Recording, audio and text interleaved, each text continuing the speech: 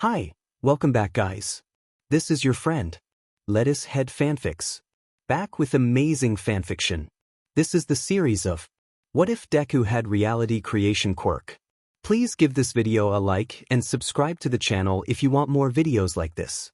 Now let's get into the fanfic. If you could run away from all your problems, would you? Most 7-year-olds would tell you that the world is a pretty great place to live. It's not perfect, sure, but it has a lot going for it. The world has sunshine on your skin, candy in your mouth, friends by your side. The world has parents who welcome you home, ask you about school, feed you dinner, then give you a hug and kiss goodnight. The world has 7-year-olds with big dreams who grow up and become amazing heroes for future 7-year-olds to admire. Deku is not one of those 7-year-olds. If you asked him, he might say the world is great for all those other kids, but not for him. For kids like him, all the good is covered up and blocked by all the terrible, like a beautiful shoreline obscured by piles of garbage. Every time you think you see something nice, you look slightly to the side and all there is miles and miles of ugliness. He turned away from the Dagoba Beach Park and continued his walk home. He really should stop philosophizing like this. Deku trudged through the streets automatically, left, straight, right, as his body followed a path it knew instinctively and left his mind to continue its musings. Why was he going home? How was the route so ingrained in his muscles he couldn't possibly stray from it? Should he even call that place home if it doesn't feel like one? That last thought lingered in his mind as he snapped back to reality. His feet had stopped in front of the apartment door. A deep breath in, a deep breath out. He grabbed the string around his neck and slowly pulled the key from its resting place against his chest. He steeled his nerves. He's not home yet, he thought, won't be home for another few hours at least. Not like it makes much difference whether he's here or not. The key slid into the lock, and with one twist to the right the door opened. Empty. Silence was the only greeting he received as he stepped into the dark apartment and removed his shoes. Instead of leaving them in the entryway, he picked them up and tiptoed to his room. His steps were silent as always, and not even the darkness could impede him as he made his way with practiced ease. The shoes were laid in the closet while his black backpack was emptied before being set next to the shoes. If there was one thing he had learned in the last 2 years, it was the less evidence you leave of your existence, the better. Who knew what his Hisashi would do if he was reminded of Deku's presence? This way, he'd be more likely to just ignore him, or even better, forget him. Now if only I could get Kaken to forget me.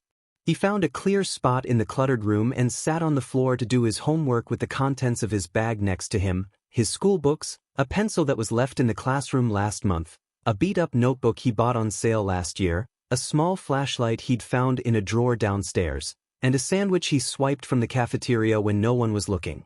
He leaned to the side where his mother's stuff was stacked high on metal shelves, and moved a vase and some old books off a plain cardboard box. Opening the lid, he pulled out an armful of dusty clothes and eyed his stash before adding the plastic-wrapped sandwich. He was still doing okay on snacks, but running low on meals. He'd have to hit the cafeteria harder tomorrow. Or maybe he could go to that one convenience store down the road, the one without any cameras and a few blind corners where he would be unseen from the register. He used to not like stealing. It used to scare him and make him feel bad. But stores and other people have a lot of stuff. They'll be fine if a little bit goes missing, and probably won't even notice. It's better than stealing from Hisashi. Once the box was put away and everything replaced on top, Deku began on his homework in the dark room. His night vision had improved drastically over the last 2 years, and he could use the flashlight if he really needed it. The light in the room hadn't been turned on since Hisashi moved all of Inko's stuff into what used to be his bedroom, declaring he never wanted to see any of it ever again, while Deku was in the room of course, and if he did he would burn it to ash. His old nameplate was still in here somewhere, with All Might's colors and signature hair and Deku written on it, or did it say Izuku? He couldn't remember. Only his mom ever called him that. Afternoon turned to evening and evening to night before Hisashi returned. The front door had been slammed shut and footsteps echoed down the hall, making Deku wince with their volume. He doesn't have to hide from anyone his brain supplied, so he doesn't care how loud he is. Deku liked the quiet, as quiet meant safe, so he made sure to always be as quiet as possible. When the footsteps neared the door of the room, he held his breath. If Hisashi were to come in the room, he only ever did when he'd been drinking, there would be no evidence Deku had ever been there. All his things had been put in the closet, and Deku himself was well hidden under what used to be his bed. He supposed it still kind of was, seeing as he slept under it now instead of on it. Sleeping on it would make him easier to see, so everything that had been under the bed he had moved on top. Now the hero-themed sheets hid him and his old stuff joined his mother's out in the open. Better all that get burned to ash than him. Hisashi's feet thankfully didn't stop, and instead continued on, allowing Deku to slowly, softly exhale. Seems tonight he was in the clear. He pulled his blanket over himself and fell asleep, dreaming of a kind woman with dark green hair and eyes much like his own, a smile on her face. He dreamed of a red-eyed blonde who was his friend, laughing as he declared that they would play heroes and rescue the civilians while beating up the bad guys. Deku got to play the hero. Deku never looked forward to school.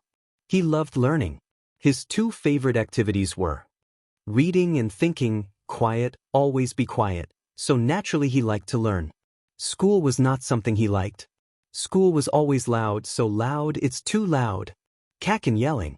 Classmates laughing. Kakin exploding. Teachers lecturing. Kakin threatening. Bells ringing. Kakin attacking. Kakin was always loud. It made Deku's ears ring. Maybe the noise wasn't the problem. He could survive with Hisashi's loudness, so the school should be fine too. Maybe it's because he can't hide at school like he does at the apartment. If only the teachers didn't have to take roll, he could listen to class from the cabinet in the back, once more in the dark surrounded by stuff nobody wanted. He belongs in places like that. He should hide at that beach sometime. That would probably make school a lot better, but it still wouldn't be great. What was the problem then? Look, it's Deku. The quirkless freak is still alive? Why does he even come to school? Don't touch him, you might catch his quirklessness. Did you know? He wants to be a hero. Really? Him to hero? As if. Useless. Worthless. Deku. Why am I a Deku? A resounding bang, it's loud, too loud, went off behind him, making him jump and skitter around to face familiar red eyes. Kakin. The blonde scoffed.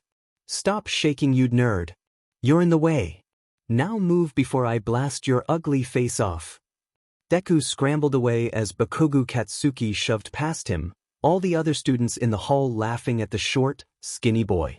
They all filed away to their classrooms, a few going out of their way to push Deku until he fell to the floor. He fell quietly, always quiet, and curled into a ball, a smaller target with his head protected. Only once silence returned to the hall did he stand up and shuffle into class. The teacher berated him for being late. The class laughed. He mouthed the words, "I'm sorry," and slid into his desk. He couldn't hide at school, but he sure could run.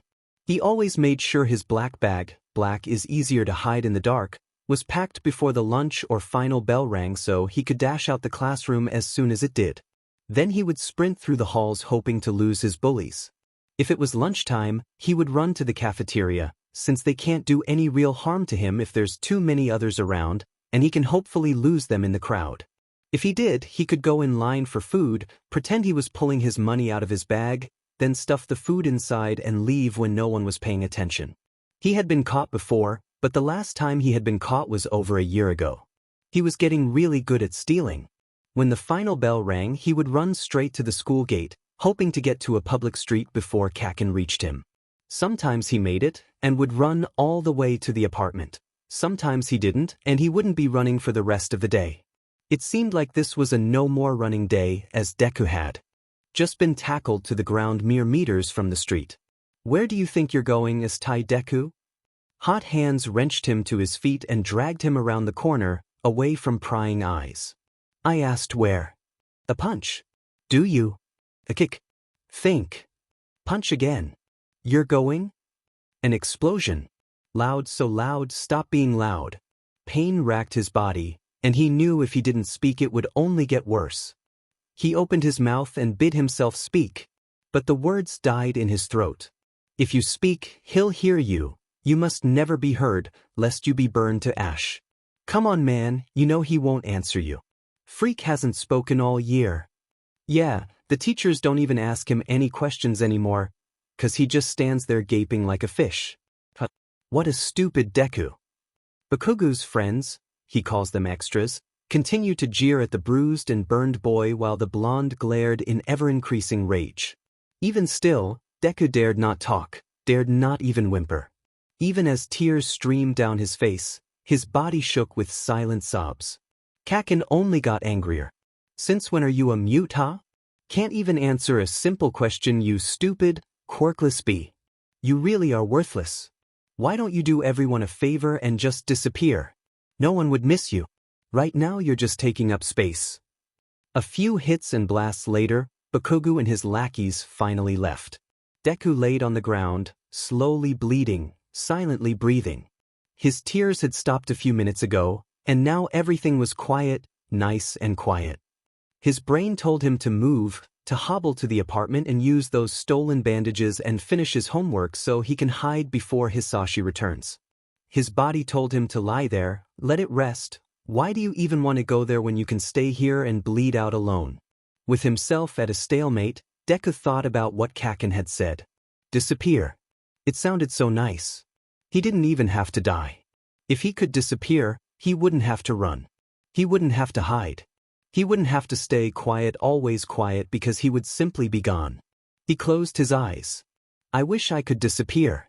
And Deku disappeared. I wish I could disappear. The moment Deku thought that, he felt a strange sensation. It started as an itch on his foot, then a tingling like his legs were asleep. Next was pins and needles up his back, goosebumps down his arms, and a brain freeze at the top of his head. Finally, a full-body shiver melted into pleasant warmth, like a hot bath on a cold day. The whole thing lasted no more than a second, though the warmth lingered a bit longer before fading away. He thought it was the most peculiar thing he had ever experienced. Until he opened his eyes. Gone was the school, the street, and even the cold concrete he had just been pummeled into. Instead, he found himself in a vast, white void that shimmered like crystal in the noonday sun. He wasn't even on the ground any. Not that he had risen up, but rather the ground had vanished and left him behind. Or perhaps he is the one who vanished and left all the world behind. He found it an interesting thought, so he continued to ponder it until he thought something else. It would be nice if I could find the ground and get my bearings. Suddenly he was standing on an invisible plane and felt the familiar pull of gravity. But now that he was no longer concerned about the absence of ground, endless questions came to his mind. Where was he? How did he get here? Why was there no ground then suddenly an invisible one? What was this strange, crystalline void with distant edges that seemed to roll and twirl, fractals shining like triangular stars? Was this his quirk? Izuku had gone to the doctor with his mother when he was 5, just a few months before she. And the doctor had said he had a quirk factor but no signs of activation. It was possible, though unlikely, that he had a quirk. He tried telling Kaken and the other kids that he might have a quirk, but they called him quirkless anyways. He became Deku not long after that. This is confusing. If only there was someone who would explain everything to me, like Mom used to. His attention was caught by a group of fractals that had faded into existence in front of him, shining brightly as they grew and morphed into a nostalgic shape. He watched as a female silhouette was formed, slender and petite with long green hair tied up in a bun. The features became more and more detailed, just like he remembered, and once they were perfect, the familiar face turned up into a smile he had sorely missed. Hi, sweetie. It's good to see you. Am I really? I'm right here in front of you, honey. Deku had been told that Mom was gone and never coming back. That was why all her things were piled up on shelves in the room. It's not his room anymore. It belongs more to old stuff than it does to him. So if she was gone, then who was this? An imposter? A fake? This smile was more reserved and almost sad. Am I a fake? Don't you want me to be real? What would make me real to you? A real mom would be at home. The familiar scenery of the apartment appeared around him. A real mom would give me a big hug. The woman kneeled down and embraced him. But most of all, a real mom would. Teachers called him Midoriya. Other kids called him Deku.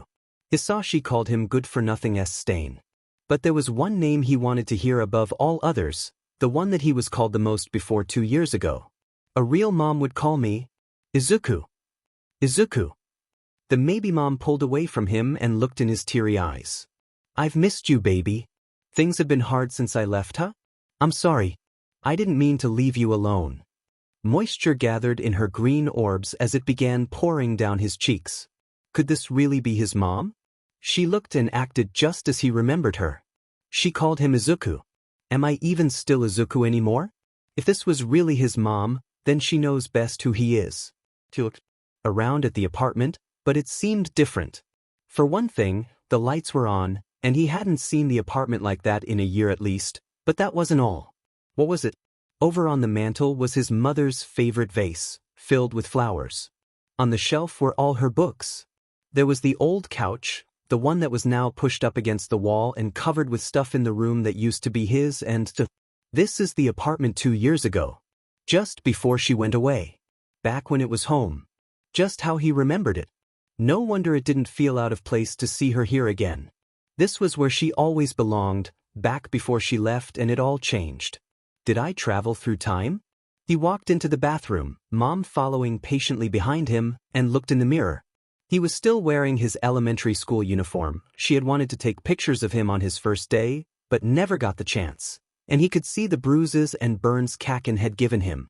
He could feel them too. He should probably treat Dash. Why don't we treat those wounds? He snapped out of his haze to see his mom walk around to the cabinet where he knew the medical supplies were kept. He understood what was needed, and his mom did too, it seemed, as she pulled out everything they needed without asking what injuries he had. Burn cream and bandages, as well as ice packs from the freezer.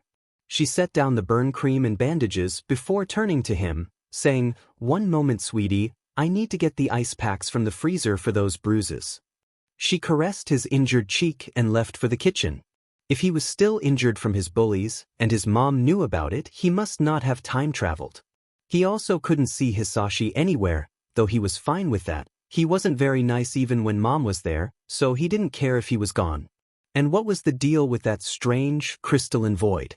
He didn't want his mom to go away, and he needed to treat his wounds, but he wouldn't mind exploring that place more to find some answers. He watched in awe as the bathroom melted away, revealing the wide, shining expanse he was in earlier. Except this time, the first aid supplies were there next to him, and his mother walked up with ice packs in hand and began tending his wounds. She seemed completely comfortable with the fact that their home was gone. At least there was still the invisible ground. Once he was bandaged up, the first aid supplies vanished as well, leaving a confused boy and his calm mother. He suddenly remembered why he had wanted to see her in the first place. Besides missing her, always missing her. She had always been good at explaining things, so maybe she could explain this place? You're curious about all this? That's my baby, always ready to learn. What do you know about this place? She had sat down next to him on the invisible ground, and they watched the shimmering fractals in the distance as he thought. It's not a dream. It's too realistic, and I just had real wounds treated. You're not dreaming. It wasn't time travel, though she's here and the apartment was how it used to be. She knew about my injuries, and wasn't surprised I was in elementary school. Plus, Hisashi's not here. You didn't time travel either. I know what's happened in the last 2 years, and Hisashi isn't here. Do you want him here? His mom had turned to him with a raised brow, asking him the question though she seemed to know the answer. He shook his head anyways. She smiled and turned back to the void. Let's try something else. What happened when you first got here? I wanted to disappear. Then there was the strange feeling, and everything was gone, even the ground. I wanted there to be ground, and there was. I wanted Mom to explain, and she appeared. So far everything has happened because you wanted it to, Izuku. The pieces clicked together in his head. Everything happened when he wished it to happen. No, perhaps not even that. He had a hypothesis, but he needed to test it. He looked down at the invisible ground they were sitting on and thought the ground is no longer there. The moment he thought it, they were no longer sitting, rather floating. The ground was gone. He kept thinking. We are standing on a hardwood floor, and glimmering fractals formed beams of wood beneath their feet, supporting their weight. Now it is a sandy beach, and the wood glowed and dissolved into fine grains of sand, while from the void an ocean bubbled up, waves lapping at their feet. I didn't even have to purposely think of an ocean, just a passing thought was enough. He looked to his mom only to see her beaming at him, eyes full of love and pride for her brilliant son. He couldn't help but smile back. It must have been hours since he first entered the void. There was so much to learn and discover, and he could do it all with his mom at his side. He could have spent all day changing the scenery with nothing but the thought of it should be this now, going from the beach to a city street to a grassy field to the top of a skyscraper. He was enjoying it so much, he went through location after location until he stopped. "What else can I do?" "What would you like to do?" his mother asked. He remembered his dream from the night before. "I want to play heroes." His imagination sprang to life, given form by the crystals around him, shimmering and shining before becoming buildings, pedestrians, cars, streetlights. He and his mother were standing before an opulent bank, tellers and customers visible through the windows as they flitted about. Then, a massive explosion, loud, too loud, a much quieter explosion ripped through the building, sending everyone around him into a panic. A bank heist. It was a little too realistic. Once all the people had been turned into cartoons, and all the objects had a hand-drawn look to them, he felt much better. He saw the dastardly villains. One was a cow and the other a duck, like his. Old stuffed animals, moving people into the corner while they showed off their quirks and weapons. This was now a hostage situation, perfect for a hero. "Oh no! What are we going to do, honey? I need a costume." No sooner than the thought crossed his mind and his uniform was overlaid with his old All Might onesie, complete with upright bangs. There's still something missing, or rather, someone. "There you are." Kaken was running up to him. He flinched, but then realized there had been no anger in his voice. His crimson eyes held no malice, no promises of pain, just like they did before he got his quirk. This was not the Kaken he knew. If this void only gave him what he wanted, then maybe this was a different Katsuki, one who was his friend, who didn't use his scary quirk to hurt him, who didn't call him Deku. "Aizu, I'm so glad you're here. We gotta beat the villains and save the hostages. We're the best heroes around, after all." The smile on his friend's face was emphasized by a pop pop pop in his hands, as opposed to the bang and boom of real Kaken. This Katsuki's quirk was more akin to party poppers, complete with bits of confetti coming out every time he used it. This was way better. It's not too loud.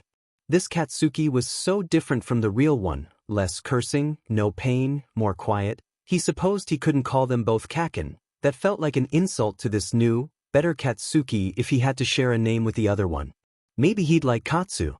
"Katsu, dear, are you going to help Izuku? You're both so brave. But you're missing your costume." Mom had a good point, so once Katsu was dressed up in a power loader costume, they told her to wait where it was safe while they go save the day. Then they ran across the street and into the bank. "Halt, villains. Aizu and I are here to stop you."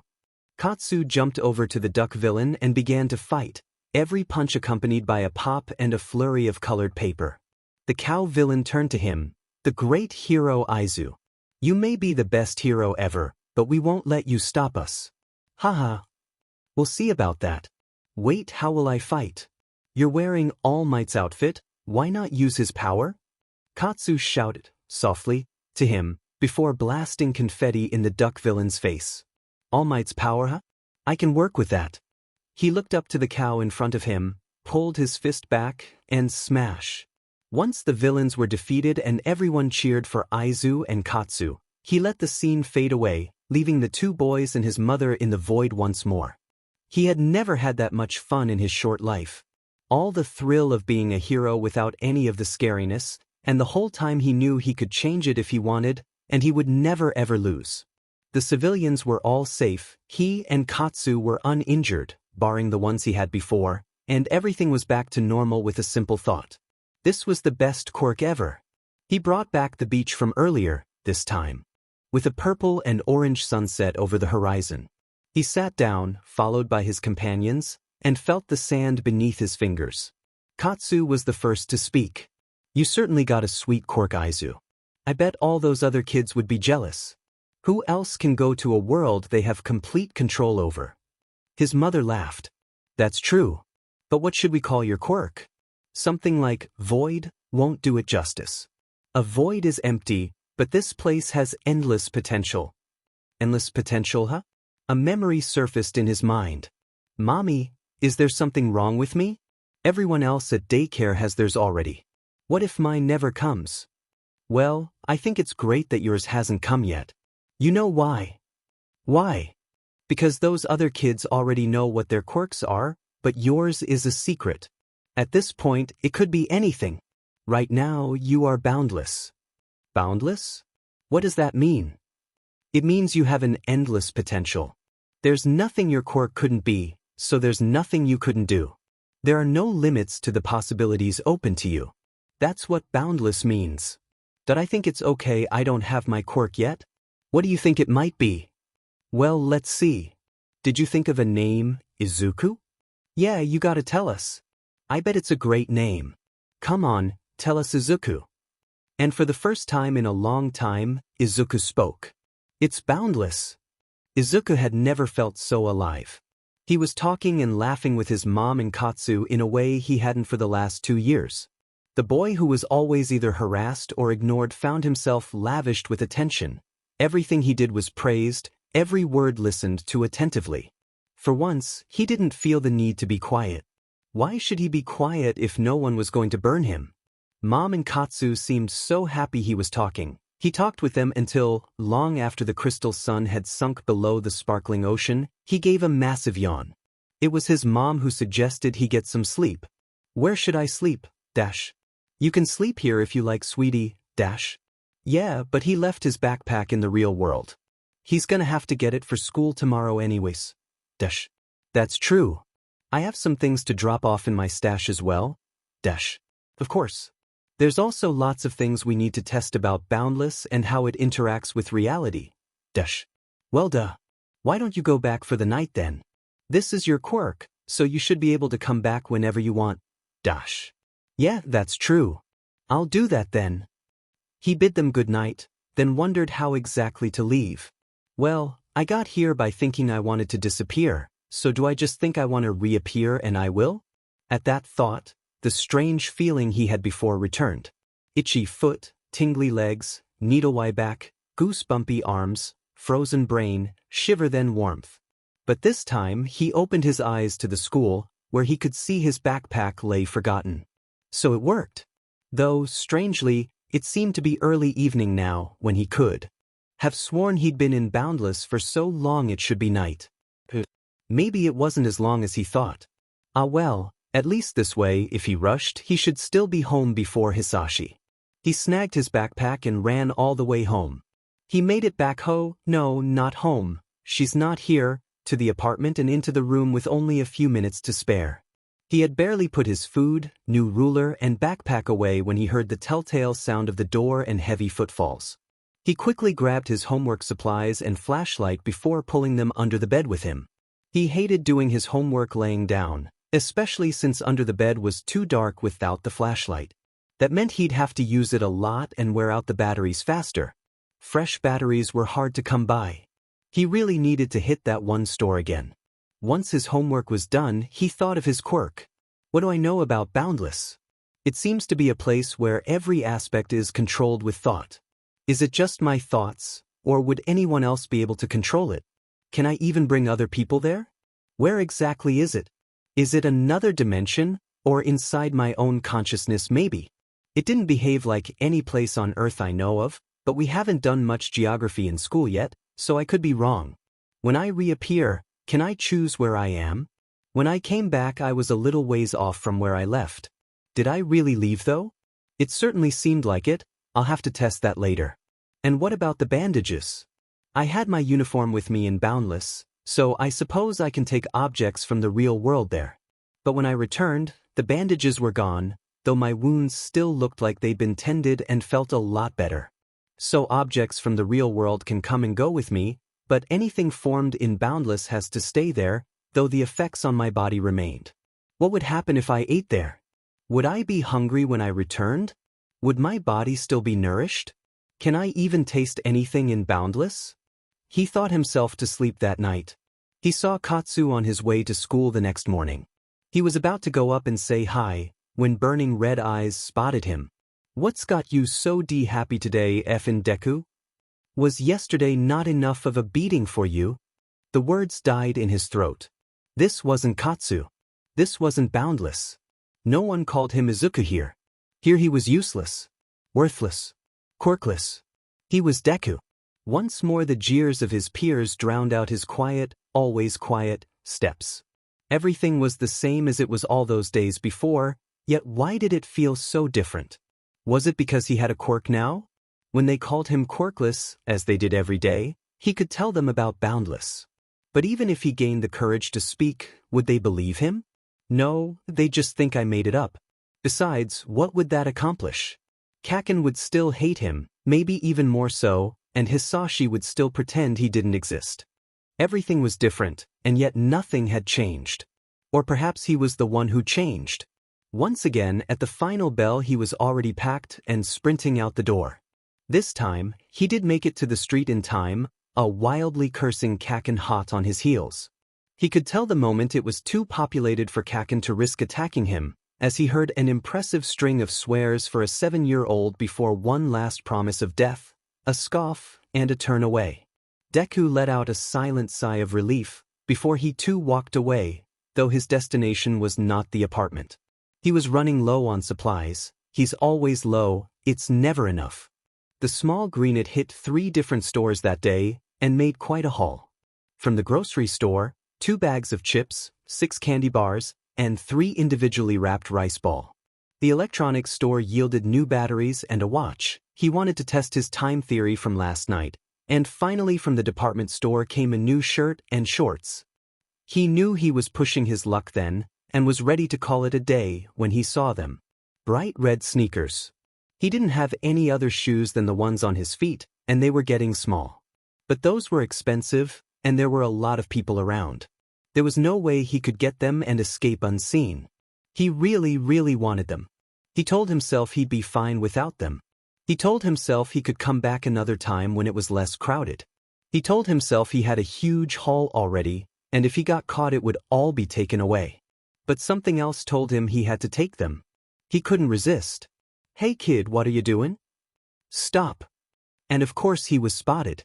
They were going to arrest him, he would go to jail, they'll take all my stuff. He needed to disappear. Todoroki Shouto was tired of shopping. His old man said he needed a new training outfit, gee, wonder whose fault that is, and they were currently in the shoes section when commotion broke out. Another shopper was yelling at some kid, a shoplifter apparently, and Shouto turned to see startled green eyes staring back. The once viridian eyes became a glistening emerald, fractals scattering the light into a spectrum of color. And then they vanished. Deku was even better at stealing now. After the fiasco with the sneakers, Deku had learned that Boundless can be used as some form of teleportation. He could enter it from anywhere and exit it wherever he liked, as long as he knew where it was. His new shoes also confirmed that real objects can come and go freely. Now anytime he got the urge to take something, he could just walk up to it, check no one was looking, grab it, and disappear. He should start wearing a disguise. Employees were starting to recognize him. Why couldn't they ignore him like everyone else? Izuku had also discovered by accident that Boundless can store real objects too. He had returned to the real world without his backpack one time, and nearly had a heart attack. All his stuff was in there. He had immediately gone back to Boundless, but it wasn't there. However, the moment he wished he had it, it was brought back, and he was able to take it out of Boundless with him. He's learned that if you look closely, the fractals of a boundless object are faintly visible. Real things don't have them. Currently, Deku was sitting in the corner of the school cafeteria at lunchtime, wearing his bright red sneakers, thinking about his next experiment. I should figure out how events in Boundless affect my real body. That first time, though the bandages weren't real, their presence did help heal my injuries. What exactly are the properties of a boundless object? I should give those a name. Boundless object is too long. I guess I can just call them fractals, since that's what they're made of. But how exactly do they function? How do I find out? Deku looked around him. No one was sitting anywhere near him, why would they? But he could still see them huddled in their friend groups, laughing, chatting, eating. I wonder. At the end of class, Bakugo Katsuki was ready to go. The D-nerd was up to something, he just knew it, and he was going to find out what it was. Effer had somehow managed to escape him every day for the past 2 weeks, way too long since his last beatdown. That means S-Tai Deku was definitely up to something, and Katsuki was gonna put him in his place. Useless Deku probably thought he was better than him. Why else would he never bother to talk to Katsuki or any of the extras? When the bell rang, Deku was up and out like a shot, but Katsuki was too. He wouldn't get away that easily. Both boys raced down the hall when Deku took a turn. Stupid. That hall led to a dead end. Katsuki smirked and followed, expecting to see the nerd terrified as he approached. The hallway was empty. What the f? Where'd he go? Izuku and Katsu were laughing up a storm. Man, I wish you could have seen his face. I bet Kaken took personal offense to you disappearing like that. Fish. Yeah. It's even funnier since it was his idea in the first place. But oh, you and Mom need to help me run another test. Said Mother appeared. The food test, correct? Should we make it instantly, or do you want me to cook like old times? Why don't we try both? There might not be a difference, but it's worth checking. Good idea. You're so smart, Aizu. What should we eat? Well, I'm thinking we should have something I'm familiar with, and something I've never tried. Since the fractals seem to base themselves on my memories unless I specify unrealistic properties that might affect the taste. That would make sense, sweetie. So how about katsudon and hamburgers? Katsudon was your favorite when you were younger, and you've always wanted to try a hamburger? That's perfect, Mom. And that's how Izuku ended up seated at the table at home with Mom, Katsu, 2 bowls of katsudon, katsudon with Katsu, 1 Izuku, summoned and 1 his mom made, and a plate full of American-style hamburgers. With a quick, thanks for the food, he dived in. Both bowls of katsudon tasted just like his mother used to make, but when he bit into a hamburger, there was nothing. No taste, no texture, nothing. So I was right. I didn't have any expectations for taste and no memories of it, so the fractals were unable to create those qualities. But what if I eat it expecting to taste like something else? He thought of the sandwiches he often stole from the cafeteria and took another bite. Though it still looked like a hamburger, the taste of the sandwiches met his tongue. Interesting. After their makeshift dinner, Izuku felt stuffed. It had been a long time since he had his mom's katsudon. But he knew that as soon as he left Boundless, though he might still feel full, his stomach would be empty. He'd have to keep stealing food to stay nourished. He couldn't actually live off his mother's cooking. And that thought hurt. The 3 of them were at the beach again, his favorite scenery aside from home. But this time Izuku had sat them on the pier, his bare toes dipping in the water as he mindlessly changed the ocean's properties, from cold to thick like oil to warm to bubbly and back again. It only served to remind him why he was so down in the first place. No matter how amazing Boundless was, how much fun he had, how great his mom and Katsu were, the moment he left it was all gone. None of it was real. Is that really true though? Are we definitely unreal? Of course. You vanish as soon as I leave.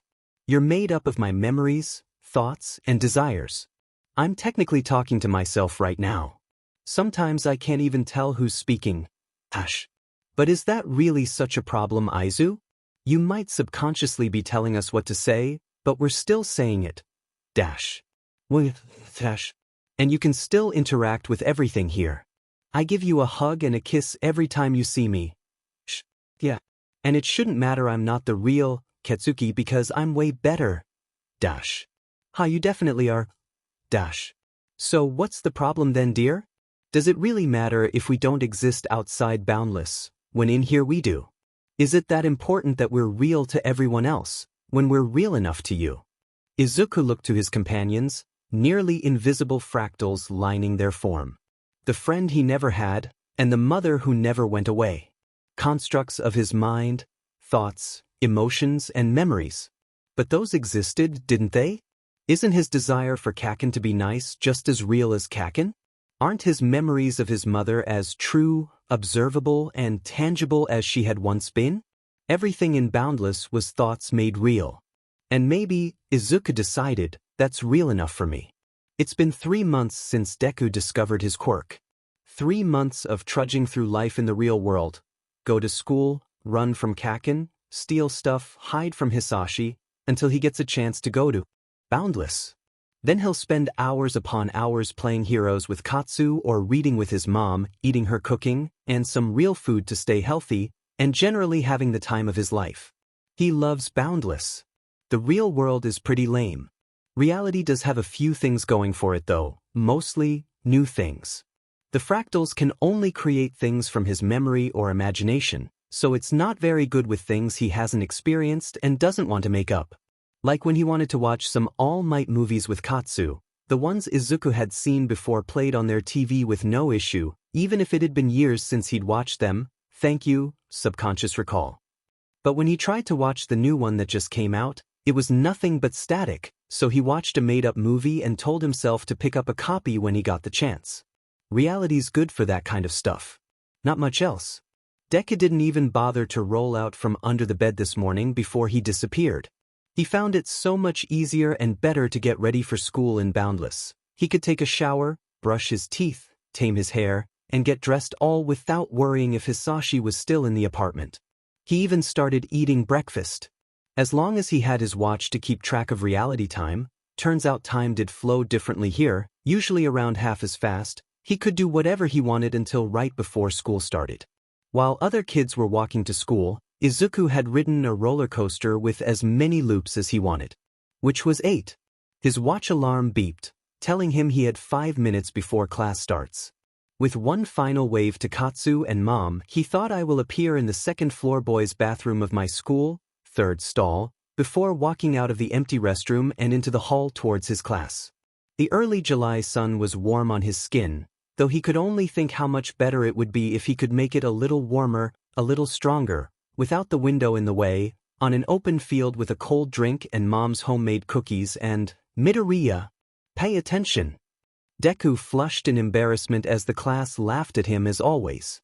Why did the teacher even call him out? Other kids get distracted all the time, and they often end up talking with each other. At least when he zones out, he doesn't disrupt anyone else. Then again, the teacher probably likes tormenting him. He's a useless, quirkless Deku after all. Except my quirk is way cooler than even Kaken's. Katsuki was absolutely livid. He was always angry, but today he was out for blood. The old hag had told him yesterday he should start looking for a birthday present for the nerd. As if just the thought had his rage boiling over, ready to blow at any minor offense. Deku had somehow gotten really good at escaping him too, but not today. He'd already told a couple extras to block the door as soon as school was out so Deku would have nowhere to run. The hag wants him to give Deku a present? Oh, I'll give him a present all right. Sure enough, the moment the bell rang the nerd had bolted for the door, only to be stopped by the extras. Katsuki took his time packing his things, waiting for the teacher to leave the classroom so they could have it all to themselves. Once everyone else had cleared out, he had the extras wait by the door so it was just him and Deku. Perfect. He was going to enjoy this. Deku knew he was in trouble when Kaken's lackeys stopped him at the door. He could see the blonde preparing for what could only be pain and misery for him. Escape plans ran through his head like a marathon. I can't push past them, they're too strong. I can't go through the window, this is the 2nd floor. Besides, Kaken would stop me before I made it. I could disappear, but that would only make things worse since he would know I have a cool quirk now. Fight my way out? No, I'd get beaten easily, and with my luck I'd be the only one to get in trouble too. I'm screwed, aren't I? He was indeed. Soon the class was empty save for him, his tormentor, and the backup by the door. Kaken grinned sadistically and began warming up his quirk, every blast sending waves of fear down his spine. Too loud, hot, fire, burning to ash. So, Deku, you must think you're so clever to get away all the time, huh? You think you can escape me? You think you can actually accomplish something? A burning hand seared his shoulder, too hot. Well, Newsflash, you D-nerd. You are worth nothing. You'll never amount to anything more than a pile of S. You can try and try, but you'll always be a useless F in Deku for the rest of your S life. And he led with a right hook. Every blow burned his body, while every word branded his heart. Each punch, it burns. Every kick, make it stop. Each explosion, he sees me, he hears me, hit its mark, but I was quiet, with deadly precision. Deku could do nothing useless, but lie down and take it. Why do I deserve this? His left eye was swelling shut. Why won't it stop? And he could taste the copper of his blood. Why does nobody like me? His uniform was in tatters. Why can't I be happy? With holes burnt through straight to the skin, burn me to ash. One more harsh kick to his side and a sickening crack resounded in the room, too. But a barely conscious Deku thought he saw a brief flash of guilt and fear on Kaken's face, until it schooled itself into malice once more. That should teach you to know your place, effin' death. Nobody likes you, we all hate your guts. Nobody in the world would care if we never saw you again. We'd probably throw a party. No more Deku party. Doesn't that sound nice? Maybe he's right. This isn't worth it. Oh yeah, the old hag wanted me to get you a present for your birthday next week, so here. Kaken spit on his blistering cheek. Happy early birthday, you waste of space. I hope you die. The sound of the classroom door slamming shut barely registered in his haze. Every inch of him hurt, pain radiating through his body with every shallow breath. Even still, he thought, who would care if I just left? The teachers wouldn't. The other kids wouldn't. Heck, Kaken would be over the moon, and I doubt Hisashi would even notice. I could just take whatever I needed from reality and live in Boundless. I wouldn't get hurt anymore, wouldn't have to run and hide anymore, and wouldn't take up space anymore. Everyone wins if only I disappear. It was now July 15th, and Hisashi couldn't care less. It was that D-Brat's birthday, but he hadn't even seen the S stain in months, maybe even a year. For all he knew, the kid was rotting away with all of Inko's trash. Serves him right for being so D-worthless. Couldn't even manifest a quirk. What a waste. He came home a bit early, and went to grab the first aid kit from the bathroom. He had gotten scratched by AF in Stray, only to find it missing. So the brat was alive. It's been a while since anything's gone missing from the house. At least this would make a good excuse to beat the living S out of him. He'd have to actually go in that room though to get him. But then he could let all his frustrations out, and maybe this time the kid really will die. A knock on the door interrupted his excitement and brought back the irritation. He pulled his hand down his face with a heavy sigh, and answered the door to an unfamiliar man. What do you want? Ah, Midoriya Hisashi, I presume? What's it to you? My name is Tsukasa Shinkuro and I'm the principal at your son's elementary school. It's come to my attention that Midoriya hasn't been at school in over a week, yet we've been given no reason for his absence. Might I inquire as to why that is? So now the brat was skipping school. He didn't really care, but he could get in trouble if the kid was a truant. Besides, this is just another reason to vent his frustrations later. I thought he was still going to school. I'll talk to him. If he doesn't show up tomorrow, just give a call and I'll set him straight. That would be wonderful. Thank you for your time. Once the portly man was well out of earshot, Hisashi closed the door and made his rage known. But, you brat. Get Yura down here before I burn the house down. When there was no reply, he proceeded to storm up the stairs. Hey! That means now, you insufferable bee. Still nothing. When he reached the door of that room, he hesitated for only a moment before kicking it open, only to stop in surprise at what he saw. Or rather, what he didn't see. The room was completely empty. Midoriya Izuku was officially declared missing on July 18th. He wouldn't be found for the next 6 years. Todoroki Shouto did not like to shop. It was great to get out of the house and served as an excuse to miss training, but that was it. It didn't help that the only thing he ever shopped for was supplies for said training, and his old man always came with him to ensure only the best quality for his legacy. That legacy could go die in a hole for all Shouto cared. Yet here he was, pretending to peruse the exercise pants while his father was angrily ranting to a terrified employee, demanding to see the higher quality goods. The number 2 hero endeavor terrorizing a poor part-timer. What a great example of heroism. He turned back to the pants only to nearly jump out of his skin. The extensively trained teenager had not noticed the other teen walk up beside him, looking in the smaller sizes.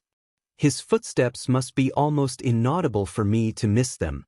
The other was wearing a plain t-shirt, shorts, and a baseball hat over fluffy green curls.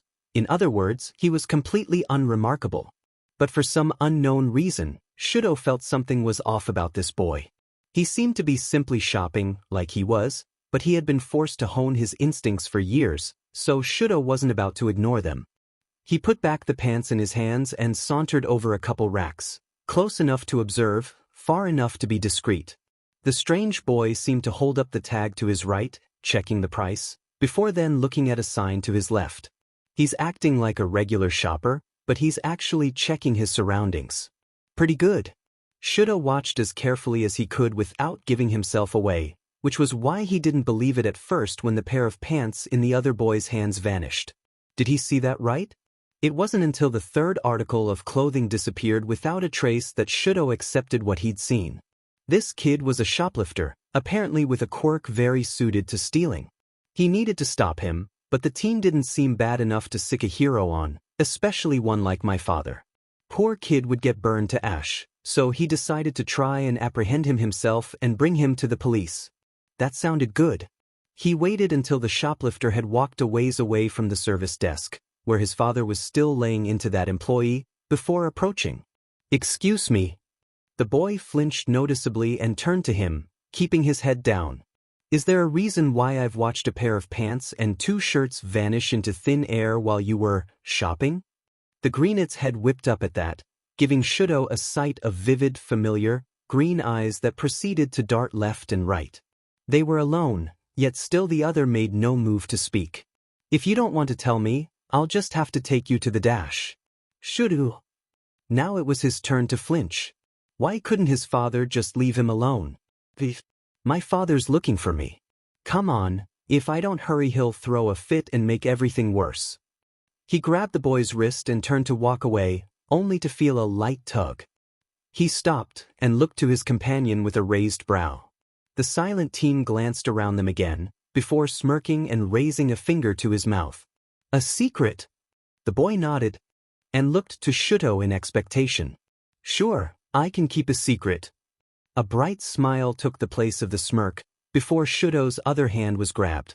Then a strange feeling that started as an itchy foot and ended with a shiver melting into warmth washed over his body. Shouto and the mysterious boy disappeared. Izuku had no idea what he'd been thinking. He'd gone to reality to do some shopping, stealing, to sate his itch more than restock supplies. He didn't need clothes. He could wear fractals just fine since his thought control was so much better now. He had kept accidentally erasing them when he was younger. But the thing is, every now and then he would get this urge, a strong desire to take something, and it would drive him mad until he did. He really didn't want to visit reality if he didn't have to, but he'd tried simulating theft in Boundless and it just didn't satisfy him like he wanted. It's not as exciting when there's no risk of failure, and the things you took disappear with a passing thought. That's why he'd been in the exercise section, next to a bicolored teen, looking at pants. He didn't need sweatpants, but he definitely wanted them. When the other boy had left, he continued the innocent shopper charade, picking up a couple shirts as well. But the boy found him out, and was about to take him to the police? Or try to, at least. Deku would have vanished long before they reached the station. But then an angry shout carried through the store, and the look on the other boy's face. Deku knew that look, the look of a cornered animal facing its predator. He used to wear it, so he helped him escape. Izuku didn't know what emotion possessed him to the point where he brought someone else, a real person, to Boundless. Sympathy? Camaraderie maybe? Haven't felt either of those in a long time. Whatever the case, there the red and white teen was, looking completely gobsmacked at the crystalline void. He considered immediately dropping the other off at some random location, before realizing the risk he's just taken was giving him a delicious rush of adrenaline. Maybe he could entertain his guest for a little while. Shouto figured the stranger had some kind of teleportation quirk, But this was not what he'd been expecting at all. His eyes had opened to a shimmering expanse, like the sky was a broken mirror, and he was falling through it. Or maybe he was floating. There wasn't any gravity from what he could tell, so floating seemed the proper term. He turned to the one who brought him here, wherever here is, only to see the strangest expression. He seemed scared and excited and utterly amused. Great, he's making fun of me, I just know it. The scar over his left eye itched, but he resisted the urge to scratch. He decided to gather some intel instead. Excuse me, but what just happened? The other boy watched him a moment before proceeding to burst out into laughter. Haha. Sorry, it's just snort your face. I've never brought anyone else here, so. And where exactly is here? The boy stopped laughing finally, though he seemed even more excited than before. Oh, this is my Quirk. My name's Izuku, by the way. Well, and here it is. You met me as Deku, but you can call me Izuku while you're here. It's been so long since I met someone new. What's your name? It took Shouto a moment to process the high-speed words of the other. Izuku, he thinks? I'm Todoroki Shouto. This is your Quirk. Izuku nodded at his introduction before plowing on with his monologue. Shouto, can I call you Shouchan? Gosh, Mom and Katsu will be so happy I made a new friend. I can't wait to introduce you. I should do that right now.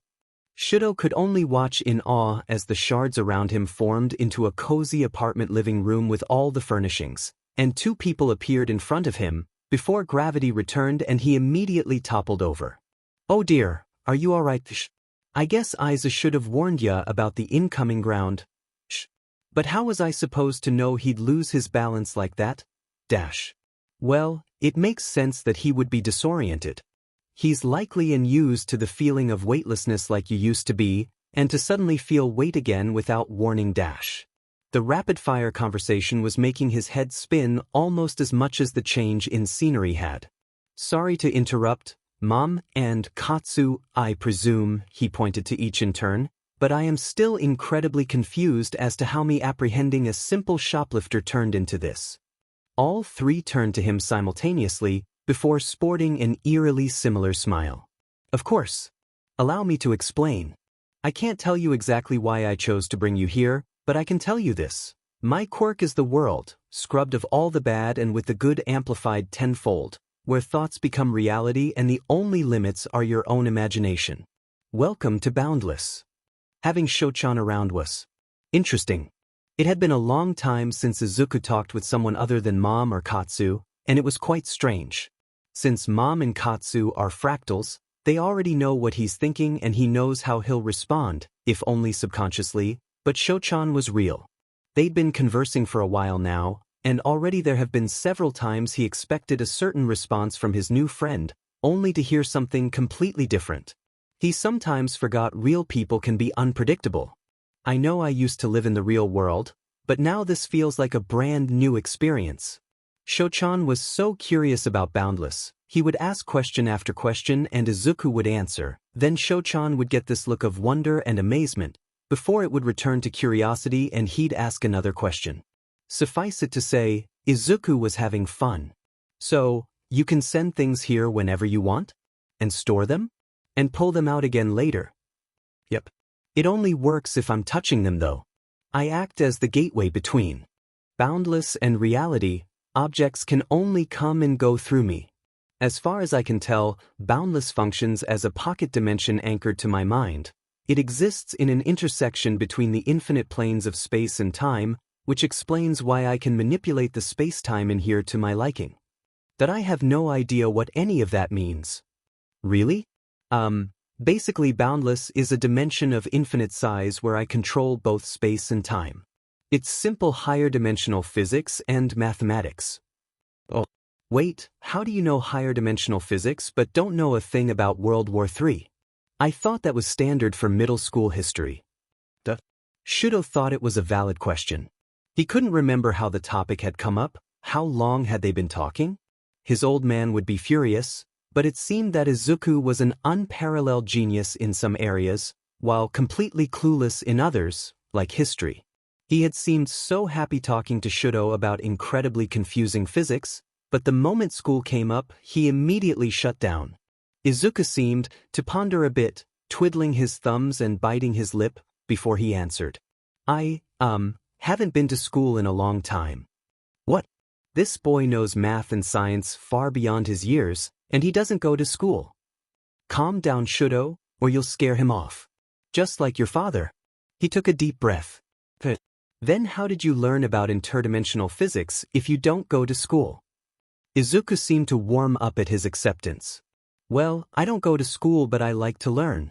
Sometimes when I go to reality, I pick up a few books in subjects that interest me. I've always been interested in my quirk, so I tend to hit the maths and sciences pretty hard. History is not really my thing, so I kinda skipped it. That would explain the unbalanced intellect of his new acquaintance, if he only studied subjects he liked. Enough about that though, I'm getting hungry. Let's have a picnic, Shouchan. Shouto decided to follow the obvious change in topic, much to Izuku's apparent delight, and nodded in agreement. Great. What should we have? I always pick Dash, of course he does. His only companions are manifestations of his quirk, so you can pick this time. You can choose the location too, and I'll make it happen, to celebrate my new friend. Were they friends? Shouto never asked for a friend, but he supposed it couldn't hurt to humor him. Can we have cold soba then? It's my favorite. I don't really care where. Izuku scratched the back of his head, looking sheepish. Hee, sorry, I've never had that. I could make it appear since I know what it looks like, but it would be tasteless since I have no memories of its taste. Is there something else you want? That actually made a lot of sense from what Shouto knew of his quirk. He'd have to bring some for Izuku to try next time. Wait, next time? He nodded and continued, then how about takoyaki? It's been a long time since I've had that. Izuku lit up like a Christmas tree in glee. Perfect. And we can have it in my favorite scene too. Shouto didn't think he could ever get used to watching the world morph around him. It always made him incredibly disoriented and slightly dizzy. He would admit, though, it was quite fascinating to be on a living room couch one moment, then have his feet dangling off a pier without even getting up. The artificial ocean glistened beautifully under the faux sunset, and the non-existent takoyaki smelled delicious. Yeah, this was weird. It broke every law of physics Shouto had ever learned, but he guessed Izuku was the expert on that around here, so maybe this was normal in those infinite planes he'd been talking about? Either way, the takoyaki tasted just as good it smelled. Izuku had his suddenly bare feet immersed in the water that kept changing colors. He was significantly shorter than Shouto, but his still-shoed feet were dry. The water level was almost to his knees, but there was an unnatural dip right where his feet were. It was strange to see, but quite considerate really. How's the takoyaki? It's good. Great. I'll bring out some real food too. Make sure you have some of that so you stay nourished. But I can bring out the supplements too if you'd rather have those. Real food? Supplements? What do you mean? Izuku's smile dimmed slightly. Well, since I don't inherently know how food nourishes us, I'd have to specify for the fractals to provide every single nutrient for them to actually sustain us, which would be near impossible and a pain to deal with. But as long as you eat real food or take supplements every now and then, you'll be fine. The price stickers on the food and pill bottles reminded him how he met Izuku. That's right, he's a shoplifter. A criminal. A villain. He doesn't seem much like a villain. Shouto had a problem. He was thoroughly enjoying talking with Izuku in this little infinitely sized pocket dimension.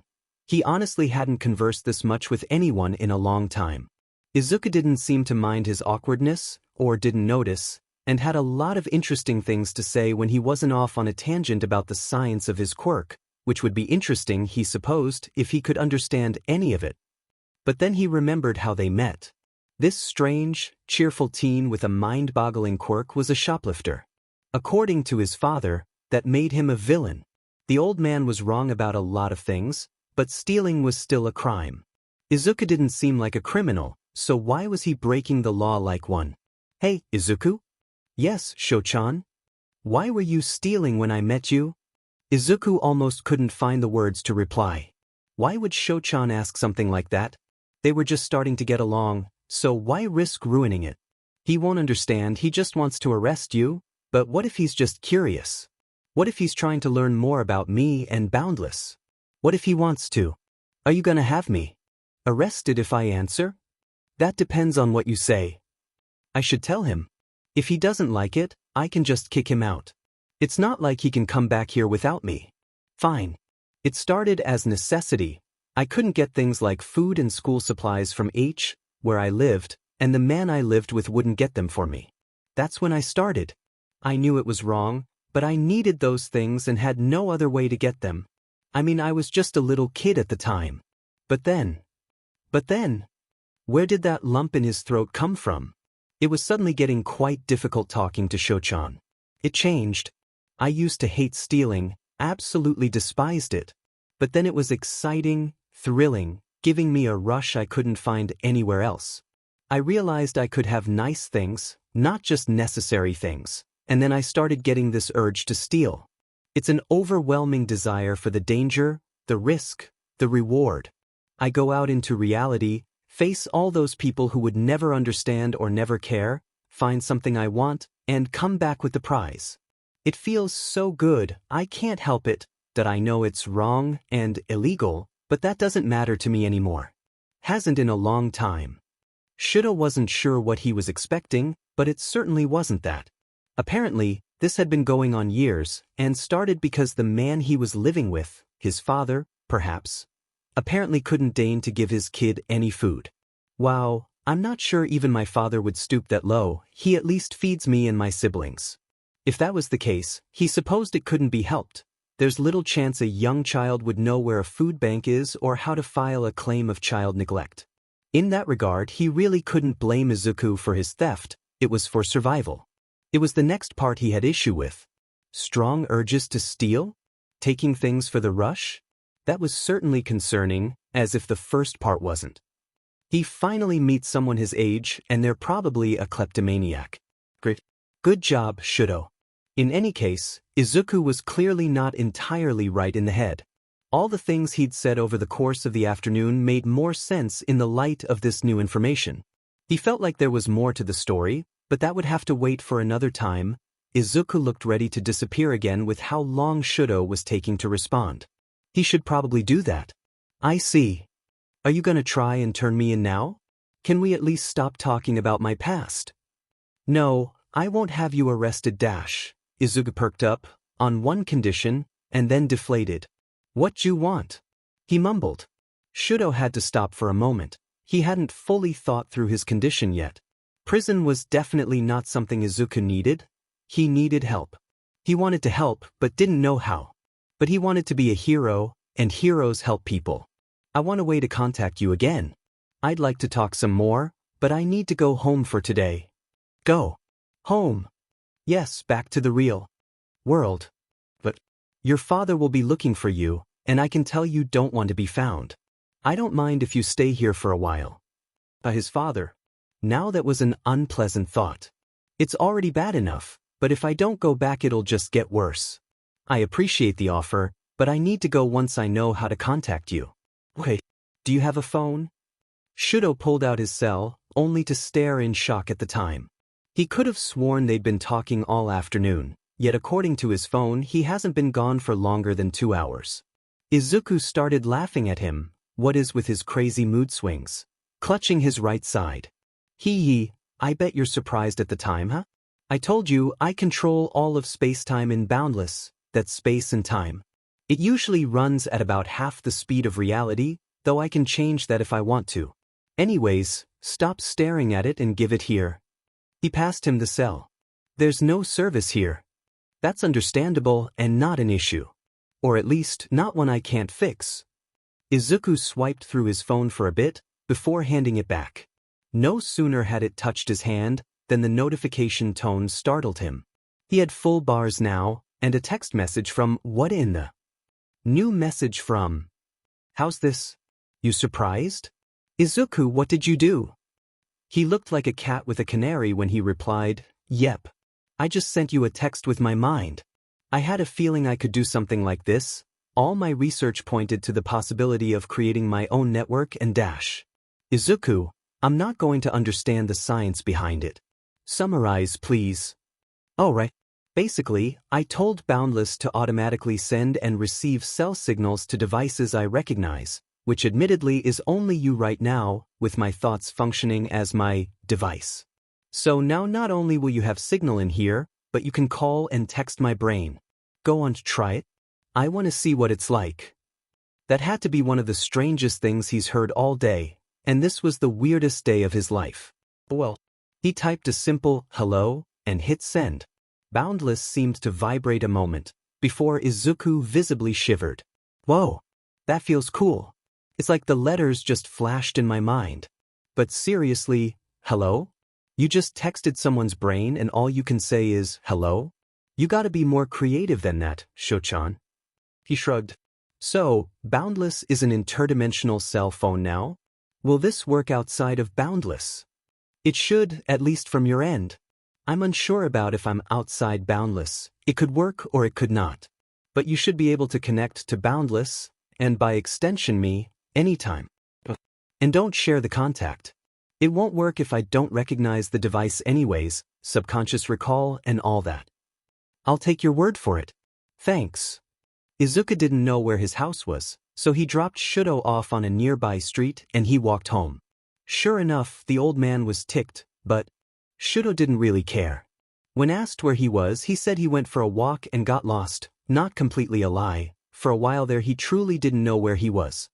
Todoroki NG spouted some stuff Shouto couldn't be bothered to listen to, before he stormed out to go on patrol.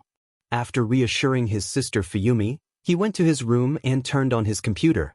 He spent the next few hours searching the web for how to help a friend with kleptomania. Izuku's brain buzzed. Can we meet up? I'm in my room. Text to Shouchan's phone. Sure thing. Be there in a sec. Now, I want to appear in Shouchan's room. Shouchan was still reading the message when he popped into existence. After a few weeks of friendship, Shouchan had finally stopped jumping in surprise whenever Izuku showed up. His face had been so funny every time, but it was good his friend wasn't startled by him anymore. Maybe he should try harder. He was starting to realize his quirk had incredible prank potential. That train of thought derailed as soon as he saw Shouchan. He was covered in bruises and burns, burnt to ash, as well as a thick layer of sweat making his clothes cling to him. Another beating disguised as training, huh? Why was a hero allowed to do this to someone like Shouchan? Because the real-world Escapist, that's why. He had no words to offer. He never did in reality. For some reason, just the thought of speaking here made his throat seize up and tongue stick to the roof of his mouth. But no words were needed when he silently offered his friend a hand and brought him to Boundless. Shouchan was quiet as Mom applied the real bandages before dissipating. Shouchan said it was odd talking to Izuku as 3 different people, so they usually talked one-on-one. That was fine though, this conversation was best held that way anyways. Shouchan, why do you let him do this to you? That I don't have a choice. Of course you do. You can stay here with me. You know he can't possibly find you in Boundless. He sighed. I know Izuku, but it's not just me that's in danger. There's my siblings, Natsuo and Fuyumi, and my mother too. If I just up and left like Tuya did, they'd be the ones to pay the price. Izuku paused. The risk he took bringing Shouchan here that first time paid off, but he wasn't so sure if it would for someone else. For Shouchan though, I can bring them here too if you like. They don't even have to stay if they don't want to. I can drop them off somewhere far away from Enji. He really hoped they didn't want to stay. One real friend was enough for him. It didn't matter anyways, because once again Shouchan declined. I appreciate that, Izuku, really I do, but no. I want to be a hero, a real hero, and I can't do that if I stay here. I'm sure my family feels the same. Shouchan. Izuku frowned. At this rate, his friend would just keep getting hurt. Living out there only leads to pain. He put a hand to his side. He learned that the hard way. A small smile graced Shouchan's face. How can you still smile when you live out there? It's okay. Once I get into UA, he should back off. I'd need to be in good shape to do well in the heroics course, after all. He just wants me to be ready for the recommendation exam next month, so it won't be so bad after that. That's right, Shouchan was going to go to UA. He had wanted to go there a long time ago, but he'd need to leave Boundless for extended PRDS of time to do so. Maybe once Shouchan started going, if he still hadn't accepted his offer by then, he could tell him all about it.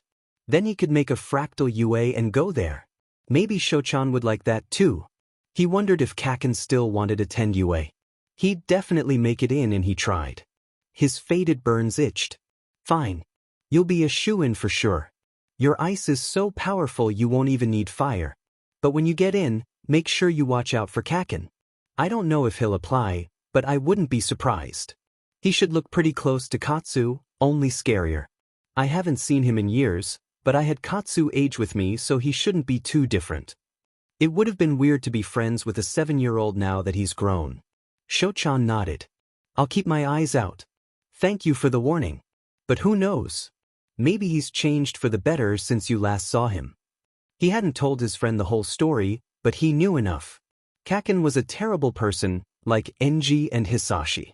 He doubted he's changed. They talked for a long time like that. Then Izuku wanted Shouchan to have some fun today to make up for this training, so he made a massive amusement park full of rides and games just for them.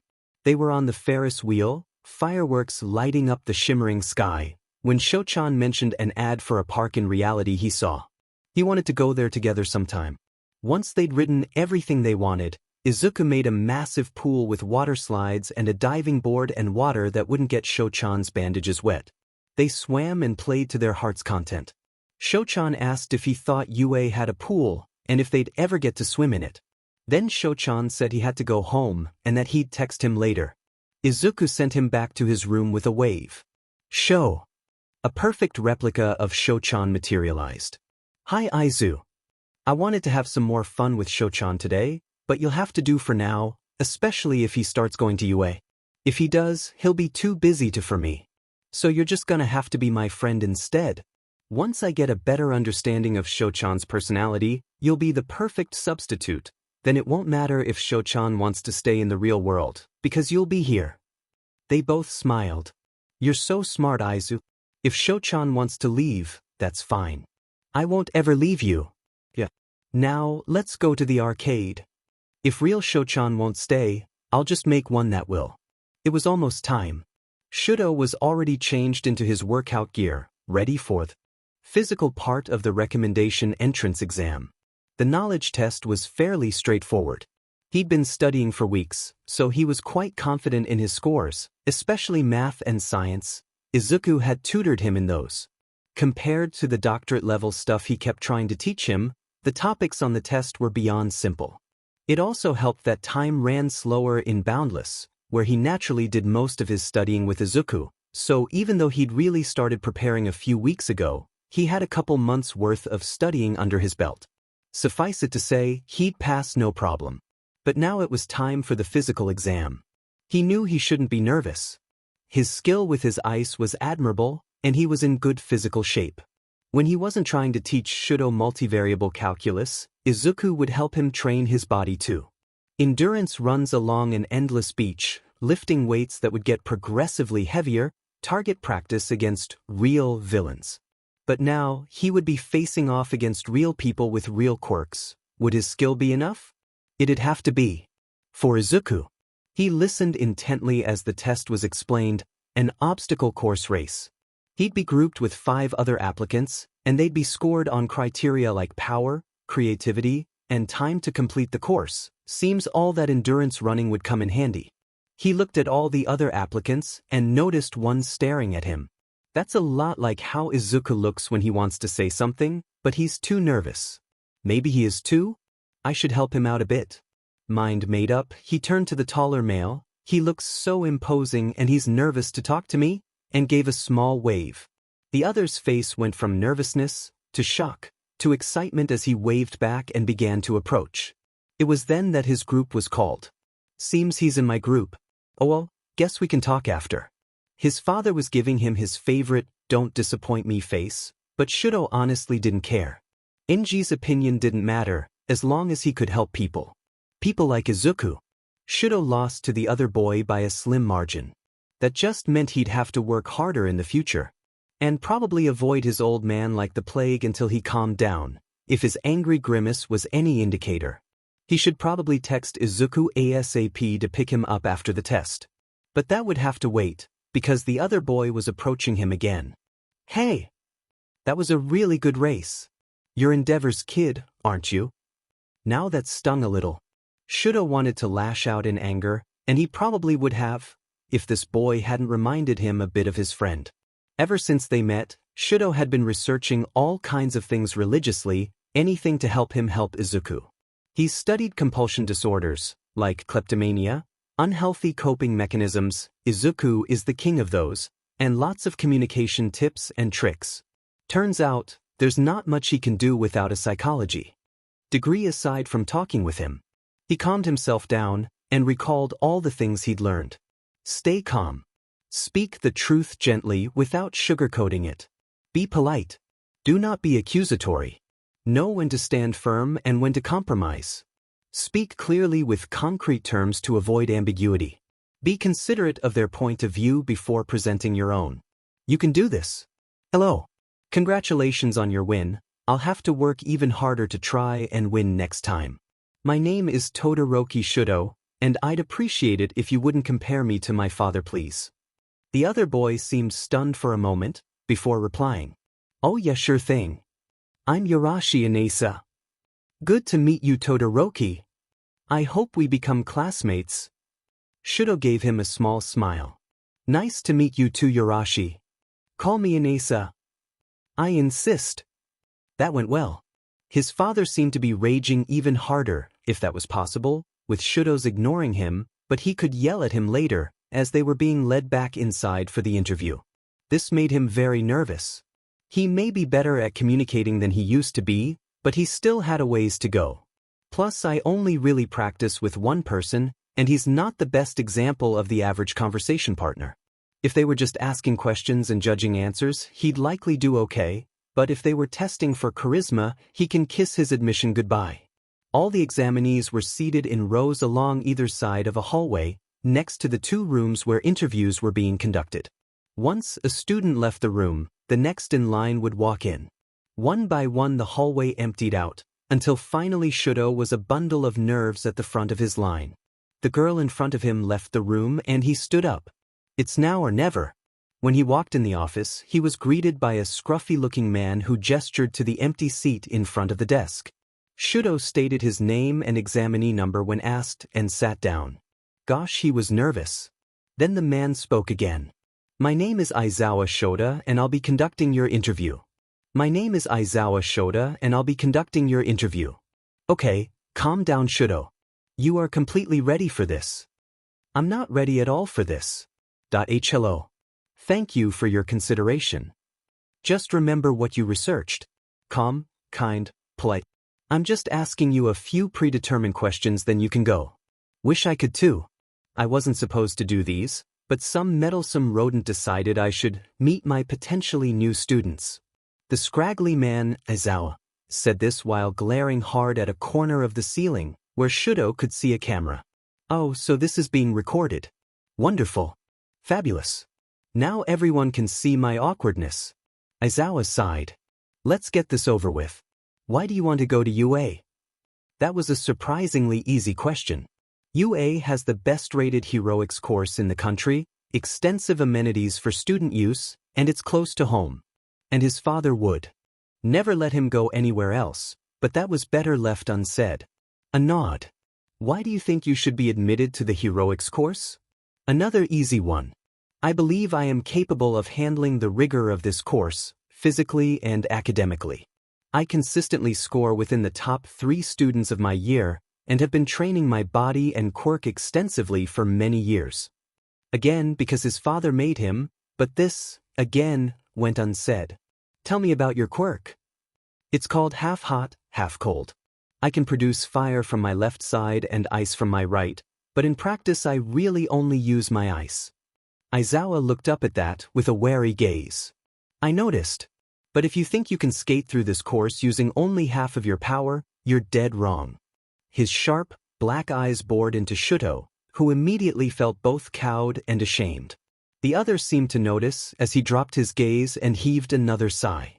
Why don't you use the fire side? Shouto's head shot up in shock. He's really going to ask that? He was met with a raised eyebrow and no sign of yielding. Oh no, he really is. Crap. In my experience, fire only brings pain and fear. I don't want to hurt people or for people to be afraid of me. Horrifying memories came to him unbidden. His father's burning fist on his skin, his mentally ill mother pouring boiling water on his face, and, "Hey Shouchan, what's your quirk? Can I see?" He produced a few small ice shards in his right hand as Izuku watched in awe. "I can also make fire." A small flame appeared in his other hand. And Boundless screamed. The shining crystals of purple and blue were replaced with the reds and oranges of burning embers, as 1,000 voices cried out. Shrieks of, "Fire, too hot, it hurts," echoed through his skull, until the voices united. "Burning to ash, burning to ash, burning to ash." Izuku was curled up on the floor, sobbing. Shouto had never hated his fire more. Aizawa was frowning but didn't say anything, thank goodness. Instead, he glanced down at the paper in his hands. "One last question. Why do you want to be a hero?" That was complicated, but he did his best to explain. "When I was little, I wanted to be a hero because I thought they were cool and inspiring. I wanted to be like that. After my quirk came in, I lost sight of that. Heroics seemed like the only path open to me, but my heart wasn't in it. That changed a few months ago. I have this friend, and he needs help, even if he thinks he doesn't. I want to help him, and I want to help others like him. That's why I want to be a hero. So I can save my friend from himself." He couldn't tell what expression Aizawa had. Surprise? Maybe? It was only there for a moment, before the familiar don't give a crap look returned. "That's all. You can leave now. We'll contact you with the results in a couple weeks. Thank you for your time." Shouto bowed politely and left. "It's finally over. I need to text Izuku before my old man finds." He first texted his father, saying he was going for a run and wouldn't be home till late. He didn't even read the reply. "Hey Izuku, I just finished. Can you pick me up outside the gates?" Izuku, "Be there in 0.5 seconds. Laughing face. Sure enough, as soon as he left the school grounds, his green-headed friend was ready and waiting. When he heard Shouto approaching, he turned and waved, a small smile on his face. Shouto knew that smile would turn big and brilliant the moment they were in Boundless. He wished he could see it in reality too. "So, what did you think of Todoroki Shouto? He'll definitely be a problem child." "Good.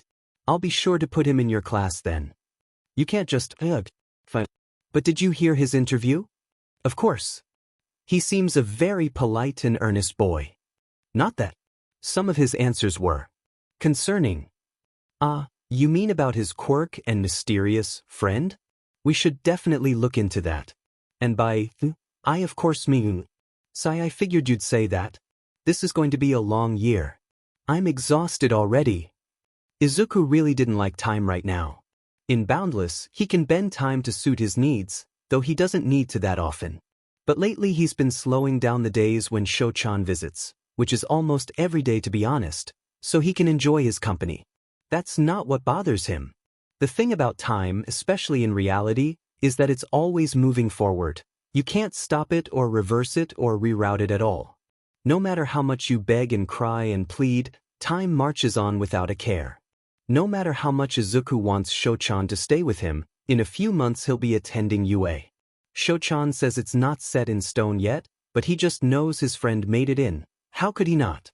He's smart and strong and kind and so cool, UA would be foolish not to admit him. Doesn't stop Izuku from wishing they were fools. Shouchan was the first new friend Izuku made since before his mother went away. He's also the only real person he's talked to since he left reality. Hanging out with Shouchan is so different from being with Mom or Katsu, but he likes it a lot. With Mom and Katsu, they are either told directly what to do, or they act based on his subconscious understanding of their personalities. When he isn't directing them, Mom is sweet and gentle while Katsu is fun and energetic. Shouchan, though, is a mystery. Sometimes Shouchan will laugh when it's not funny. Sometimes he'll frown when it's not sad. Sometimes he'll smile when it's not happy. Sometimes they'll be having so much fun in Boundless, and Shouchan will mention the real world. He's always saying things like, "We should go there sometime," or "I'd like to show you this," or "You'd make a great hero." That one confuses him the most. Him to hero? The world never cared about him before, so why should he care what happens in it? He had stopped playing heroes a long time ago. But there was no stopping Shouchan. He tried to convince him that it wasn't worth it, that he should just stay in Boundless with him. He wouldn't have to see his father, wouldn't have to be hurt, and wouldn't have to deal with all the terrible people out there. He even offered to set up a fractal city full of fractal civilians to save and fractal villains to fight if Shouchan wanted to be a hero so bad. But he just gave Izuku that same sad smile whenever he brought it up and said it wouldn't be the same. It would be exactly the same, just with less danger and no chance of failure. Suffice it to say, Izuku was getting frustrated. He'll just have to make sure Sho is ready before the new school year starts. Shouto was getting frustrated. He'd read online that helping those like Izuku would take a while. For some it was a lifelong battle, and Shouto was ready for that if that's what it took. He would have been fine to buckle down for the long haul. But there seemed to be no progress at all. Izuku kept asking him to stay in Boundless with him, and he kept declining. He knew he had to show his friend that reality was good too, but every time he brought it up Izuku would frown and change the subject. Their conversations kept devolving into this same cycle, each of them twirling around the other's offers in a strange dance. It seemed Izuku was just as stubborn as Shouto. It's hard to keep trying when nothing was visibly working. He was starting to relate quite a bit to the mythical Greek Sisyphus, pushing the boulder up a hill only for it to come rolling back down. Shouto could really sympathize with the guy now. But Shouto would keep trying. For Izuku. But gosh, was he frustrated. He was likely just stressed out from everything lately. He was getting paranoid. He'd never seen anything and it was probably nothing, but he kept feeling like he was being followed. Aizawa had been following the Todoroki boy for a few days now. Nedzu had said he should look into the teen, but apparently couldn't bother to lend a hand, paw, and left the matter entirely up to him. As if he didn't have enough work to do. All this was cutting into his nap time. Which is only part of the reason he was so frustrated. Every time Todoroki left the house, which was surprisingly little, seriously, did this kid have a social life? He was homeschooled, sure, but even homeschoolers go out once in a while. He was covered in new injuries that had been carefully bandaged. That in and of itself was concerning. The problem child had said he trained on a regular basis, but he shouldn't be getting this injured on a regular basis. What was really concerning was that Todoroki seemed to disappear for hours at a time. This usually happened when the kid left home. He'd be wearing a tracksuit and running shoes, presumably to go for a jog, and he would to just outside the front gate of his home. Then he'd pull out his phone to send a text, wait for a reply, and jog around the corner. When Shouto would follow around the corner, nobody was there. But today would be different. He'd make sure. This time, when the kid left the house and sent his text, Shouto immediately went around the corner. This time, he was definitely going to find out where the problem child was going. A short, scrawny boy with a baseball cap was waiting there. He watched as Todoroki waved and happily greeted the stranger.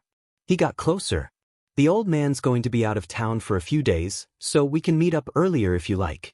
That also means I won't have to worry about his terrible training." The other boy smiled and nodded, while Todoroki continued. "That said, I want to be in peak condition at the start of school if I get in, so do you mind if we work out together?" His phone buzzed and he pulled it out. The other boy didn't seem to mind. Once Todoroki had read the message, he looked back to his friend. Is this the friend he mentioned?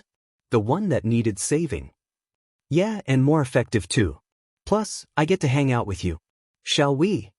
At that Todoroki held out his hand, the friend grasped it, and they vanished. Dang it. So, how is your investigation going? Shouto quirked his eyebrow, giving the principal his best "are you kidding me" glare. It was his fault he had to stake out a kid in the first place. They couldn't launch a full investigation on the flimsy reason of, he said some weird stuff, without further evidence. Hence, why Nedzu had set the underground hero on this unofficial case. Alone. Nedzu sipped his tea, completely unbothered by Shouto's nonverbal complaints. He sighed. He seemed to be doing that a lot lately, and resigned himself to his fate. I finally made some progress yesterday. I was about to follow him on his jog, to see what he was really up to. Oh, as I thought, he wasn't actually jogging. He was meeting up with who I can only assume is his mysterious friend. That seemed to catch Ned's attention, as he set his tea down and leaned forward in his chair. Really? Do you know who it is? He shook his head. No. I couldn't get a good look at his face, and he never spoke. He seemed to be around Todoroki's age, and was unbelievably nondescript. No visible mutations, plain clothes, features obscured by a hat. The best I could get was he's short and scrawny with dark green hair. He would seem totally ordinary to anyone else, but I could tell. This kid was like that on purpose, and his ability to blend in was impressive. The principal nodded, clearly thinking through the possibilities. I see. And what happened when they met up? Todoroki was happy to see him, and they had an interesting conversation. Interesting how? The conversation played in his head again, as it had been since he'd heard it. Lots of ways. First, they both seemed rather excited about Endeavor being gone on a mission. Todoroki mentioned he wouldn't have to endure his father's, quote, terrible training.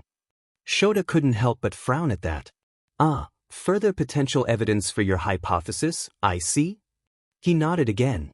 He was asking his friend to train with him, so it's not as if he simply dislikes working out. There's something different about training with his father rather than his friend, and I suspect it has to do with the injuries he always gets at home and never from his supposed jog. Nedzu pondered this a moment, before agreeing it was a concerning revelation, one that would require further investigation. And what else was odd? I say conversation, but audibly it was entirely one-sided. The other kid never spoke a word. Interesting. It was, judging by that glint in the animal's eye, he was enjoying this. If only Shouto could say the same. Was it a form of telepathy quirk? Not exactly. Todoroki got a text during their chat, and responded to his friend like he had said something. I suspect the kid was communicating through text, though he never pulled out a phone. Shouto could tell Nedzu was buzzing with ideas and theories, but he cut him off. I know what you're thinking, but that can't be his quirk. He didn't think Nedzu could be more intrigued. He was apparently wrong. What makes you say that? Because once the kid took Todoroki's hand, they both vanished into thin air. The principal had stars in his eyes. That probably wasn't a good sign. The scheming rodent was up to something, and Shouto had a sinking feeling he wasn't going to like it. Shochan, I'm sure it's fine. I bet they just want to tell you in person that you got in, and go over your class schedule or something.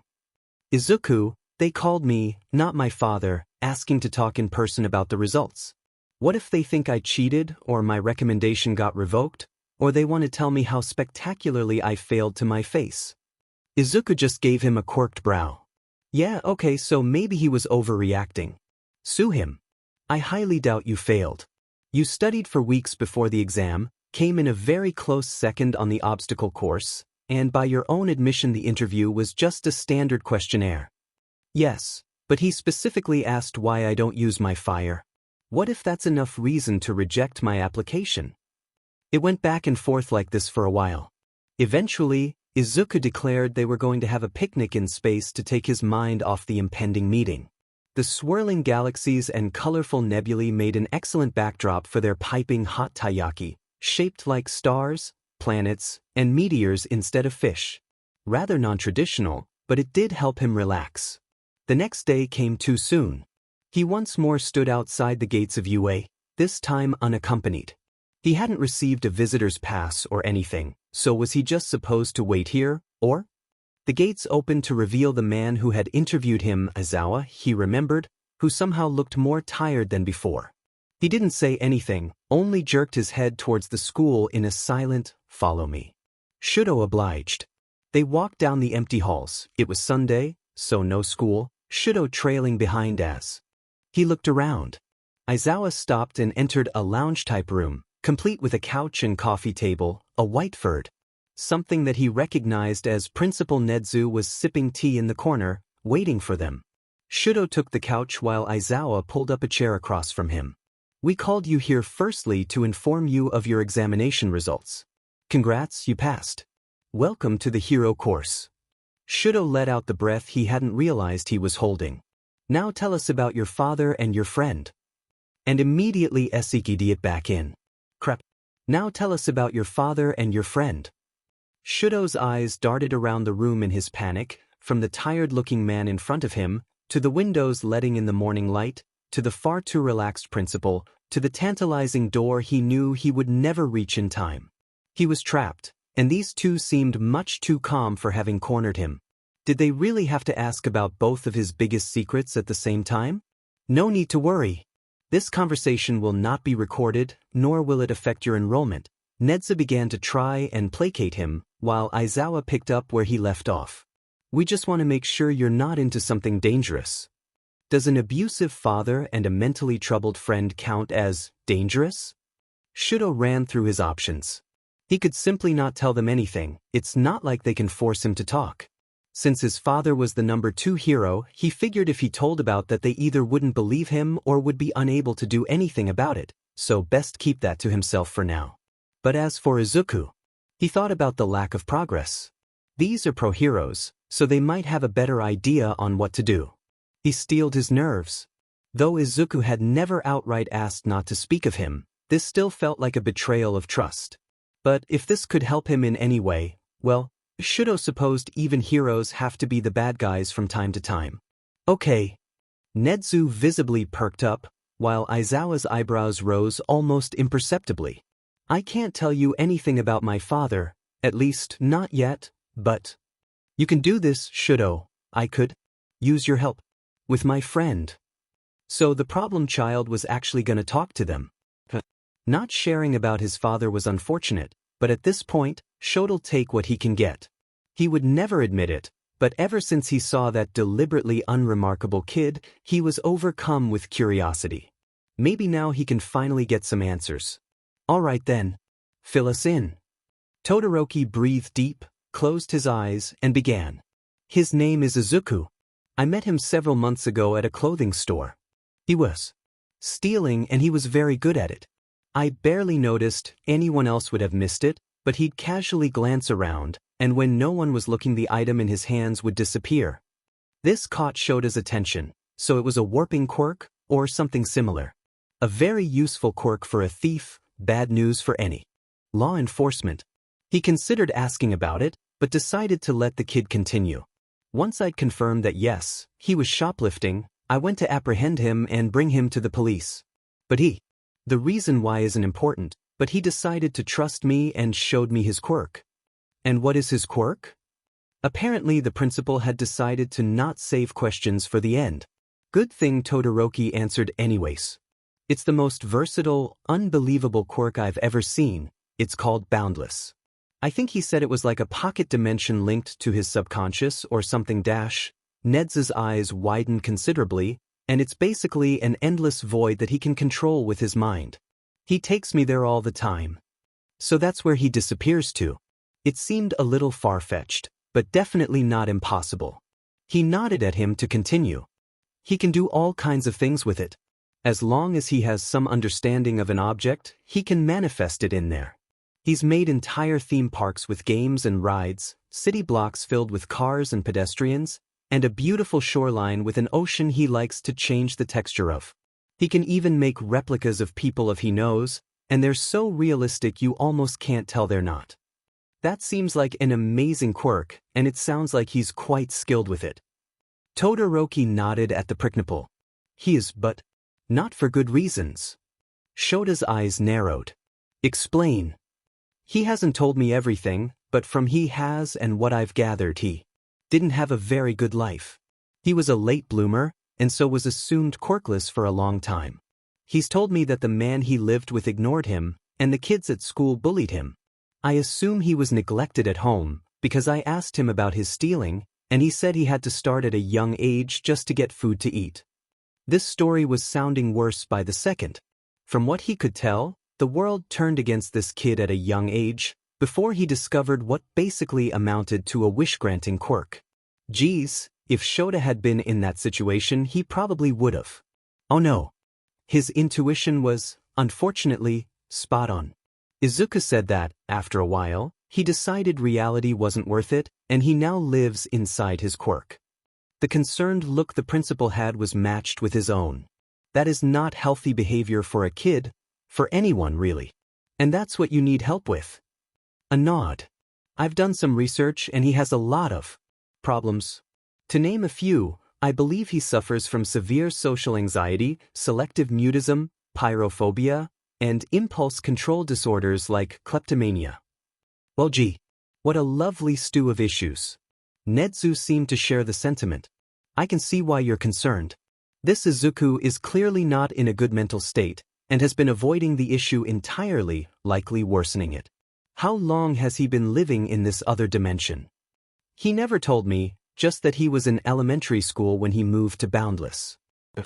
Want to help him, he needs it, but I don't know how. Shouto looked to the principal and had a silent conversation. Nedzu nodded, and with his approval, he turned to Todoroki. It must have been hard, but you made the right choice telling us this. We're heroes, so trust me when I say this. We will do everything in our power to help save your friend. Todoroki looked to them, with a small smile and pained eyes, and whispered, "Thank you. Did you find anything on problem child number 2? Yes. It took some digging in the police files, but once I traced back the dash. Results, Nedzu. Alright. I believe our mysterious youth is none other than Midoriya Izuku, who was reported missing 7 years ago. Green hair, green eyes, freckles. That's the kid I saw all right. But 7 years? Dang. Relatives? His father is one Midoriya Hisashi, who was under suspicion for child neglect, seeing as he didn't even realize his son was missing until Izuku had been absent from school for over a week. Wow. Wow indeed. Though, with Izuku missing, they were unable to build a solid case to convict him. The police believe he then fled to America. BSRD. Anyone else? No one in the record, no. Really? What about his mother? That's just the thing. His mother, Midoriya Inko, was hit by a drunk driver who ran a red light as she pushed Izuku out of the way. He watched his mom die protecting him when he was only 5. You did what? It had been a while since Izuku was this mad. Boundless was thrumming from his anger, and he knew Shouchan could feel it too. He made sure of it. Please calm down, Izuku. I understand you're mad, and you have every right to be. I did something that you feel is a betrayal of trust, and I'm sorry you feel that way. I don't want to hurt you. I just did what I believed was the best course of action given the situation. How is telling a bunch of pro-heroes about me the best course of action? He was still seething, but he reined in his temper a little and leveled Shouchan with his best "you better have a good explanation" glare. At his stare, Shouchan sheepishly turned away and laid out his reasoning. They had me in a tight spot, Izuku. They asked about both you and my father, and I can't just say, the number 2 hero is a domestic abuser, without a plan and probably some evidence to back it up. No one would believe it, and if they did they couldn't do anything about it. The man's got the public and the government on his side. One kid's word isn't going to be enough.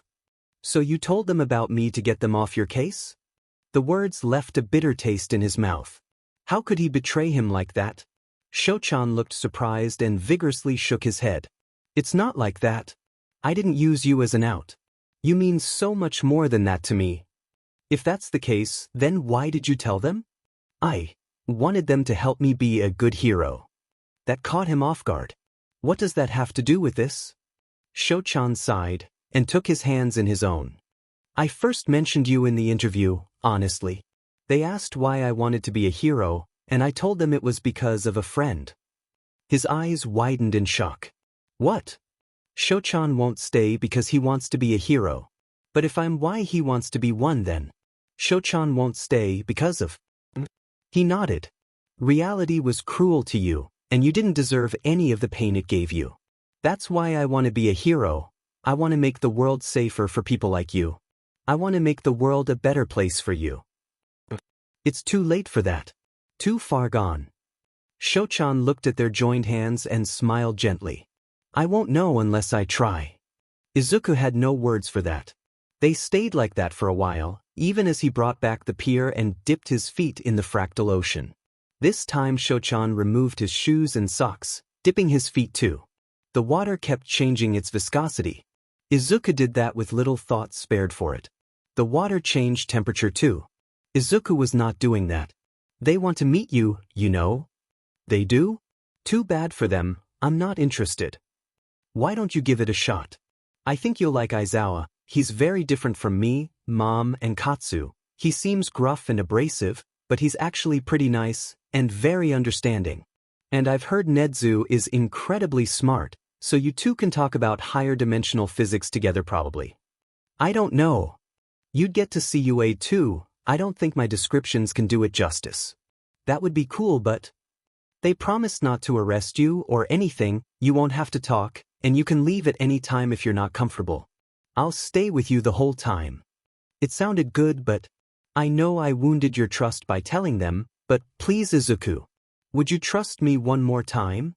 He looked to his friend, his first real friend, who was so different from him and confusing and interesting, as he pleaded for his trust.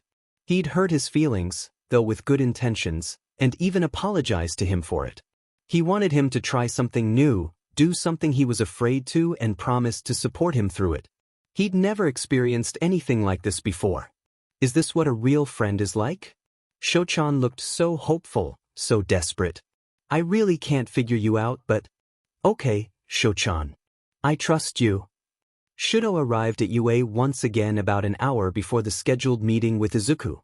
There were a few things he wanted to go over with Aizawa and Nedzu beforehand, and he figured it might take a while to actually get Izuku out of Boundless, hence the early arrival. Izuku had put a lot of faith in him for this, so Shudo naturally wanted it to go perfectly. It also didn't help that one false move could send his friend scurrying back to his metaphorical den. Aizawa greeted him at the gate again, and led him to the room he had been in just a few days prior.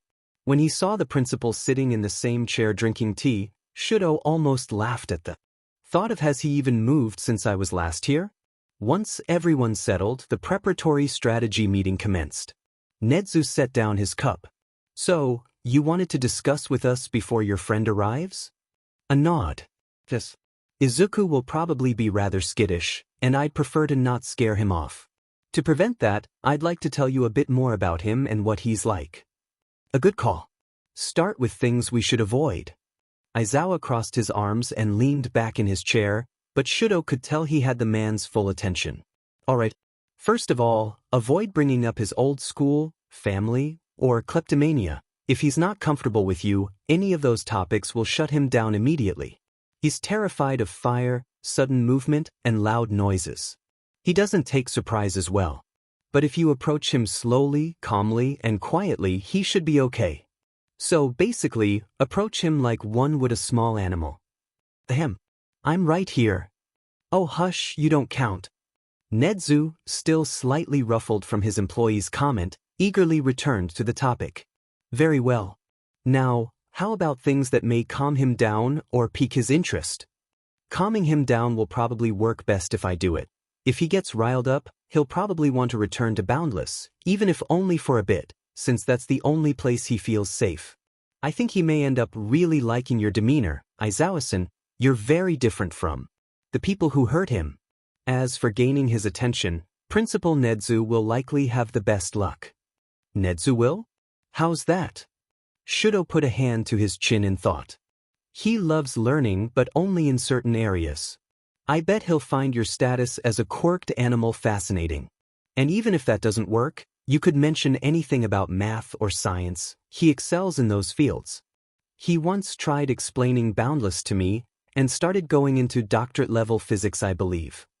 Ah, a young genius then? I'm even more excited to meet him. Aizawa huffed at the principal's clear interest, while Shudo laughed.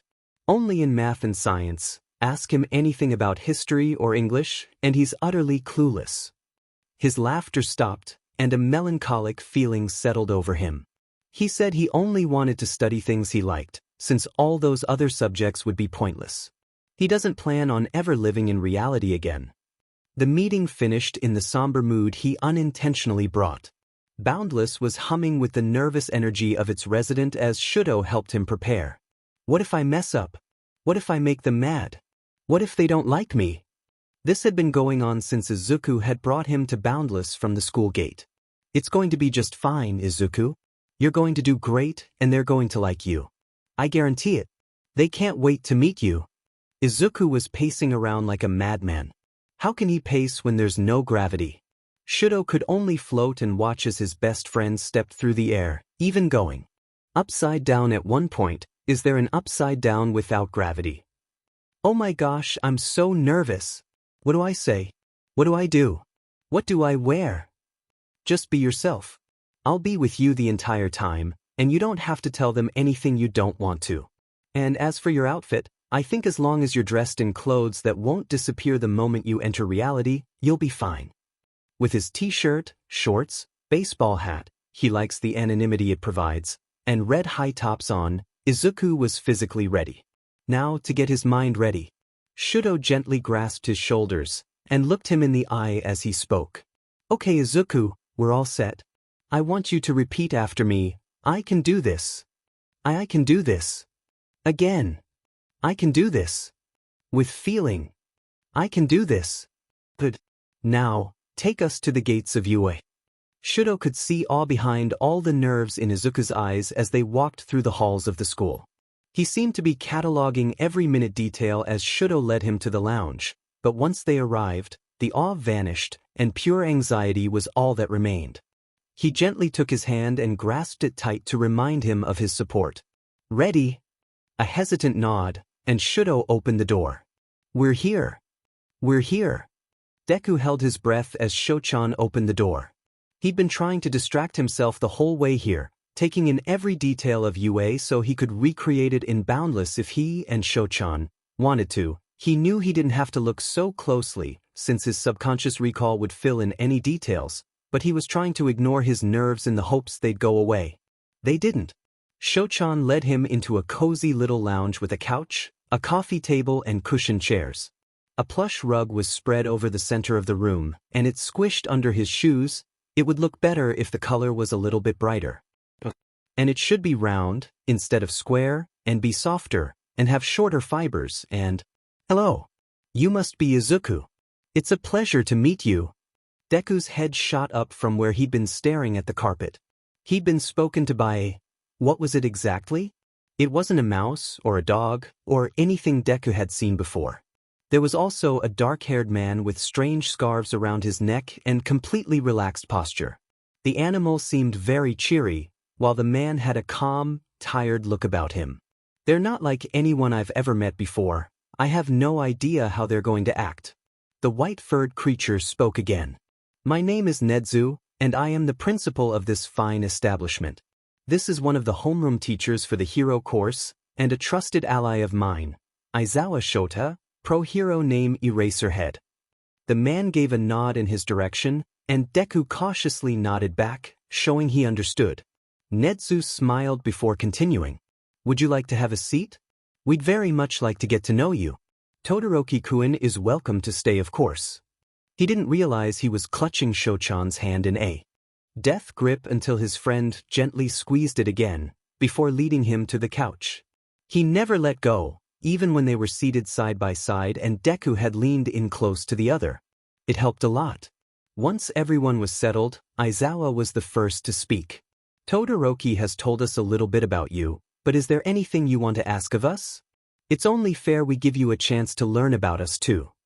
Deku pondered for a moment, then mentally connected to Boundless and thought text to Shouchan's phone. Ask them what their quirks are. And what type of animal Nedzu is. Shouchan was prepared and already had his phone out when it buzzed. He took a moment to read the message, then relayed it to the others who seemed fine with him not talking. He would like to know your quirks, and what type of animal you are, Principal Nedzu. My quirk is called Erasure, and it means I can prevent quirk activation in anyone within my field of view. I won't use it in this meeting unless you want to see it.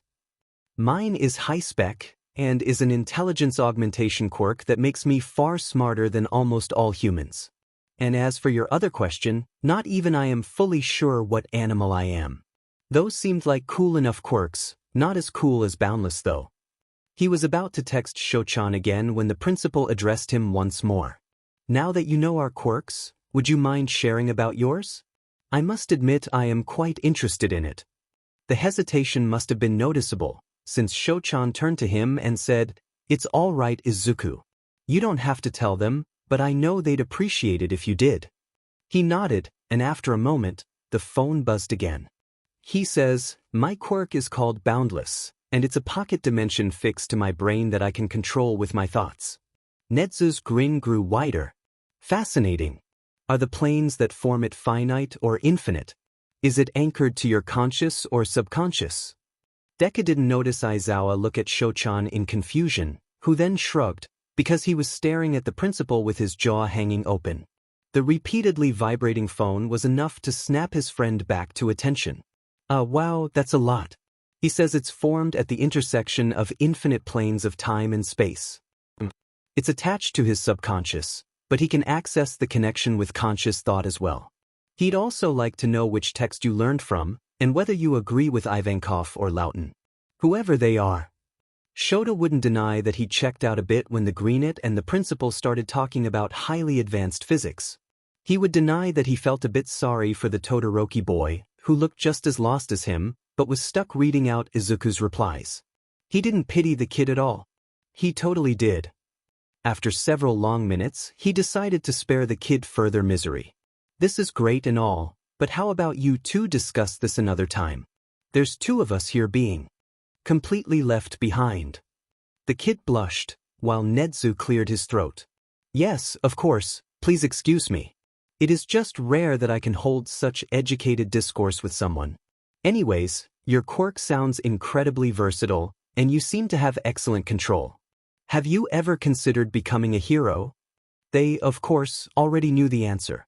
Todoroki had informed them his friend wanted to be a hero when he was little, but lost that desire when he left the world behind. He says he has, but doesn't think he's suited for saving people. The "since nobody saved me" was left unsaid. Shouto decided this was his time to speak up. If you could help someone who was being hurt by someone else, or living in fear, for reasons beyond their control, would you? A pause, then a slow nod. Then you would make an excellent hero. The lack of a buzz from the phone showed that the kid was as dumbfounded as he looked. Nezu clapped his paws together. "Yes, indeed. Now, you're aware that your friend Todoroki-kun will be entering our first-rate hero course at the start of the school year, correct?" The kid looked sad as he nodded. The principal continued regardless. "We have decided that we would very much like for you to join him." Well, that wasn't part of the plan. All eyes whipped to Nezu in surprise. "You, of course, are free to decline young Izuku. And if you accepted, there would be some work to do to ensure you're ready for the rigor of the course. However, I believe it would be very doable for you, and that you would find it quite fulfilling and worthwhile. I can also guarantee that you would be placed in Todoroki-kun's class." So Nezu was gonna foist another problem child on him. He really should have seen that coming. The Todoroki boy was looking back and forth from his friend to the principal, clearly wanting him to accept, but respectful enough to let Izuku speak for himself. Izuku appeared understandably pensive. Shouto stepped in again to alleviate the situation. "We understand that this is a lot to take in so suddenly. If you need some time to think it over, that's fine. We won't change our minds anytime soon. Take a few days, think about it, and let us know one way or the other. Sound good?" Both boys relaxed greatly at that. Then Todoroki read the next text. "He says he'll consider it. That's all we ask." Once they were safely back in Boundless, Izuku finally released Shouchan's hand. His friend turned to him with a proud smile and said, "You did great, Izuku. How do you feel?" "Exhausted. Relieved. Glad it's over." He laughed. "Yeah, I understand. I felt the same way after the interview. I wasn't expecting them to offer enrollment like that though. I know. I can't fathom what made them believe I could survive attending UA. Him at a school? And a hero school, no less? He'd never make the cut. I think I understand what they saw in you. You're stronger than you think, Izuku. Yes, you'd need a little help and a lot of hard work, but so does everyone else. That's why we're going to UA in the first place, to learn and grow and improve. I think, no, I know you can do it too. I'm not so sure. I'm useless. Worthless. Perfectly capable of anything you put your mind to. The decision is yours, but in my opinion, it'd be amazing to have you as a classmate. All those other kids and teachers wouldn't know what hit them. You really think so? Could I really be so strong? Shouchan put a hand on his shoulder. Of course, after all, you're the best friend I've ever had. Shouto was dreading the next few months. There were now 5 months until the entrance exam, where he'd have to spend several days slaving away as a scorer, then he'd have 2 months before the end of the school year. His class, though it was down to half its original size, was already getting antsy, excited to start their second year at UA. Once that mess was over, there would be a blessed 2 weeks before the start of the next year where he'd be doing absolutely nothing outside his regular patrols. And oh, was he going to do some impressive nothing? He was fantasizing all that nothing when his phone went off. That's it. I need to speak with you. Please drop by my office at your earliest convenience. Shoot. There goes his afternoon. He finished getting ready for the school day and left for UA with nary a pause in his irritated grumbling. I'm gonna have to put off grading those essays, though I already know they'll be barely passing at best. Why does that rodent always give me the troublemakers and the idiots? The oh-so-helpful part of his brain that replied because you're good at whipping them into shape clearly didn't get the memo that this was brooding time. The day dragged on, only adding to his irritation and exhaustion. By the final bell, everyone was avoiding him due to his aura of exasperation as he trudged through the halls. He slammed open the door to the principal's office. Netsu was, unfortunately, unperturbed. Ah, Aizawa-san, right on time. Tea. Shouto dropped into the waiting chair and pointedly ignored the waiting cup of tea set in front of him. He huffed. I'm here. Get on with it. His cats were waiting for him, after all. Of course. One moment, please. The mammal pulled out a small remote and punched in a numerical code. A short beep indicated that the code was accepted and command executed. He recognized it as the remote Netsu used to turn off all the cameras and microphones in his office, there for security and evidence in difficult situations. If they were turned off, this was clearly a very important and highly confidential matter. I called you here to discuss the Izuku project. Problem child number 2 was a highly confidential matter? Moreover, a project?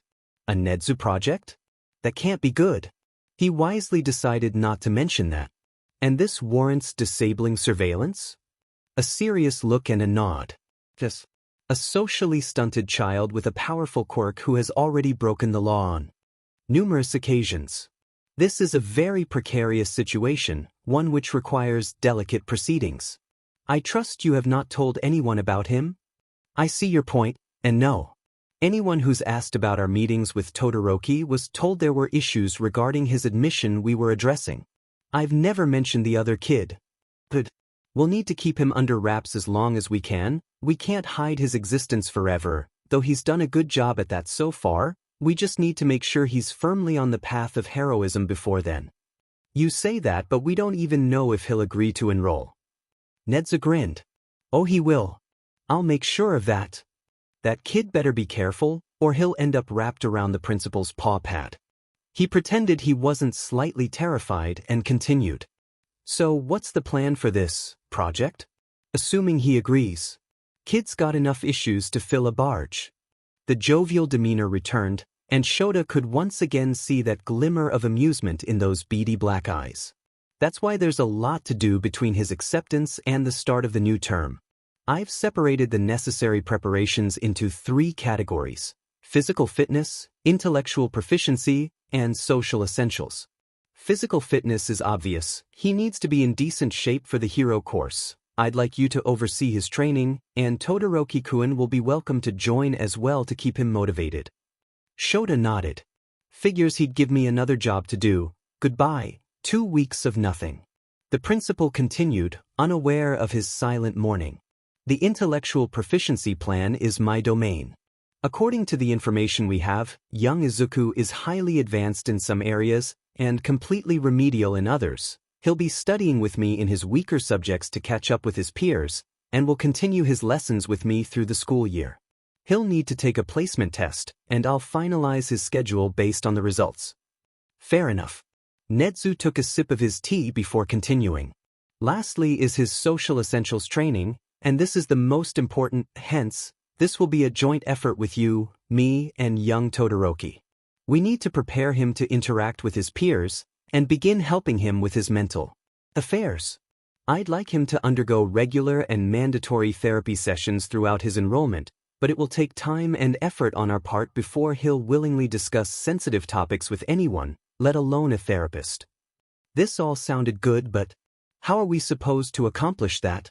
It's a miracle he agreed to meet us in the first place, and when he did he was glued to Todoroki's side and never spoke a word. That was fine for then, but he won't connect with his classmates like that. Naturally. That's why I'm hashing out a step-by-step plan to acclimate him to social interaction. He'll also be going through behavioral coaching to help him with his phobias and impulse control. You've put a lot of thought into this. The principal folded his paws on the desk in front of him and lowered his head in contemplation. I had to. Izuku-kun has unknowingly given us quite the ultimatum. If we succeed, we gain a powerful ally. But if we fail, best case scenario he gives up on reality and continues as he was.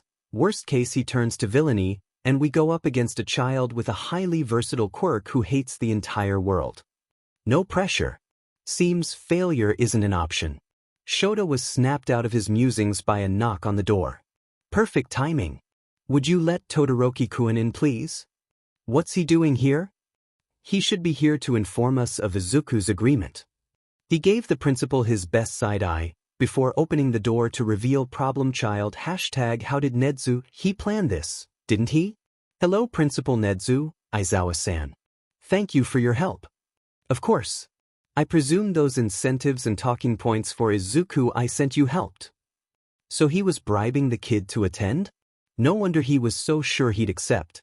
Todoroki's voice was full of awe as he said, yes.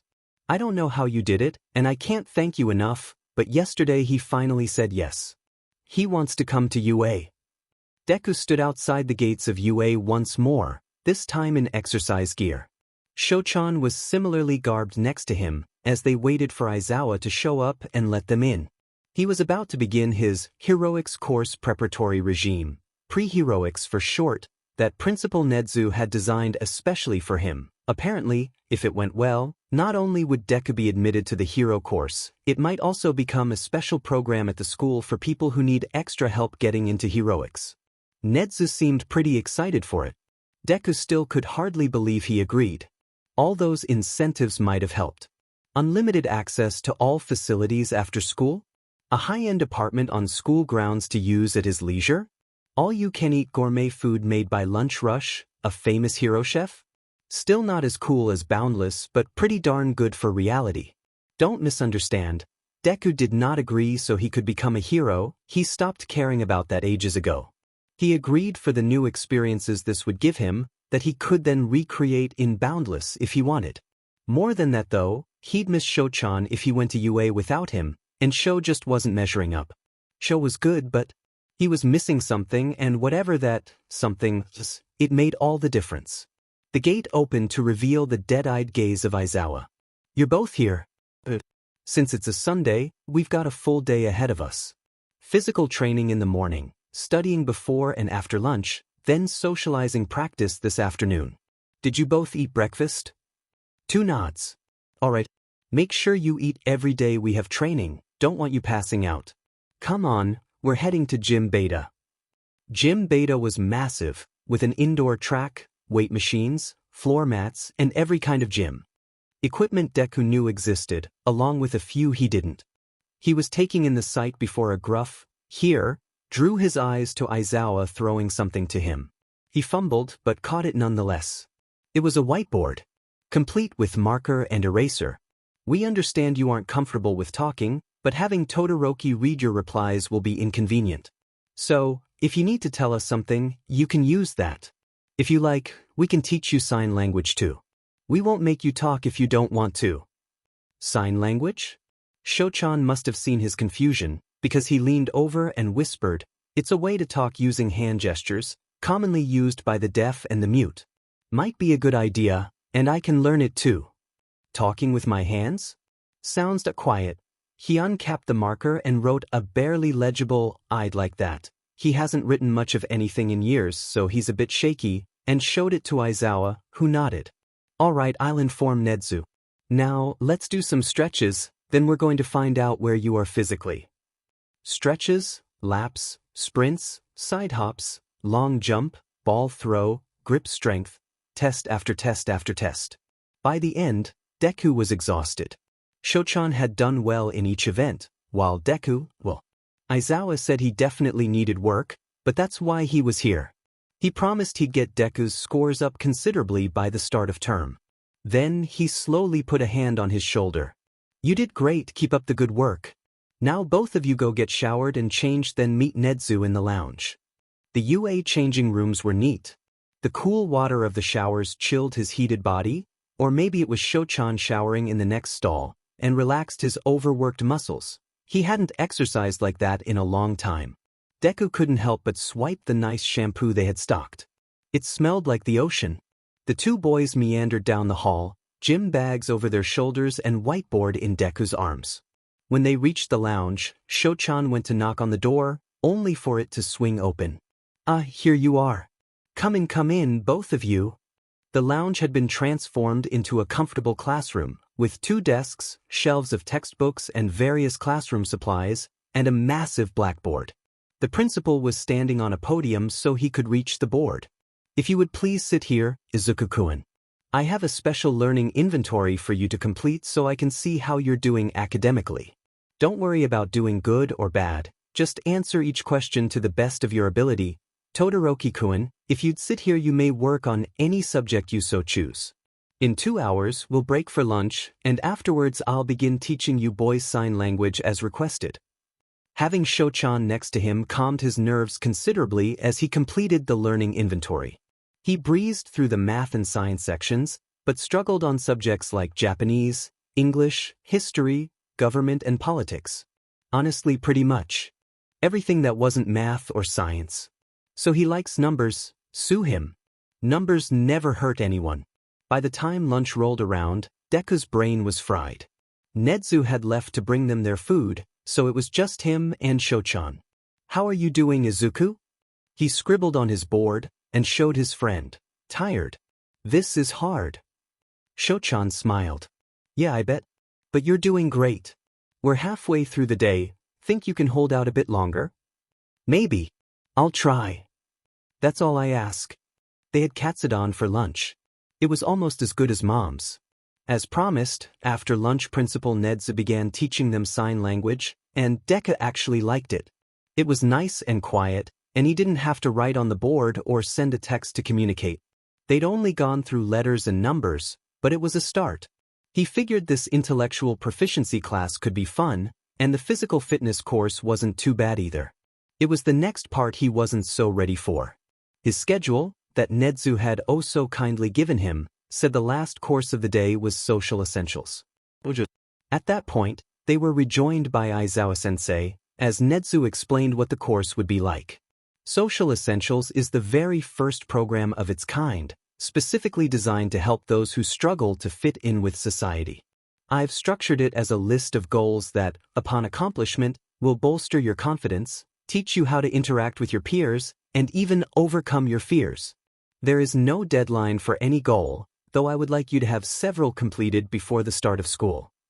Aizawa-sensei picked up where he left off. Each day will be attempting a certain task or goal. It's fine if you can't complete it, we'll just come back to it later.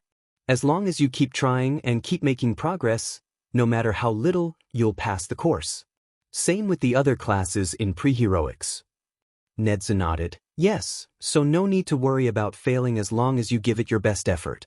Now, Todoroki's task for the day is simple. Write a list of the people in your life who've been hurt by fire, directly or indirectly.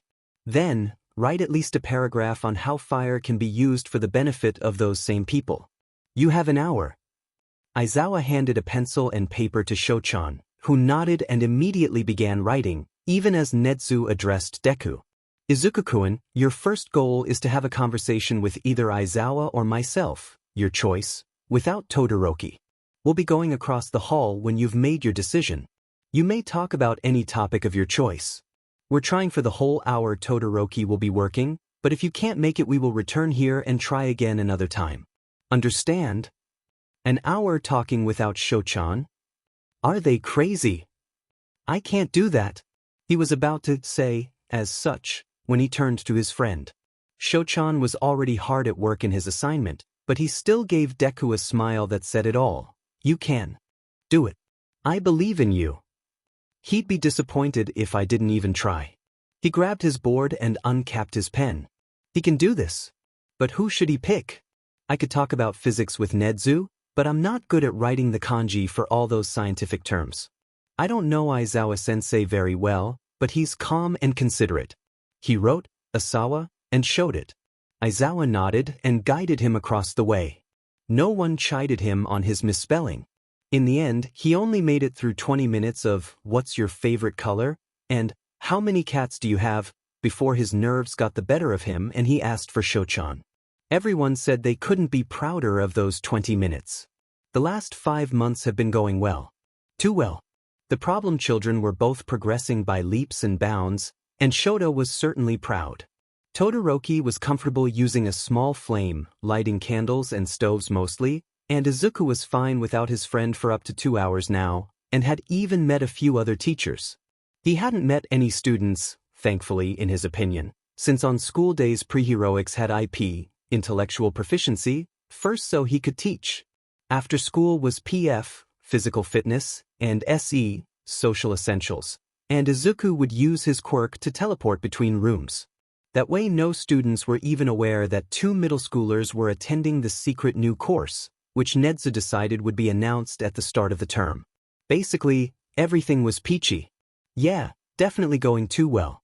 The other shoe is gonna drop soon, I just know it. His grievous prognosis was interrupted by a knock on the door to the teacher's lounge.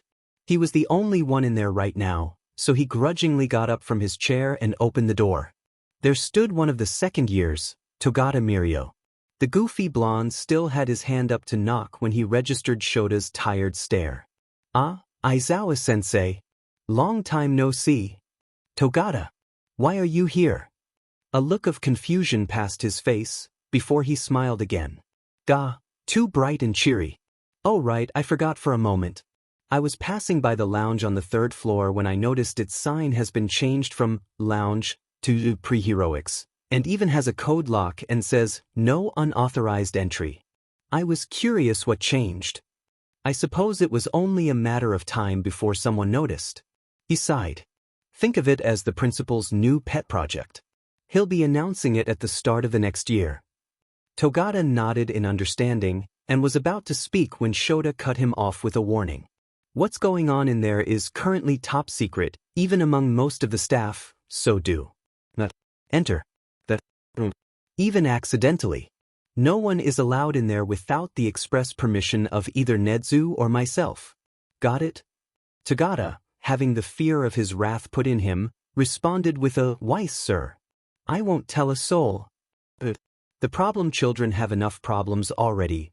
They don't need any meddlesome upperclassmen. I really hope that was the other shoe. It wasn't. Shouto was thoroughly enjoying preheroics. His father was all too happy for his legacy to be accepted into a special, secret new program at UA and readily agreed to it. Naturally, Shouto never told him what the course was called or what it entailed. What his father didn't know wouldn't hurt him. He loved spending the days out of the house, training and studying with his best friend. Seeing Izuku make so much progress was well worth the effort, even going through SE. SE was the most difficult part of preheroics, but also the most fulfilling. Each goal he accomplished felt like a major success, and with each one he could feel the weight on his heart, which he hadn't known was there, easing. He hasn't told Principal Nedzu or Aizawa-sensei about his father's abuse, but he had let them know of his distaste and distrust towards the man. He might tell them one day. When he was ready. Right now they were in IP, Izuku practicing his kanji and Shouto studying math. He only occasionally asked Izuku for assistance. Aizawa-sensei was with them, watching the live feed of the entrance exam practical. The volume was turned down low, since Izuku still had issues with loud noises, but every now and then a boom could be heard. Izuku flinched a little each time, but continued with his work nonetheless. I wonder if this counts as part of SE for him. He's doing really well. It was when he heard a long series of explosions and a soft show-off from his teacher that he looked up. A blonde kid with red eyes was blowing up robots left and right in an impressive display of raw power. Show-off is right. Though I gotta say, he looks very familiar, almost like Katsu. Shoot. He whipped his eyes to his friend, who thanked the stars was immersed in his writing practice and hadn't noticed. He had to do something fast. Aizawa-sensei, may I go get a drink of water? Once his teacher turned around, he signed, I need talk with you. You are the TV off. Outside. He nodded. All right, I'm coming with you in case another teacher spots you. Izuku, keep writing. He turned off the live feed and followed Shouto into the hall. Izuku kept working. Once they were in the hall and away from the pre-heroics classroom, so Izuku couldn't eavesdrop, Aizawa was the first to speak. What's this about? Shouto looked around to confirm they were alone before filling in his teacher. It's about that explosive blonde in the exam. His name wouldn't happen to be Bokugu Katsuki, would it? His teacher's eyebrows raised in surprise. Yes. How do you know? I feared as much. It's a good thing Izuku didn't notice him, he's the one who warned me about him. Warned you? What do you mean? Shouto took a few deep breaths to calm himself, just like he'd learned innocent. Has Izuku ever mentioned his bullying while he was in elementary school? He could tell by the look in his eyes he knew where this was going. Bokugu was the main offender. And there's the other shoe. So problem child number 2's old tormentor was taking the entrance exam, and by the looks of it would almost certainly get in if his academic scores were anything more than abysmal. There's no telling what would happen if the two crossed paths, let alone wind up as classmates. The kid may have changed since Izuku's disappearance 7 years ago, or he may be even worse. There was simply no telling without meeting him. Either way, he didn't think Izuku was ready for a confrontation yet. Not for a while. I gotta tell Nedzu. The kid's fear of loud noises and explosions makes even more sense now. Scarily so. He pinched the bridge of his nose to alleviate his oncoming headache and addressed Todoroki. Good job spotting that. You handled that like a pro. I need you to go back to the classroom and keep Izuku occupied. I'm going to inform the principal of our situation. Yes, sir. Thank you. Under any other circumstance, Shouto would have been proud of how surprised Nedzu was when he slammed open his office door. There was a skeletal-looking blonde man discussing something with him, though Shouto could care less at the moment. Nedzu, we have a major problem concerning the project. Shouto really didn't like that term, but until pre-heroics was announced, project was the code word for anything concerning the problem children. Thankfully Nedzu seemed to catch on to his, we need to talk now, tone, as he dismissed his guest. I see. I'm dreadfully sorry Yagi-san, we'll have to continue another time. It appears I have a pressing issue I need to discuss with Eraserhead. Yagi nodded. I understand, I'll let you handle this then. Just inform me of another time you're available so we can finish. Yes, of course. Have a good day. After the blonde had showed himself out, Nedzu turned off his office surveillance and motioned for Shouto to start. Todoroki just informed me that Izuku's bully is an applicant for the hero course. Nedzu's shock mirrored his own earlier surprise. Oh dear, that is quite a problem. Which applicant in particular? Number 481, Bokugu Katsuki. It explains a lot of Izuku's fears. I see. We can't let him in the hero course with Izuku, especially if he has a history of bullying. Unfortunately, I can only partially agree. What? What part of I tormented my classmate for years and traumatized him don't you get? I agree that he shouldn't be placed with Izuku. A confrontation is likely inevitable, but he's not ready for that yet, and especially not extended contact. However, for one there is no proof of his bullying, no mark on his record or anything. So Izuku wasn't lying when he said the teachers never did anything.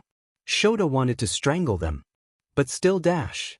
And 2, if he is still as violent as he used to be, then I'd much rather he come here to UA where we can straighten him out, than at another school or worse, out in society causing further harm. Did I see your point? I still don't like this though. So what's your plan? A conniving smile stretched his lips, A surefire sign the principal was up to something. Simple. This is a year of unprecedented events, so why not add one more?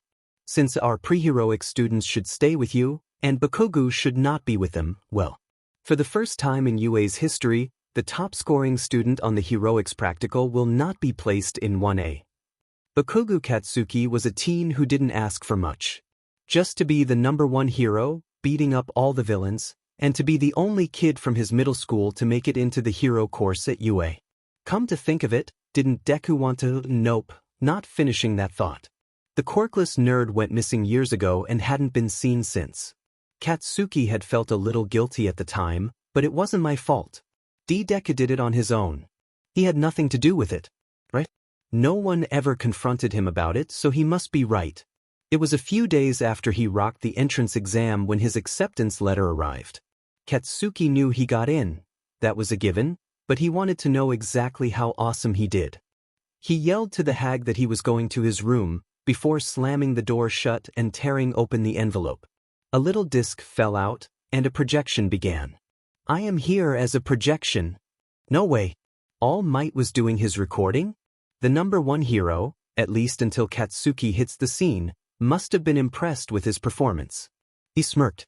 Young Bakugo, I will now present you with the results of your entrance exam. First, the academic portion. You scored well with a 95%. Easily passing. Now for your practical score. Take a look at this. A graphic of a chalkboard appeared behind All Might, with names and point values. With a grand total of 77 villain points, you took first place. He knew it. That means he definitely got into the A class. Normally, that would place you in class 1A. Yeah, wait. Normally. However, I've been informed that due to certain circumstances.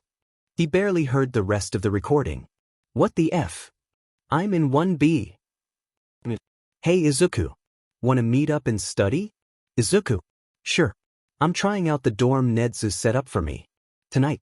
It'll be more fun if you join me. Especially since you have a dorm too. I do. Really? Izuku. Yeah. There's a whole bunch of bedrooms here, but only 2 have names on them. Guess whose names? I was not expecting that. Are they for pre-heroic students? That's nice of them. Izuku. Yeah. Now you can live away from your father. Now are you gonna come study or not? Use your help with this history assignment I got. Be there soon. Unless you can warp me? I'm in. One quick trip in and out of Boundless later, Shouto was in front of a large building with a massive sign that labeled it PH Alliance. So it was exclusively for pre-heroic students. Just him and Izuku right now. Would the other classes be getting dorms too? Or was it just for this new program?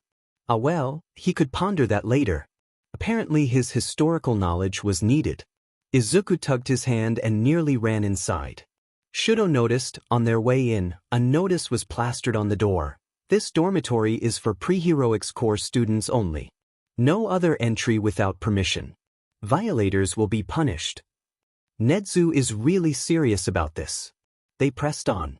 The first floor was a lavish common area, with a kitchen, laundry room, lounge area, entertainment center, the works. It was not as luxurious as some of the things at home, his father was rich after all, but it was all nice and quite inviting.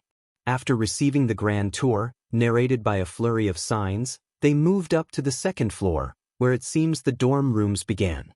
Sure enough, the first door by the elevator had Izuku engraved on a nameplate on the door. Shouto was on the next door over. Izuku tapped his arm and signed, "Me show you my room," before once more dragging him to his door.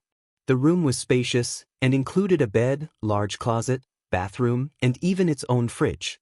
I see Izuku has already moved some of his mother's things. He remembered seeing that vase and those picture frames in the fractal apartment he'd become familiar with. He'd asked Izuku about them one time, since he noticed they weren't fractals, and he said those were real possessions of his mom's. He'd instructed Boundless to put the real items in their places anytime he brought up the apartment. Now, it seems, those mementos had found a new home. It's very nice, Izuku. I'll have to get my old man to agree to me staying here too. It looks quite comfortable here. But I believe you said you needed history help? Izuku nodded fiercely, and the next few hours were spent writing up a one-page essay on the Second Industrial Revolution. Deku woke up to Shouchan shaking his back. Come on, Izuku. It's time to get up. It's the first day of school, and we of all people shouldn't be late. Oh yeah, Shouchan stayed the night with him in the dorm. He wasn't used to sleeping outside boundless, but he'll admit it was nice to not wake up to a manifestation of his dream or nightmare. And today was the first day of school too, right? He shot up out of bed. It's the first day. I'm going to actual school for the first time in years. I'm meeting people my age aside from Shouchan. Oh man, I'm not ready for... Shouchan must have understood his panic. You are ready. I'll be with you the whole time. Aizawa-sensei is our homeroom teacher. The other teachers are aware of our situation, and Bakuga's not in our class. You're going to do great. Oh yeah, Kaken made it in UA. That had been an unpleasant revelation, but he had been assured that they were not in the same class, and would never be put together, and if Kaken showed any signs of aggression towards him or any other student he would take mandatory anger management classes. But if I ever see him again, it'll be too soon. Once his panic was suitably abated, the two boys took turns getting ready in the en-suite bathroom. Within the hour, they were dressed in their uniforms, and Shouchan was fixing his dark green tie. He signed to his friend, careful to not get in his way. Me think you a tie color red not green. He chuckled. Yeah, you're right. They usually are, but apparently pre-heroic students get slightly different uniforms to distinguish them and allow easier access to the PH dorms, classroom, and gym. Principal Nedzu said there's a chip in the tie that unlocks the doors. He made them green in homage to the very first pre-heroic student. He smiled fondly. Any idea who that is?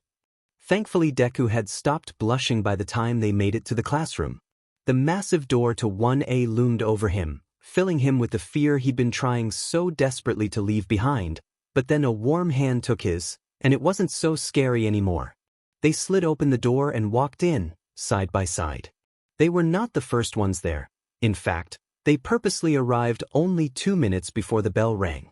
Shouchan had said he was taking a big enough step as it was, no need to add unnecessary time to stress out. Deku looked around in fear and awe. So many new people at once. There was a blonde with a black lightning bolt in his hair, a boy with a raven head, a girl with headphone jacks on her ears, so many. When the anxiety started to take hold, he closed his eyes and followed the steps Aizawa had taught him.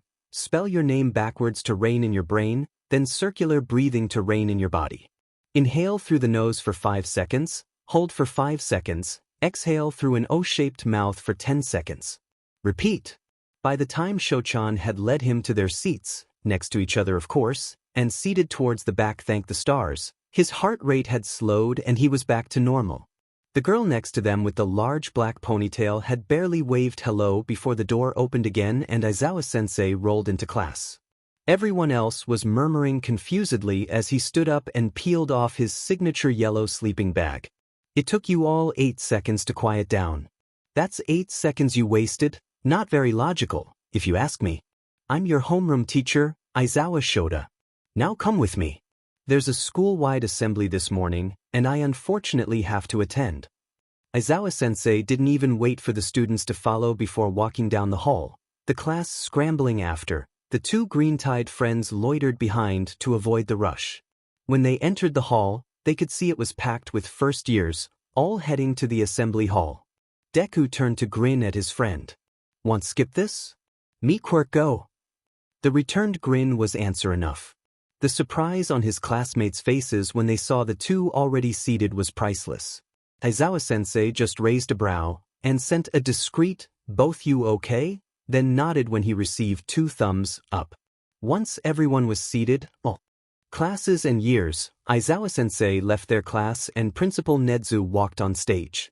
He hopped up on the podium and adjusted the mic before beginning the assembly. Welcome students, both new and returning, to this exciting new year at UA. We're proud to raise such fine members of society year after year, and sincerely hope that you all succeed, wherever you go in life. Now with the pleasantries out of the way, I can inform you of the purpose of this assembly. We, the staff of this fine establishment, have gathered you here for a wonderful announcement.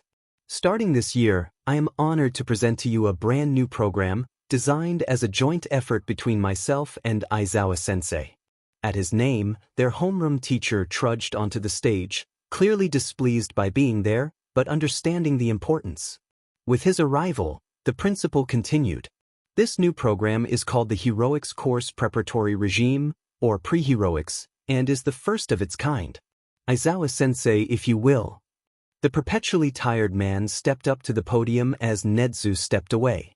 Pre-Heroics is a program designed for students who want to become the best heroes they can be, but need a little assistance getting there.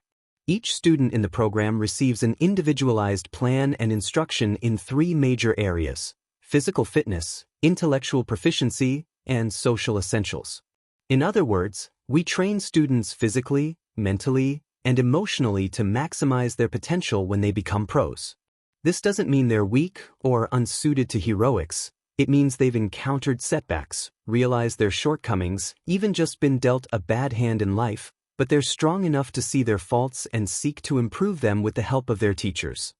He leveled the entire auditorium with a glare. Anyone caught antagonizing a student because of their enrollment in pre-heroics will not only show themselves to be unheroic cowards, they will have to deal with me. He walked off the stage to complete silence. Once all the students could breathe again, Nedzu returned to the podium. Thank you, Aizawa-sensei.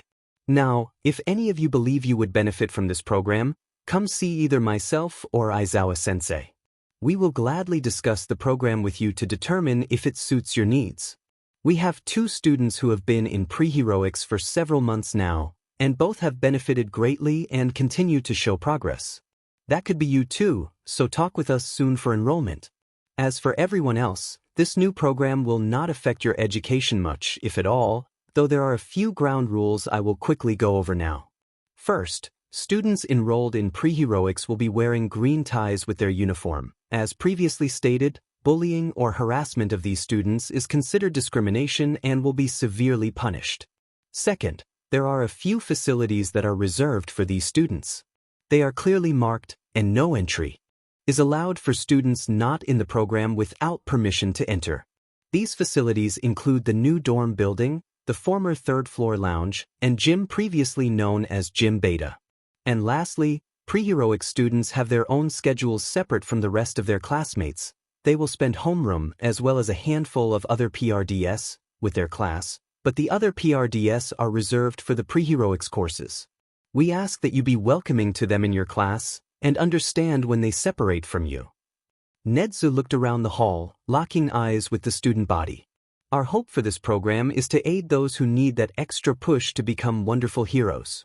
We humbly ask for your cooperation in making UA the best place to get an education for students of all walks of life. He bowed, and slowly but surely applause filled the auditorium. Thank you. First years, we will begin the matriculation ceremony shortly. All others, you are dismissed back to your classes. The room was soon filled with the shuffling of feet and murmuring of upperclassmen, but Deku hardly noticed. He could only sense the questioning looks of his classmates who eyed his and Shochan's dark green ties, marking them as the students Nedzu had mentioned. What do they think about us? Are they judging us? Think we're useless? Or maybe they're jealous of the extra attention? What if... His mental ramblings were interrupted by Aizawa-sensei. Come on, we're leaving. But what about the ceremony and orientation? A brown-haired girl called out. Indeed. To leave now would be unbecoming of UA students. Agreed a boy with glasses, waving his hands up and down. Their teacher remained stoic. UA is known for its freelance teaching, meaning teachers can teach as we see fit. Matriculation is a waste of time, so we're going back to class.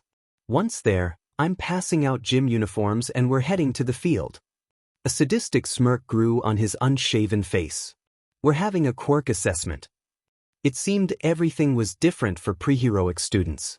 In the changing room, there was a small section of lockers apart from the others that, once again, had engraved nameplates on them, instead of numbers like the others. Next to the lockers was a couple of private changing stalls with dark green curtains and a sign labeling them as reserved for pre-heroics. Izuku seemed quite happy with the inclusion, I guess he's still nervous about changing in front of strangers. Nedzu was apparently really pushing dark green as PH's color. Even their uniforms had green accents instead of red. Shouto would have been concerned if he wanted to keep his enrollment in pre-heroics a secret.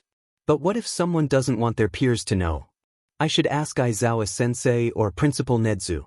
Izuku certainly appeared nervous about it. Yo, you guys get your own changing rooms? That's so cool. Shouto heard Izuku stop moving behind the curtain for a moment. He turned to see a classmate, with black hair and oddly bulky elbows approaching their corner of the locker room as the other boys looked on. It would appear so. Is that a problem? He asked cautiously, unsure of the other's intentions. He shook his head vehemently. Nah man, not at all. I think it's neat. A boy with spiky red hair joined in. Yeah. It's like you guys are in this super elite club.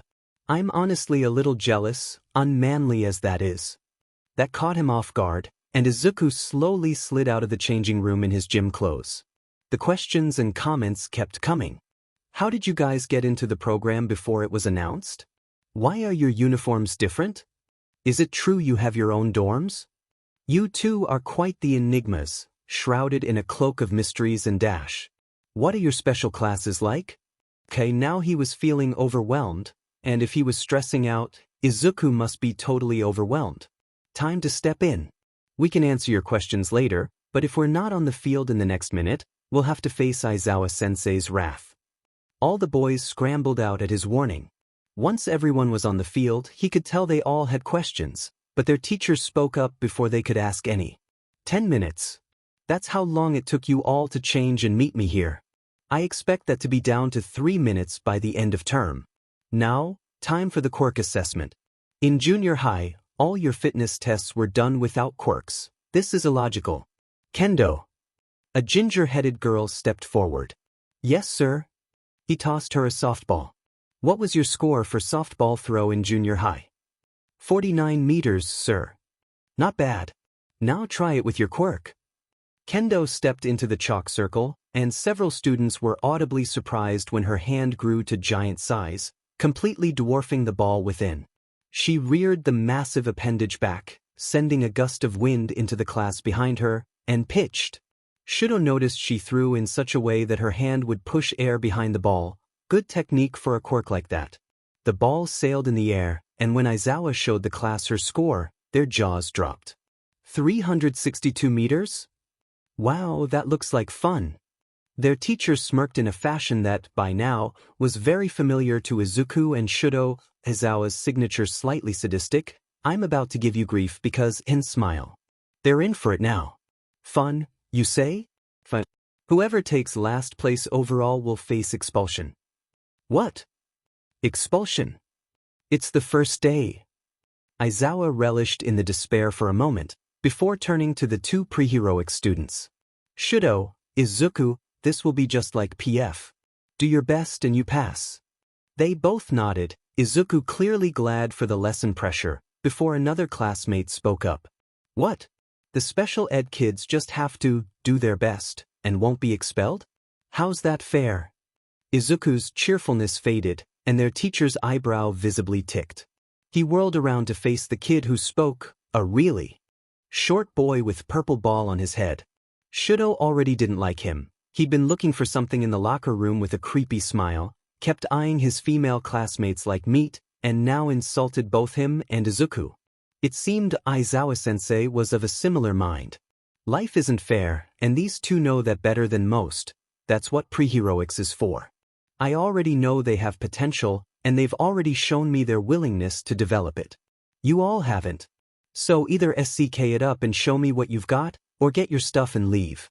The kid mumbled something about spoiled and acting out for attention before their teacher's glare shut him up. Anyone else have something to say about how I teach the pre-heroics kids? First up is Aoyama, Ashido, and Azui for the 50-meter dash. Aizawa-sensei had them all do the dash in groups of 3, called in alphabetical order, except for Shouto and Izuku. Last for the dash is Peach. Shouto, Izuku. Give it your all. They lined up side by side, gave a fist bump, their way of silently promising to do their best, and at the call of "Go," took off. Shouto skated on his ice, while Izuku simply sprinted. Shouto, 3.6 seconds. Izuku 5. You've improved a lot. Their teacher smiled and ruffled Izuku's hair, who absolutely beamed at the attention. That was one thing they'd learned early on. Izuku was starved for affection and blossomed with positive reinforcement. Shouto thought he heard a cry of, "He acts so different for them," from his classmates in regards to their homeroom teacher. The tests continued much like this, with Shouto excelling in quite a few tests with his ice. He wasn't quite ready to use his fire for something like this yet, and Izuku completing the tests normally with average scores. He could hear mutterings of, "What's his quirk?" and "Why hasn't he used it?" confused as to Izuku's lack of an obvious quirk. We gotta fix that before someone accuses him of being quirkless. After all, that was what led Izuku to be bullied in the first place, and Shouto was not going to let that happen again. When it was time for Izuku's ball throw, he signed, "You want show quirk? Me think your quirk help throw." Ball gone. Izuku's eyes lit up, and he nodded before stepping in the circle. He missed Aizawa's secret thumbs up to Shouto. Everyone watched as Izuku held the softball in his hand, before it simply vanished. Shouto and Aizawa both smirked at the astounded gasps of the class. "Wait, when did he throw it? Where'd it go? What's his score?" Their teacher turned the screen around to show error.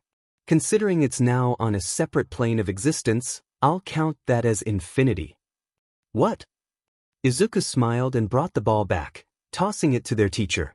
Shouto was pretty sure his classmates were going into hysterics. It was pretty hilarious. When Aizawa-sensei revealed the results, Shouto had come in second while Izuku was last, and clearly upset about it. Could see that grape-headed kid, Mineta, if he remembered correctly, was preparing to say something, and Shouto was about to step in, when his teacher squatted down next to Izuku. "It's okay that you came in last, Izuku." He put a hand on his shoulder, as Izuku sniffed, about to cry.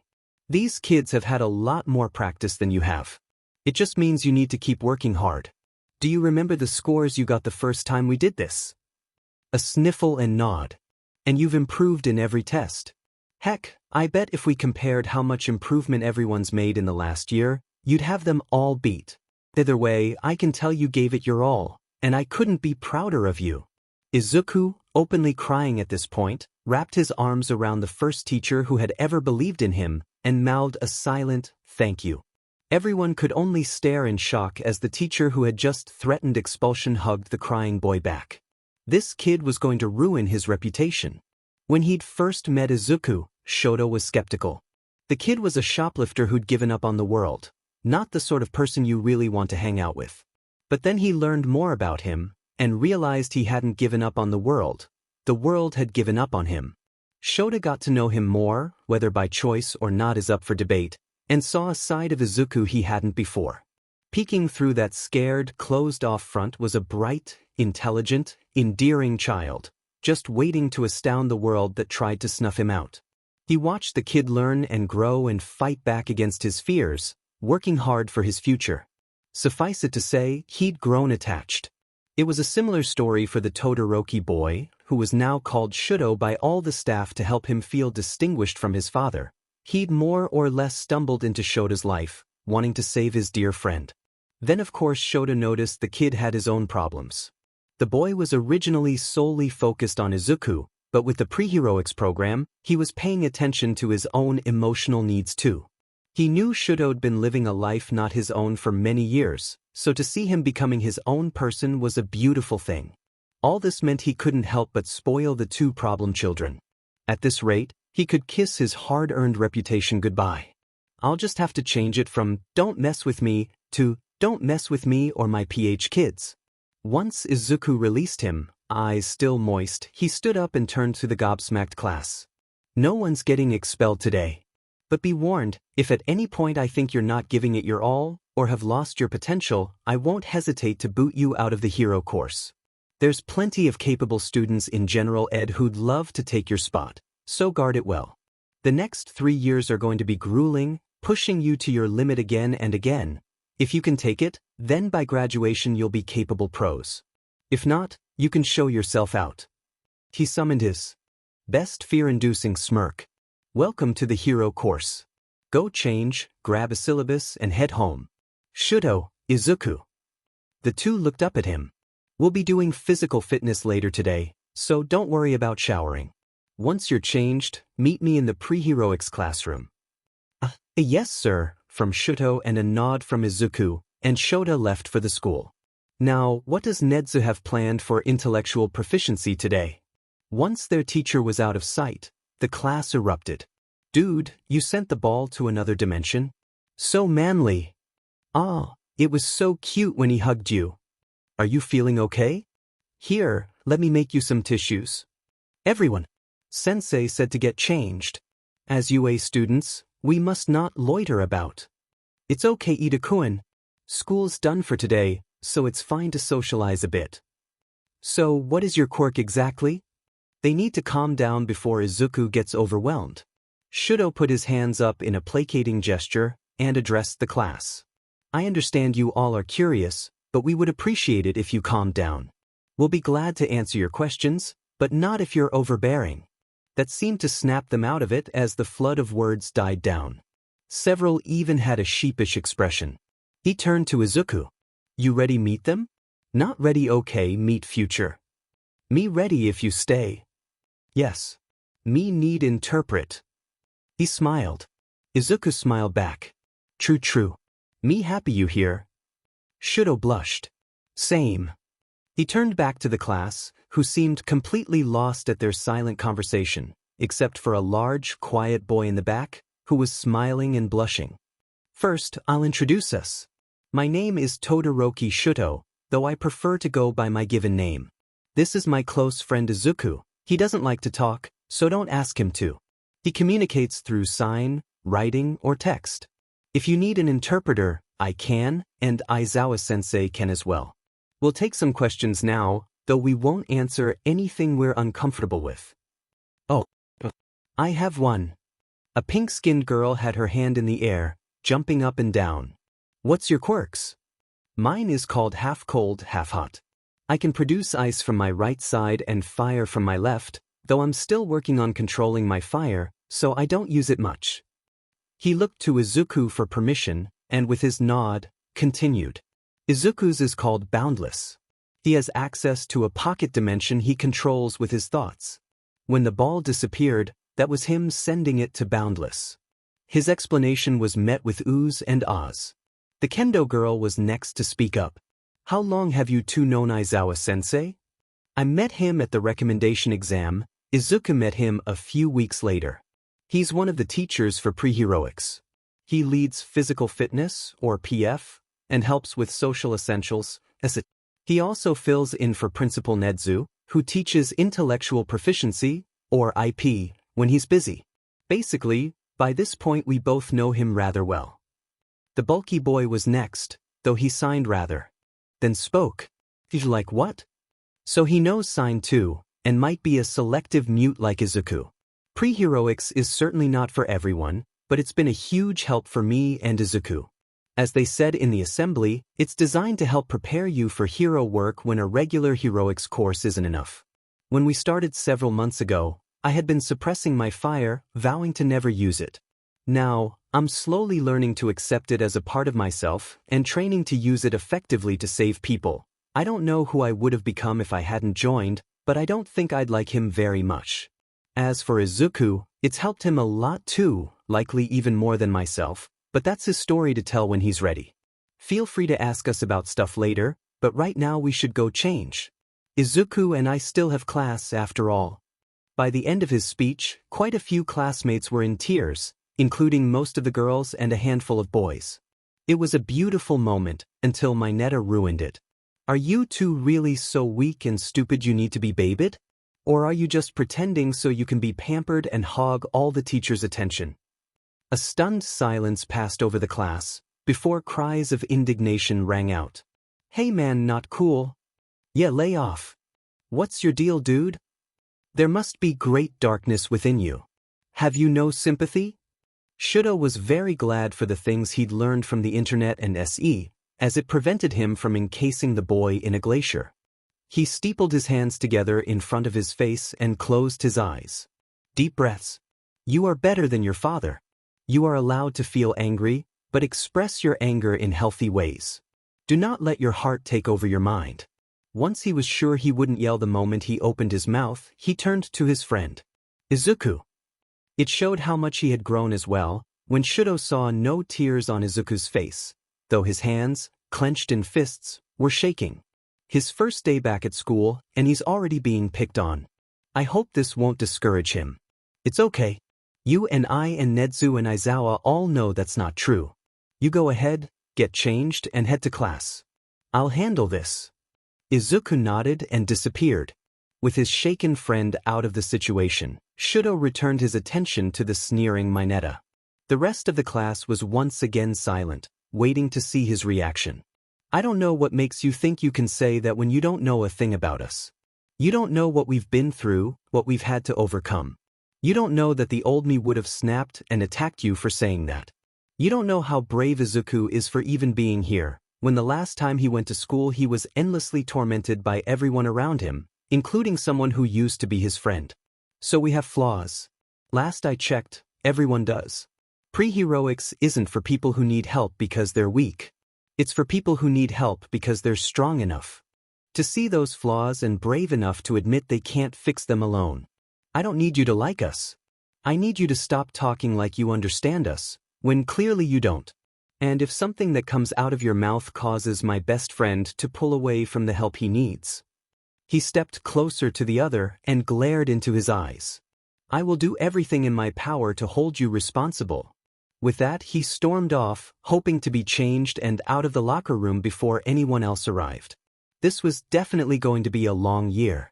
Principal Nedzu had arrived to lead IP a few minutes ago, so Shouto had just been relieved to do some necessary paperwork, but not before Shouto had arrived, several minutes late, and informed him that Mineta had once again insulted him and Izuku, which Izuku confirmed. Shouto had noticed his lecherous gaze towards the female students too, so he was already on thin ice. I should ask the other teachers how their students reacted to the pre-heroics announcement tomorrow. He was just thinking about how best to ask, when a hesitant knock caught his attention. He opened the door to find a purple-haired kid with dark eye bags he recognized from the entrance exam. 0 points, and no signs of quirk usage, must be non-physical.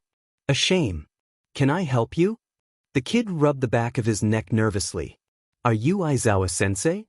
Yes. Why? He looked to the floor and shuffled his feet.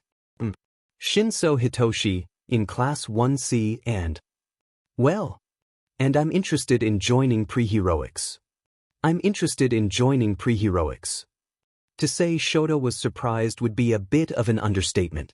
He hadn't expected someone to come up to him about PH the day it was announced.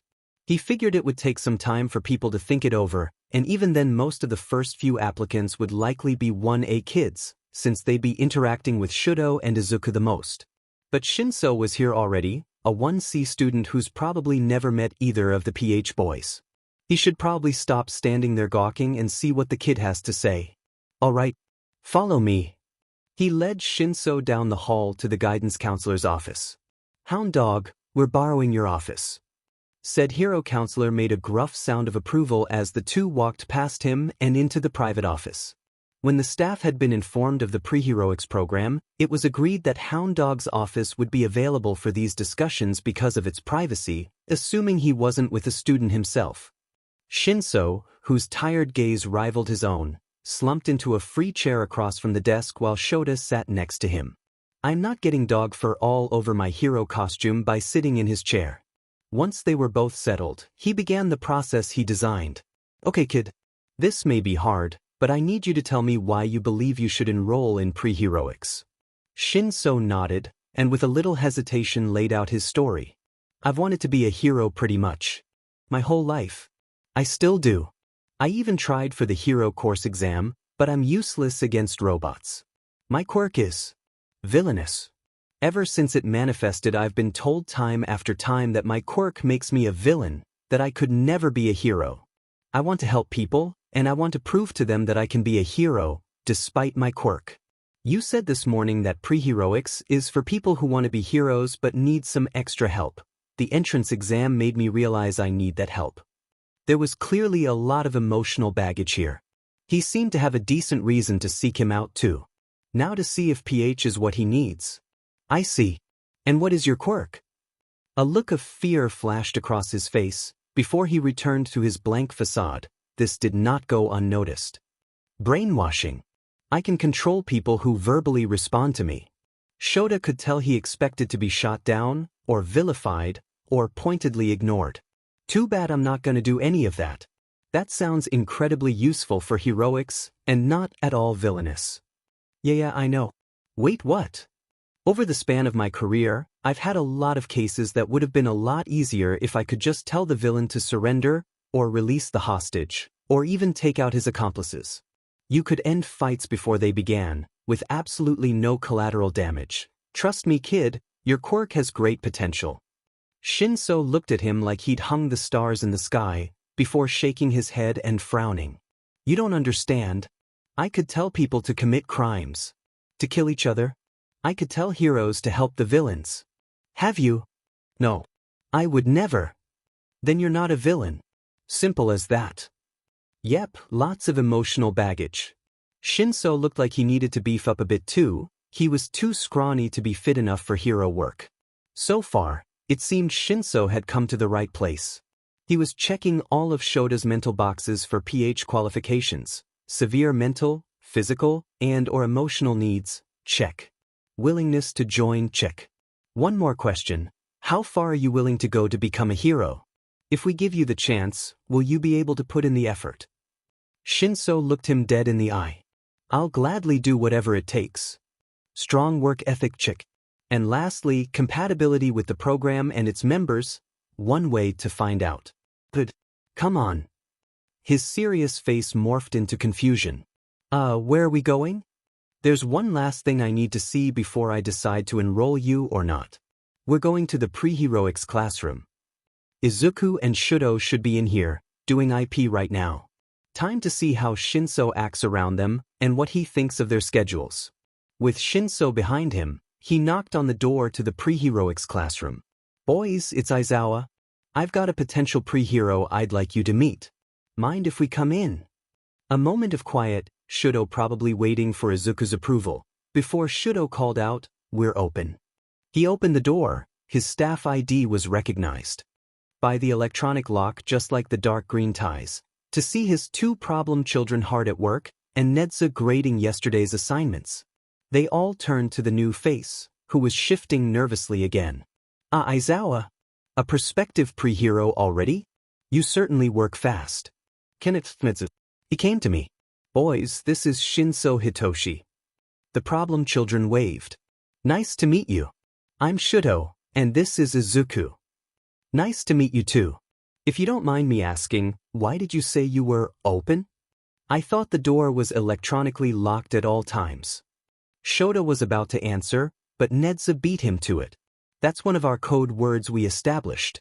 We want the pre-heroics facilities to be safe places for our pre-heroics students, who have special needs that must be accommodated. Hence, we recently established a list of code words and regulations. One regulation is to always announce oneself before entering this room, and if someone isn't here, do not enter without their permission. Young Shouto, would you mind explaining the code words to our guest? The bicolored boy nodded.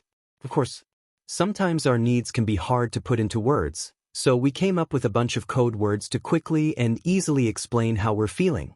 For instance, open is short for I'm open to you, meaning I'm okay with your presence, or you're welcome to come in. If I wasn't, I'd say I'm closed. Shouto wished he could get away with that all the time. I need to tell Hisashi that one, so when he's about to burst my eardrum or I need a nap I can just say, closed, and leave it at that. The awestruck look on Shinso's face showed he felt similarly. That's cool. So you can just say that you're closed and people will leave you alone? Just like that. That's the idea. It's still pretty new, so no one outside this room knows it yet. Shouto nodded. We'll be teaching the code words to everyone involved with pre-heroics and its members, so they can be used throughout the school. Nedzu, do you mind if they take a break to talk with Shinso about the course? By the time they were done telling Shinso about PH, Both he and Nezu were convinced he should join, and the principal was already writing up curriculum for him. The boys all got along too, especially Shinso and Izuku. It made sense, since their stories shared certain factors. They clearly sympathized with each other a lot. The purple-haired boy left UA with a smile on his face, and a promise that he'd receive his new green tie within the week. Now it was time for him to go back to paperwork, as much as he didn't want to, but before he left, one hand ruffled dark green hair and the other red and white hair. You both did really good today. Izuku, you met a lot of new people and didn't let your fear take over. Shouto, you did a great job communicating and handled your anger well. I definitely call that a pass for both of you. How are you feeling? I'm still a bit angry at my Neta, but as long as he doesn't insult us again, I think I can forgive him. Other than that, our class seems nice and I'd like to get to know them better. Tired? Scared past? Many new person. Shochan with me, feel better. Shota smiled at the name sign Izuku had come up with, an S he tapped on each side of his chest, to symbolize his friend's half-fan-half quirk and appearance. Shota's was an A for Aizawa that swept in an arc by the neck for his capture gear. Nezu was the sign for mouse, with an N. Izuku's was an I moved in a circle over the heart. That had been a fun day for the boys, coming up with name signs for all sorts of things. The memory of their excitement warmed his heart. These two were making him go soft. I'm glad. Now finish your assignments, I won't have you two slacking behind, and we've still got training to do. Your scores today were certainly improvements, but there's still lots to do. Once Nezu relieves you, get changed and start your warm-ups. I'll meet you at the gym. Yes, sir. Thumbs up. Definitely going soft. It took Izuku, his name is Izuku, a moment to realize that annoying sound was his alarm and he was supposed to get up for school. Yesterday was absolutely exhausting.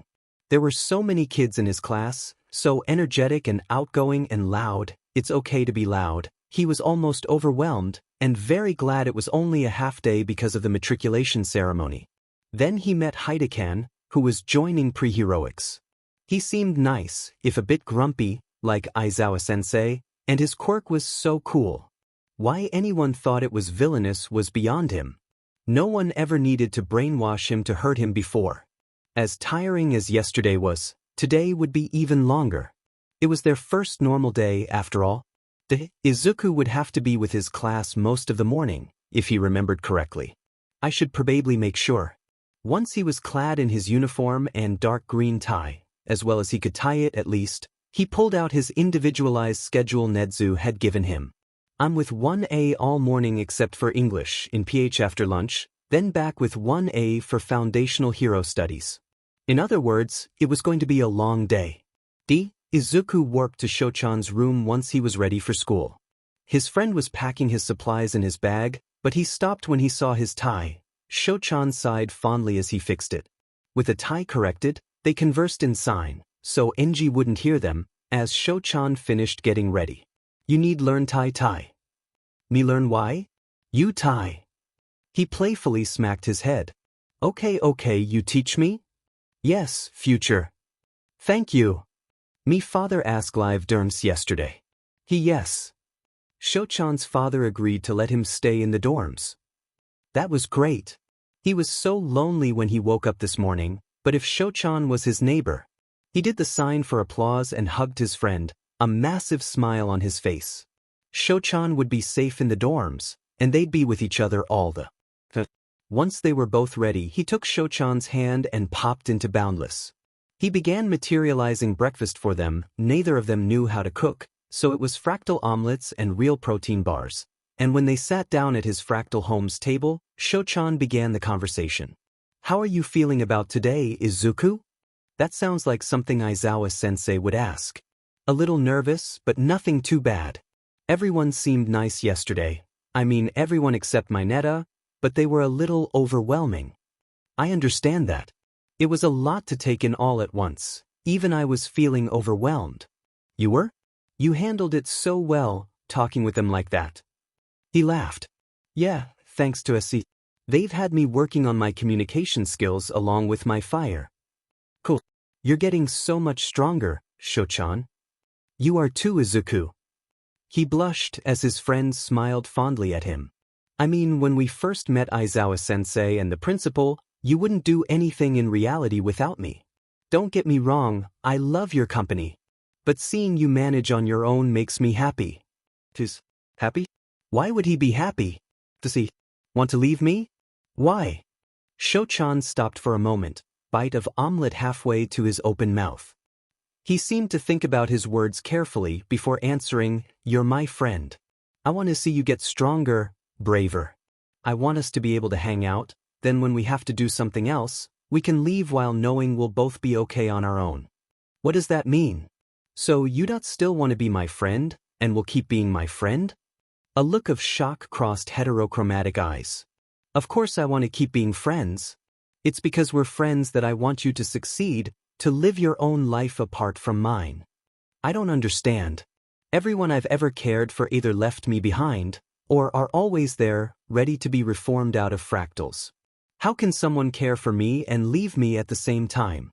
He must have noticed his lack of comprehension, because he tried to clarify his point. It's like...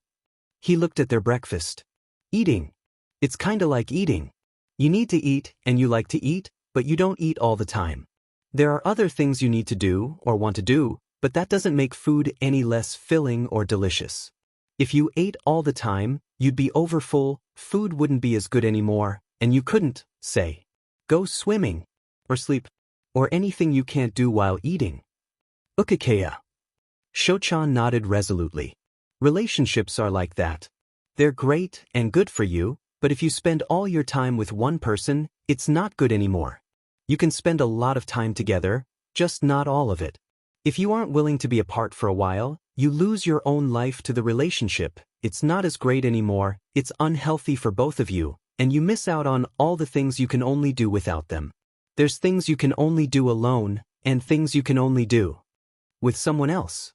Always being together, or always being alone, either way means you miss out on a lot of what life has to offer. You can only have the best experience by having company and alone time. Oh, I think I get it. But I better keep working on show, just in case. With breakfast finished, Izuku and Shouchan appeared right in the 1A classroom, 3 minutes to the bell. When did you two get here? They had apparently hopped into existence right next to a brunette girl talking with a blue-haired, bespectacled boy. Just now. Izuku's quirk is really good for fast travel. You should refrain from scaring your classmates like that. Plus, you are barely on time. As UA students, we should strive to all be in class at least 10 minutes beforehand. The loud twosome startled him a bit, but he supposed he did startle them first. He gave an apologetic smile and signed, "Sorry. Me appear, don't know people where." Thankfully, Shouchan interpreted for him. He said he's sorry. When he uses his quirk to teleport, he only knows where he will appear, not where people are in that area. We didn't mean to scare you, we just weren't aware we'd show up right next to you. I see. Please excuse my rudeness. I am Ida Tenya. And I'm Uraraka Ochako. Nice to meet you. Shouto and Izuku, right? Izuku used the introduction he'd been practicing. Hello, my name Izuku, Izuku. Nice meet you. He just introduced himself and said it's nice to meet you. That's his name sign. Shouchan did the eye in a circle over his heart. It's a sign we came up with so we don't have to fingerspell his name every time. Feel free to use it. They'd agreed beforehand that other people were allowed to use their name signs. I'm Shouto, and this is my name sign. He tapped an S on the left then right of his chest. Ew, that's so cool. Apparently their conversation had been overheard, and now several students were practicing the name signs. Come on Izuku, let's get to our seats. Aizawa-sensei should be here any minute. Homeroom was over, and next was English. Izuku looked at his schedule. He wasn't ready for high school level English yet, so he was going to pre-heroics for his beginner's English with Nedzu. Shouchan was staying with the class. He tapped his friend's shoulder. Me go to English with Nedzu. You stay? Yes. Me want go to with you, but need stay. You enjoy. See you later. Shouchan will be okay. I guess a break from class would be nice. He waved and got up, remembering to bring his whiteboard. Their neighbor, Yaoyorozu, he remembered, seemed surprised. Oh, Izuku, correct? Where are you going? He took off the cap of his marker and wrote, I'm in pre-heroics for this class. An orange-haired boy read the board as well. You get to skip English, Izuku? Gotta say, I'm a bit jealous. Well, now the whole class was paying attention to him. He flustered about a bit, before erasing his board and writing, not Skyping. Not very good at English, far behind. So Nedza teaches me. Not very good at Japanese either apparently. Izuku flushed in shame at Mineta's comment. He doesn't understand. Shouchan said to not let his words stop me. He said I should stand up for myself. I'm still learning, getting better. Are you? Snap. What a manly comeback. Nice. With words of encouragement from his classmates, Izuku walked to pre-heroics with a small smile on his face. They just finished math. Ectoplasm Sensei said he could be his assistant. When the lunch bell rang. Suddenly, Izuku found himself surrounded by classmates. Hey, can we eat lunch with you guys? He stopped breathing for a second, before he felt a familiar shoulder tap. Blue and gray eyes watched him with concern, as hot and cold hands began to sign. They want to eat with you and me. Me stay. Open? Closed. He took deep breaths and steeled his nerves. Open. Shouchan beamed at him, before turning to their classmates and saying, okay, should we eat here, or the cafeteria? A few of the more situationally aware students looked hesitant. Kendo finally spoke what was on their mind. Would the cafeteria be okay? We understand if that's too much right now. They care about how we feel? Thanks for the concern, but it's fine. There's a special table blocked off from the others specifically for pre-heroes and their friends. It's nice and private, so we'd be comfortable there. That's how several students from 1A found themselves walking down a little-used staircase to the back of the cafeteria, where a secluded table labeled, reserved for pre-heroics waited. Izuku was excited to see Hideken already there as they approached. He looked up and waved, but paused when he saw the group of kids behind him and Shouchan, who broke the stalemate.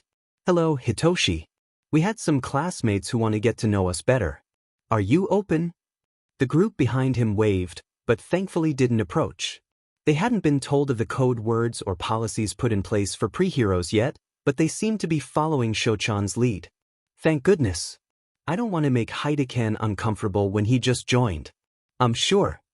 Before they could sit down, an incredibly loud voice called out. Todoroki. I found you. Todoroki. I found you. There was a sudden gust of wind, and Shouchan was being hugged by someone Izuku had never seen before. Who is that? And why does he know Shouchan? It's been so long. I'm glad you made it in. Who am I kidding? I knew you'd make it in. Shouchan's brain restarted, and he finally responded to the boy who had lifted him up and was swinging him side to side in the hug. Oh, we met at the recommendation exam, correct? To us. Inesa? Correct. I'm so glad you remembered me. What are you doing all the way back here? This is the pre-heroics table. It's secluded, which makes it more comfortable and emotionally safe for us. Pre-heroics? We have talked about that yesterday morning. Why are we sitting here though? Izuku, Shouchan, and Hideken all looked to each other, getting the silent permission to share their mutual situation. Hideken was the one to voice it. Because we're pre-heroic students. Everyone looked to the insomniac. While the 1A students were busy interrogating him. You're a pre-hero too? Where's your tie? I just joined yesterday. I'll get mine in a few days. Inesa stared at Shouchan's dark green tie, stunned. You're not a pre-heroic student? I thought you were in 1A? I'm in both. 1A is my homeroom, and I spend most of the day with them. I just have a few PRDS and supplemental courses that are PH only. Everyone left the duo standing there as they sat down and continued talking to Hideken. Izuku sat down as well, but he kept his ear on the suddenly quiet conversation behind him. I don't really like him. I need to make sure he doesn't hurt Shouchan's feelings. Why are you in pre-heroics? You seemed so strong at the exam. I'm strong physically, but there are parts of me that I need help to strengthen. As Aizawa-sensei said yesterday, pre-heroics isn't for people who are weak, it's for people like me who need specialized care and attention to overcome our hardships. The hero I want to be is someone I can't become without a little outside assistance. A moment of silence. Inesa must be processing what Shouchan said. You better not insult him again. Oh, I see. That's so cool. You're working hard to be a great hero, huh? Yes. Can I eat my lunch now? I'll have to ask my fellow pre-heroes if you can join us, but I'm sure they'll say yes. That's okay. I'm going to sit with my 1B classmates and get to know them better. I just wanted to say hi. Bye. And with that, Inesa almost, or perhaps literally, flew out of the PH Nook and into the crowded cafeteria. Izuku brought his focus back to the table, only to find half of his class with bentos out, and the other half standing up, no doubt to go get their own lunch. Once Shouchan sat down, he addressed his coursemates. I'll place the order for lunch rush. What would you two like? Curry. Biwardar, please. Shouchan pulled over a small console that lit up when it was in front of him. He typed in their orders. A short chime sounded, before a digital voice spoke from the console. Your order has been placed, and will be delivered to you in 5 to 10 minutes. Thank you. Heidecken laughed at the astounded expression of the 1A students still at the table, chopsticks in the air and jaws hanging open. The invisible girl was the first to get over her shock. You guys get to order your food and have it delivered? That's so cool. I'm jealous. Izuku pulled out his board and wrote, Nedzu and lunch rosh no lots of pepple is scary. We can order so we don't have to go in line. He showed the table and a girl with long green hair spoke. That's understandable, Karo. It's only natural you'd want to. Avoid crowds if they make you nervous. Uraraka continued for her. Yeah, that's super considerate of UA. It seems they're doing all sorts of things to help you guys out. Heidecken smiled.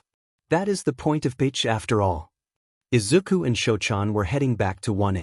They just finished an IPPRD together, 1A had modern literature, and neither of them were very good at that, and now it was time for 1A's last class, Foundational Heroics. When they entered the classroom, quite a few students greeted them. Welcome back. You guys joinin' us for heroics? How was IP? They had barely sat down when I am. All Might burst through the door. Coming through the door like a normal person? I don't think that's normal. Everyone else, even Shouchan, seemed awfully excited to have All Might teaching foundational heroics. Izuku had been obsessed with the hero when he was little, before his mom died and life just kinda stopped being great. He supposed it was kinda cool to have the number 1 hero teaching him. All Might Sensei told them to change into their hero costumes, before hitting a button that opened a panel on the wall, revealing a rack full of suitcases. 2 of them were a dark green. When they had grabbed their cases and made it to the changing room, they saw that the locker next to Shouchan's had Hitoshi engraved on it now. Nedza sure works quick. Izuku went into a changing stall and opened his case. His costume was pretty simple. He hadn't thought about a hero costume until only a few weeks ago, but it would serve its purpose well enough, he supposed. It was a lavender jumpsuit, with pearlescent highlights down his arms and legs as well as around the logo on his chest. The logo he designed was a mass of triangles in a spiral, colored in pale greens, bright blues, and deep purples. It reminded him of the fractals of Boundless. He had a silver belt. He didn't need pockets when Boundless held everything he needed, with matching boots and gloves. Topping it all off was a lavender visor and metal mouthguard, complete with respirator, that hung around his neck. He had been assured that the entire costume was fireproof. Oh, your costume is so colorful. I love it. Why those colors though? Uraraka approached him as soon as he made it to the training grounds. Shouchan, whose costume was a dark blue shirt and pants, with white boots and a brown belt, was behind him. It was simple but suitable. Maybe I should help him come up with something a little more distinct. Izuku was about to answer Uraraka when Shouchan beat him to it. It's based off the natural colors and patterns of Boundless, right? Correct. Boundless, that's your quirk, right? That other dimension you control, or something. He nodded. Me like your clothes. Pretty. Like space person. He likes your costume too, says it's very pretty and looks like an astronaut. She beamed at both of them. Thanks. She's nice. Before they could continue their conversation, All Might Sensei called for everyone's attention, and next to him was, Aizawa Sensei? Are you teaching foundational heroics too? Said man glared at his class, irritation evident on his face. No. I've got enough on my plate. I'm only here today because somebody missed the staff-wide briefing on teaching the pre-heroic students. Nedzu told me to come make sure that somebody doesn't mess up egregiously and fill him in on what he missed. All Might coughed into his fist, obviously embarrassed at being called out like that. I told you there was a robbery. I couldn't just leave it. There were several pros on the scene already, and they had the situation handled. And cough into your elbow, not your hand. It's unsanitary. Izuku silently chuckled at the unfortunate target of Aizawa's ire. Thoroughly admonished, All Might finally gathered himself and began class. Greetings, future heroes. You all look wonderful in your costumes. Today, we'll be doing indoor team battles. Aizawa-sensei's glare was enough to silence the class that was on the verge of asking a million questions. All Might nodded in thanks to his co-worker, and continued the explanation. Teams of 2, 1 villain and 1 hero, battle it out over possession of a nuclear weapon. Heroes must capture both villains or touch the weapon within the time limit to win, while villains must either capture both heroes or keep control of the weapon until time runs out. Teams would be decided by lot. Sounds fun. I wonder who my partner will be. On Team A, we have Kirishima and Ishido. Team B, Ida and Siro. Team C, Hagakure and Tokoyami. Team D, Midori Dash. Pre-heroes are called by their given name unless otherwise specified. Aizawa cut in. Oh, sorry. Ahem. As I was saying, Team D, Izuku and Mineta. Nope, vetoed. Shochan spoke up as well. I second that veto. I'd see. Very well, let's try again. Team D, Izuku and Kendo. Phew, that was close. Seems he wasn't the only one relieved as he overheard Mineta quietly say, at least I won't be paired with a sissy. That stung a little. At least I'm not paired with a JRK. Why does he have to say those mean things about us? Before the thoughtless words could injure him more, Kendo, who apparently overheard as well, moved over to him, placed a clearly telegraphed hand on his shoulder before whispering, he doesn't know what he's talking about. We'll be a great team, and I look forward to working with you. He wiped his now misty eyes, and gave her a wobbly smile and a nod. Team E, Mineta and Sato. Team F, Jiro and Yaoyorozu. Team G, Azui and Shudo. Team H, Kaminari and Koda. Team I, Shoji and Uraraka. And Team J, Ojiro and Aoyama. Everyone meet up with your partners. He was glad to be with Kendo, and to see Shochan with Azui. They both seemed really nice and cooperative, so he supposed this exercise shouldn't be too bad. Well, I guess it also depends on who we're up against. With everyone in their teams, All Might, under Aizawa-sensei's watchful gaze, began to draw the lots for matchups. First match is Team B as villains versus the heroes, Team D. First match is Team B as villains versus the heroes, Team D. He's going first. Great. Ida and Siro headed into the building to prepare, while Kendo turned to Izuku. We have 10 minutes to strategize before the exercise starts. Do you have any thoughts? He pulled out his whiteboard. I think Ida will place the BOM, while Siro will set tape traps. I agree. They may stick together by the weapon, or they may separate. We should come up with plans for both scenarios just in case. Both are good at mobility. Either would make good guards. True. Maybe we'll be able to come up with an idea if we discuss our quirks. Mine is Big Fist, which allows me to grow my hands to giant size, increasing their power. You. Boundles. I have a pocket dimension I control with my mind. It lets me teleport people and objects, store things and make anything within it, but stuff I make isn't real outside it. Whoa, that's so cool. So you can do just about anything as long as you're inside it? Even teleport. He nodded, and wrote, "Only to places I've been," before he stopped. He wrote again. "I have an idea. Need to ask sensei." He looked over to where the teachers were, and clapped his hands to get their attention. Aizawa's smirk when he signed his idea sent shivers down his classmates' spines. Shouchan looked surprised and proud. When prep time was up, Kendo and Izuku were standing outside the building for the exercise. They walked over to the door, but did not enter. With a nod from Kendo, Izuku disappeared. It felt good to be in Boundless, even if only for a moment. He appeared next to Aizawa-sensei in the observation room, to the shock of his classmates. "Was, Izuku, what are you doing here?" He ignored the electric blonde, focusing on the screens. Realization dawned on a few faces, even more when Kendo was seen speaking into her comm. "Okay, Izuku. What floor is the bomb on?" He turned his own comm on, and tapped the mic 3 times. "Third floor, tap once to confirm." 1 tap. "Got it. Now who's with it?" 1 tap for Ida, 2 for Zero, 3 for both, 4 for neither. 3 taps again. "Both are with the bomb. Tap once to confirm." 1 tap. "Great. Proceeding with the plan." He reappeared next to Kendo with 2 pairs of scissors and a bucket of soapy water he'd prepared during prep time. "Good work. Do you mind keeping the bucket in Boundless until we reach the 3rd floor?" He nodded, and the bucket vanished. They went inside, easily snipping through the tape traps Zero had set to slow them down.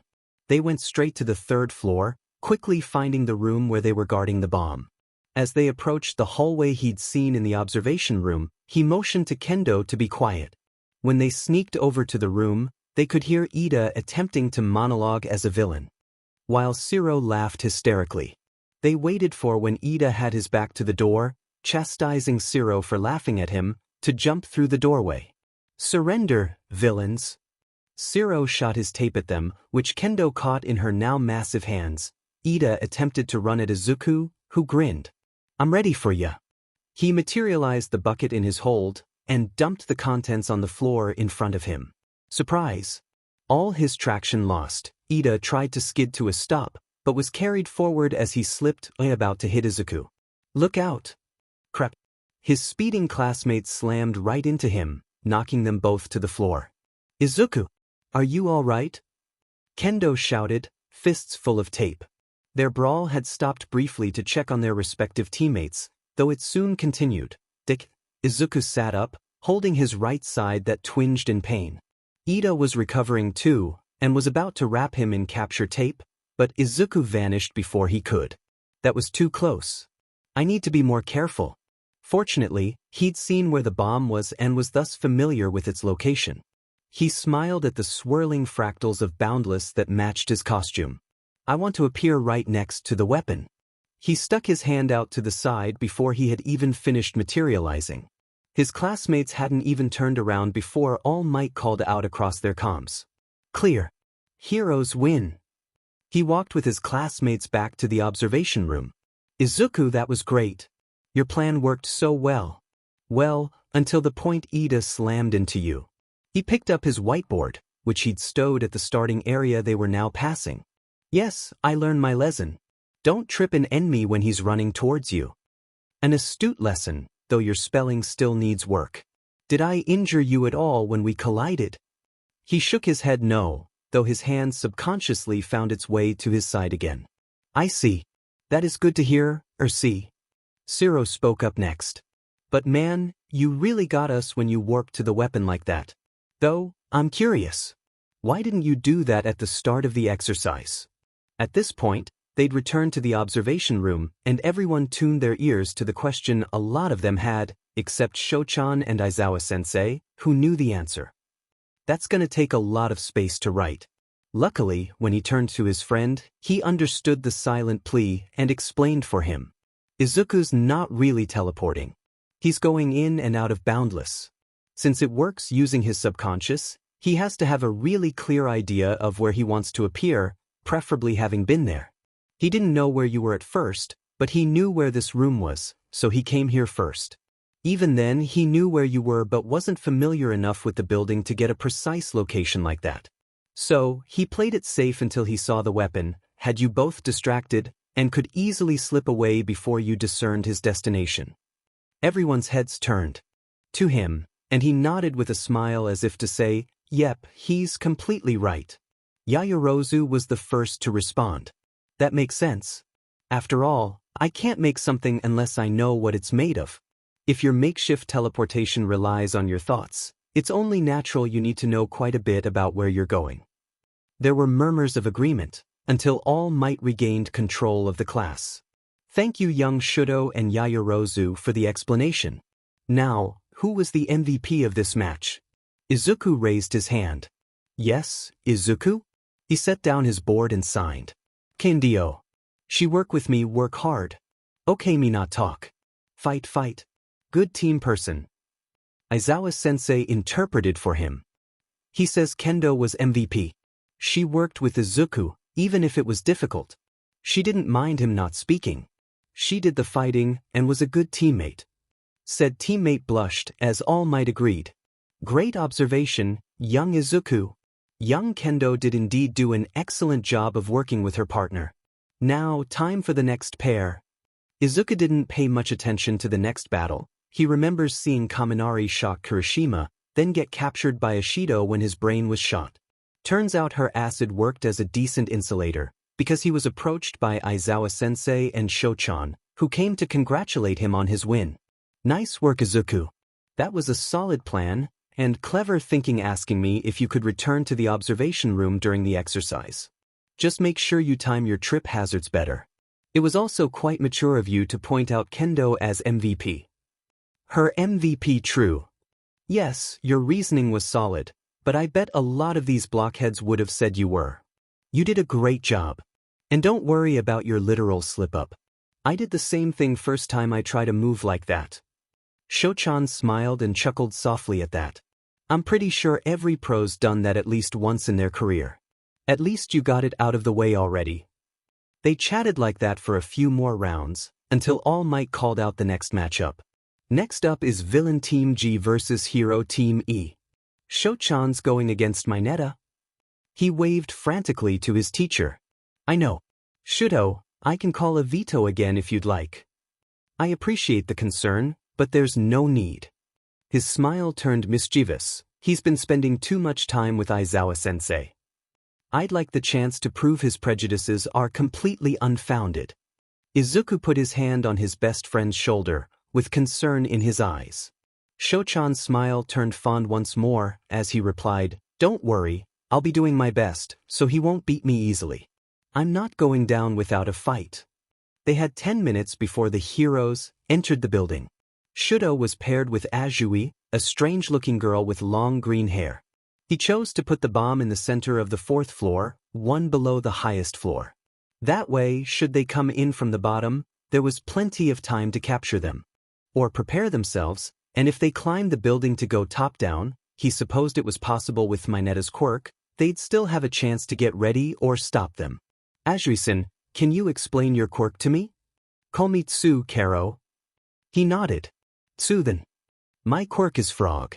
I can do just about anything a frog can, like climbing walls or having a long tongue. That's really useful." "Nice. I have a plan, but I'm not sure if you'll like it." When their 10 minutes were up, Shouto was in the room with the weapon, listening to the comm. Sato is entering the building from the ground, while Mineta is climbing up the wall. Karo. "Great. You still out of sight?" "I'm around the corner of the building like you suggested, so they haven't spotted me. It looks like Mineta is going all the way to the top, he just passed the 5th floor." "Good work. Come back inside, and I'll commence phase 2. Once as Tsu crawled in through the open window, he motioned her closer to him. "I know this is our best defense, but you're right, I don't like it, Karo." "Sorry." He thought for a second, recalling all the work he'd done in SE and PF in regards to his quirk. "If you don't stay close to me, I can help you keep warm." She gave him a questioning look, but obliged him.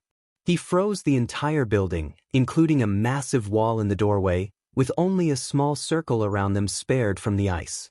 Inside that circle, he placed his left hand on Tsu's shivering back, spreading a carefully controlled warmth through their circle. From there, it was a simple waiting game. He knew from yesterday that Shouto had some kind of strengthening quirk and would probably be able to break out of his ice. Mineta would have no such luck unless he somehow avoided being frozen in the first place, not very likely in his opinion. Now he was waiting to see if Shouto would go release his teammate or try to get to the weapon. He'd be almost out of time either way. How are you holding up, Isu? Are you warm enough?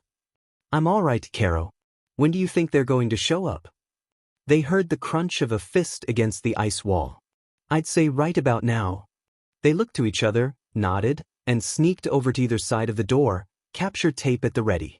The rhythmic crunching of punch after punch did not drown out the soft, "How much longer till you break it? We gotta beat that wuss and show the chicks how strong we are," and the strained, almost crunch there, but I'm crunch running low on sugar, of their opponents. The moment the ice wall broke, Shouto wrapped his tape around the receding fist, and Tsu leapt through the opening to tackle Mineta. They rolled on the floor, Mineta trying to stick Tsu with his ball. With the confirmation of "Shouto has been captured" from All Might, Shouto ran to support his teammate. "Tsu, back up." She jumped off the boy on the icy floor, sticking to the wall of the hallway. He slammed his right foot down and encased Mineta's limbs in ice. Tsu walked over and stuck a piece of tape over the captured boy's mouth. "Mineta has been captured. Villains win." He walked over and thawed Mineta. He may not like him, but he was going to be the bigger man. "Stop underestimating us pre-heroes. Keep being prejudiced, and you're gonna get the rug pulled from under you." He mumbled a reply, but the tape made it indiscernible. Tsu held up her hand, and Shouto high-fived her as they walked back to the class.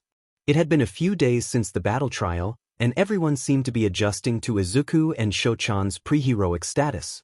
They no longer questioned when Izuku would leave after homeroom, or practice his kanji during science, or read 4th grade-level books between classes. They never batted an eye when Shochan left during modern literature, or would occasionally light a small flame in his hand while taking deep breaths, or say his positive self-talk lines.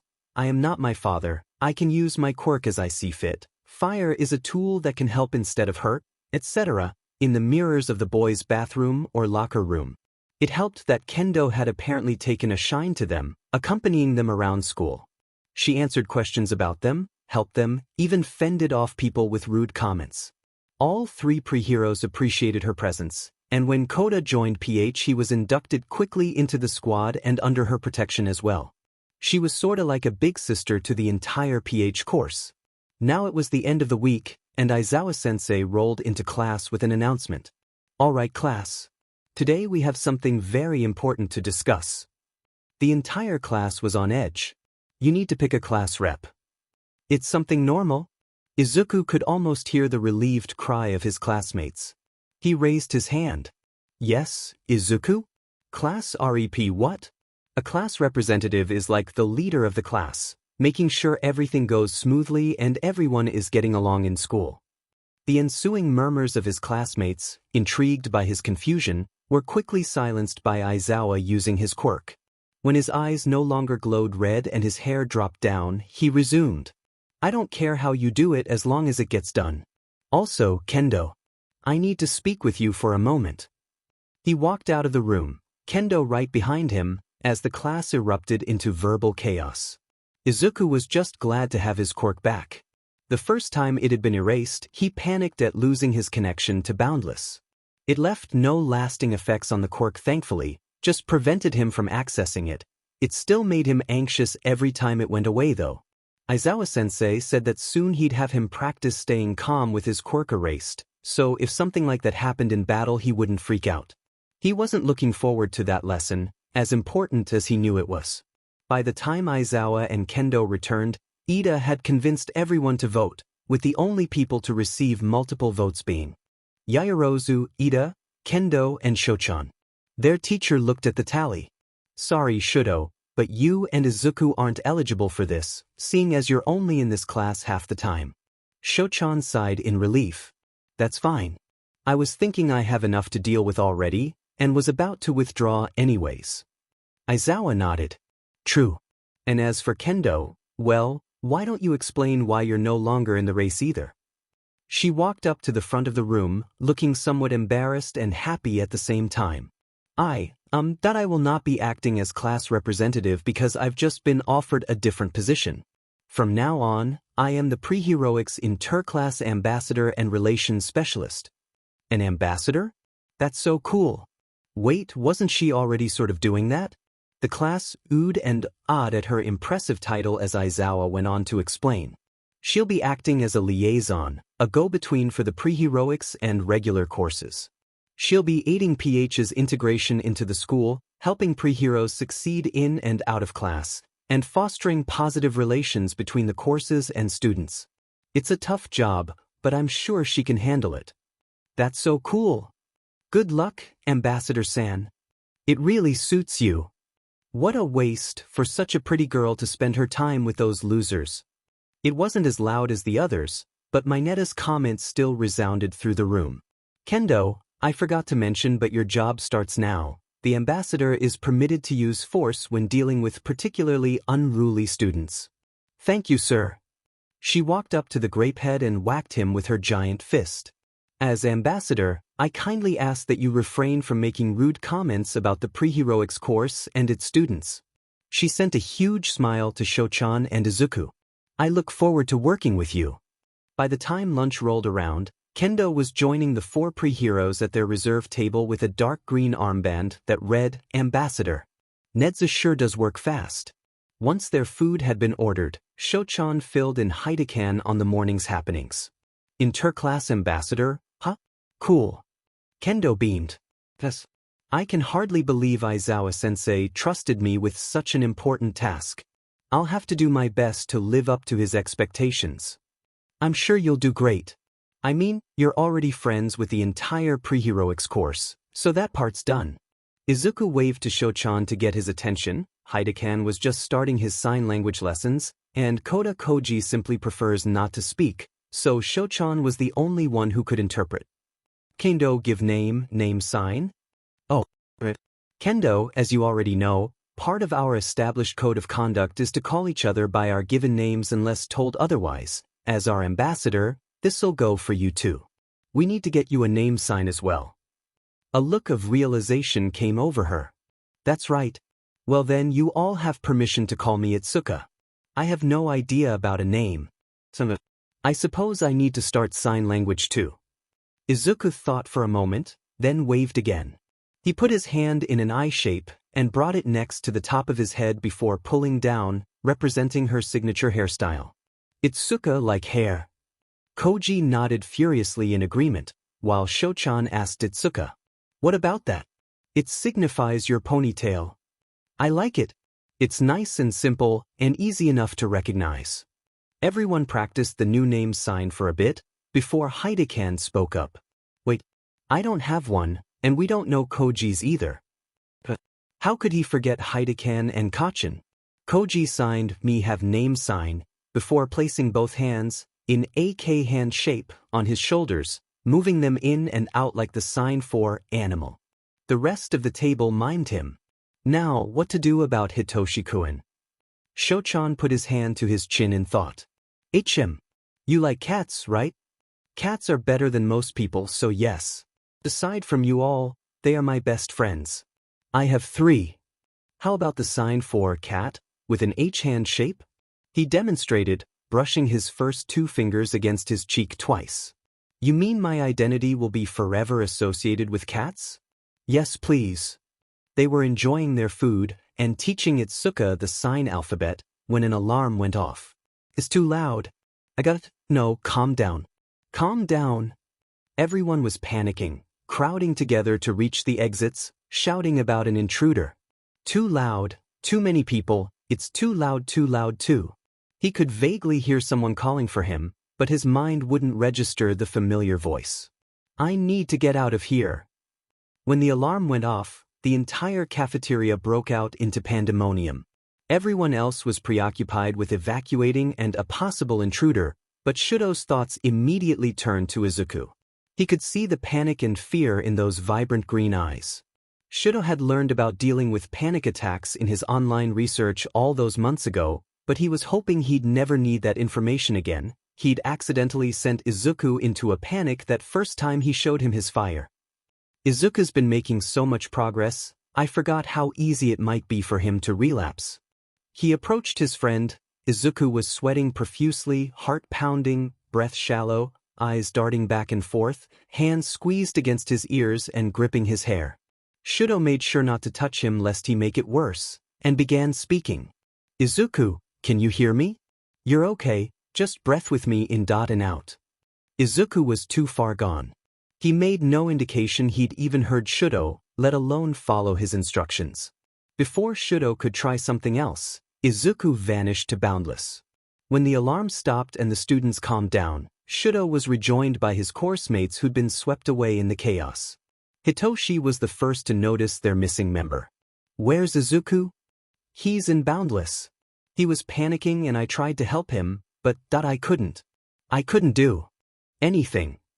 I failed my first friend. Itsuka placed her hand on his shoulder, smiling sadly. At least you tried. You were the first one to notice and respond to his fear. He was too far gone into his own head to realize it, but I know some part of him recognized your presence and appreciated it. We can't always stop a panic attack, but we can be there for him when it's over. He took a deep breath, exhaling it as a sigh. You're right. I need to tell him the coast is clear. The others looked confused, though Hitoshi was the only one to voice it. But he's in Boundless. How are you supposed to contact him when he's in another dimension?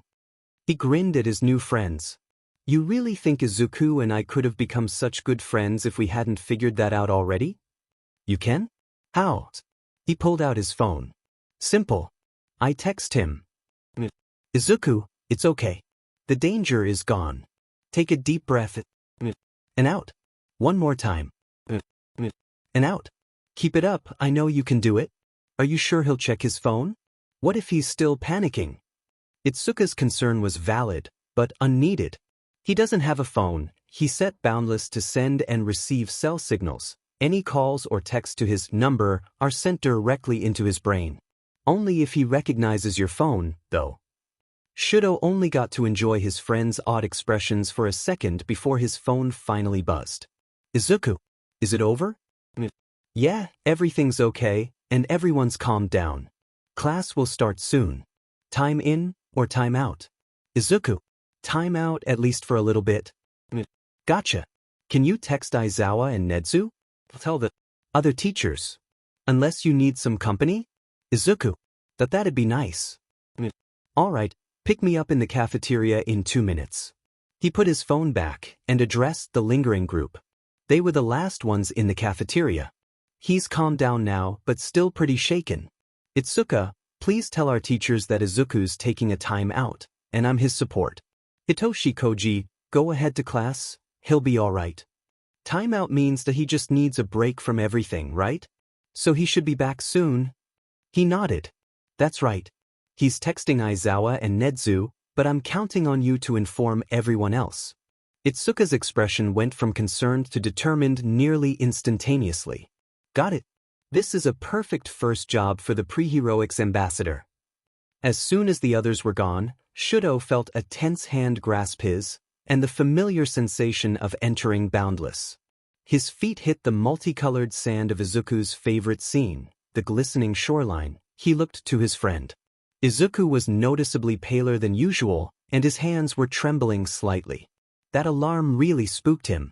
He took the shaking hand and slowly led Izuku over to the pier, gently tugging him to sit down. Shouto took off Izuku's shoes and his own, then slowly lowered their feet to the water. You doing okay? Izuku breathed deeply. Yeah. I just need some time. That's understandable. Had a pretty serious panic attack. Can we talk about it? In a minute. Take your time. Izuku was looking at the ocean, focus split between it and whatever was running through his head. The ocean turned purple, then fizzy, then warm, then clear, then ice-cold. He finally settled on a bubble bath ocean before he spoke. I almost handled it. I think if it was just the alarm, I would have been okay. It was sudden and loud and certainly scared me, but I'd almost calmed myself down. But then everyone else started running and screaming, and all I could think is, too loud, I need to go, and wound up here.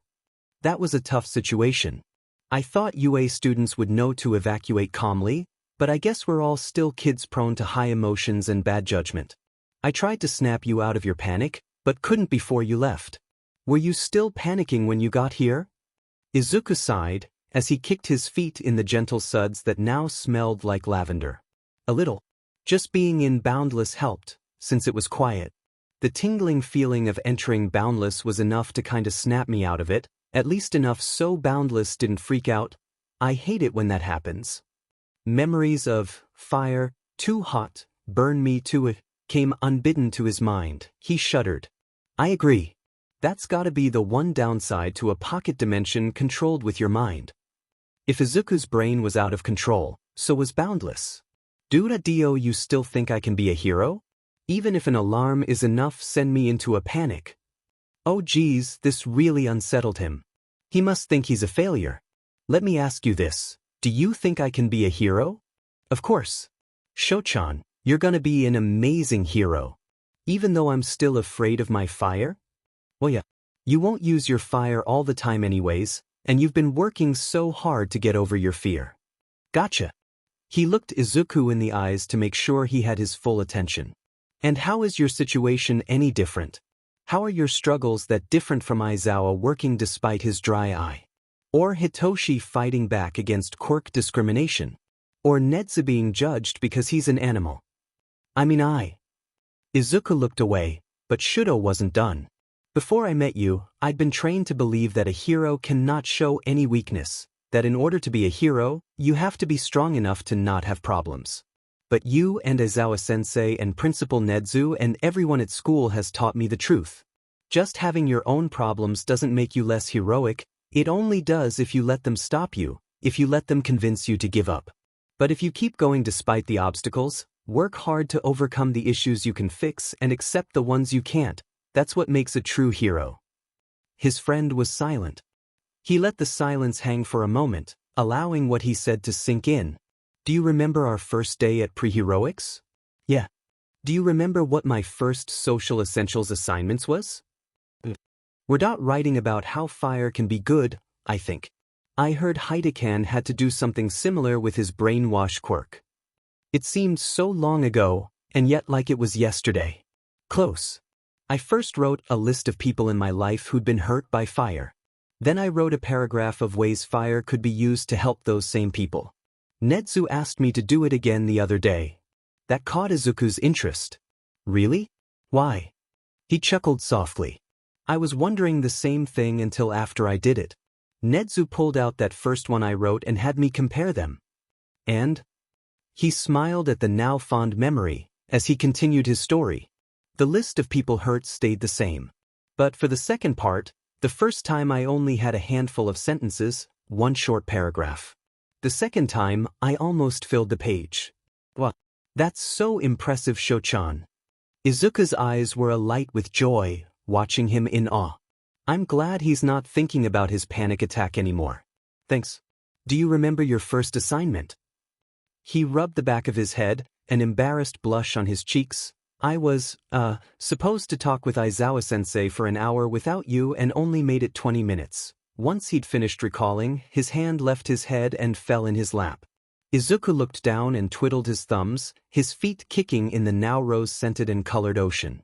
And the last time you did that, what was your record? 3 hours. Shouto put his warm left hand Izuku's lap, stopping his twining fingers.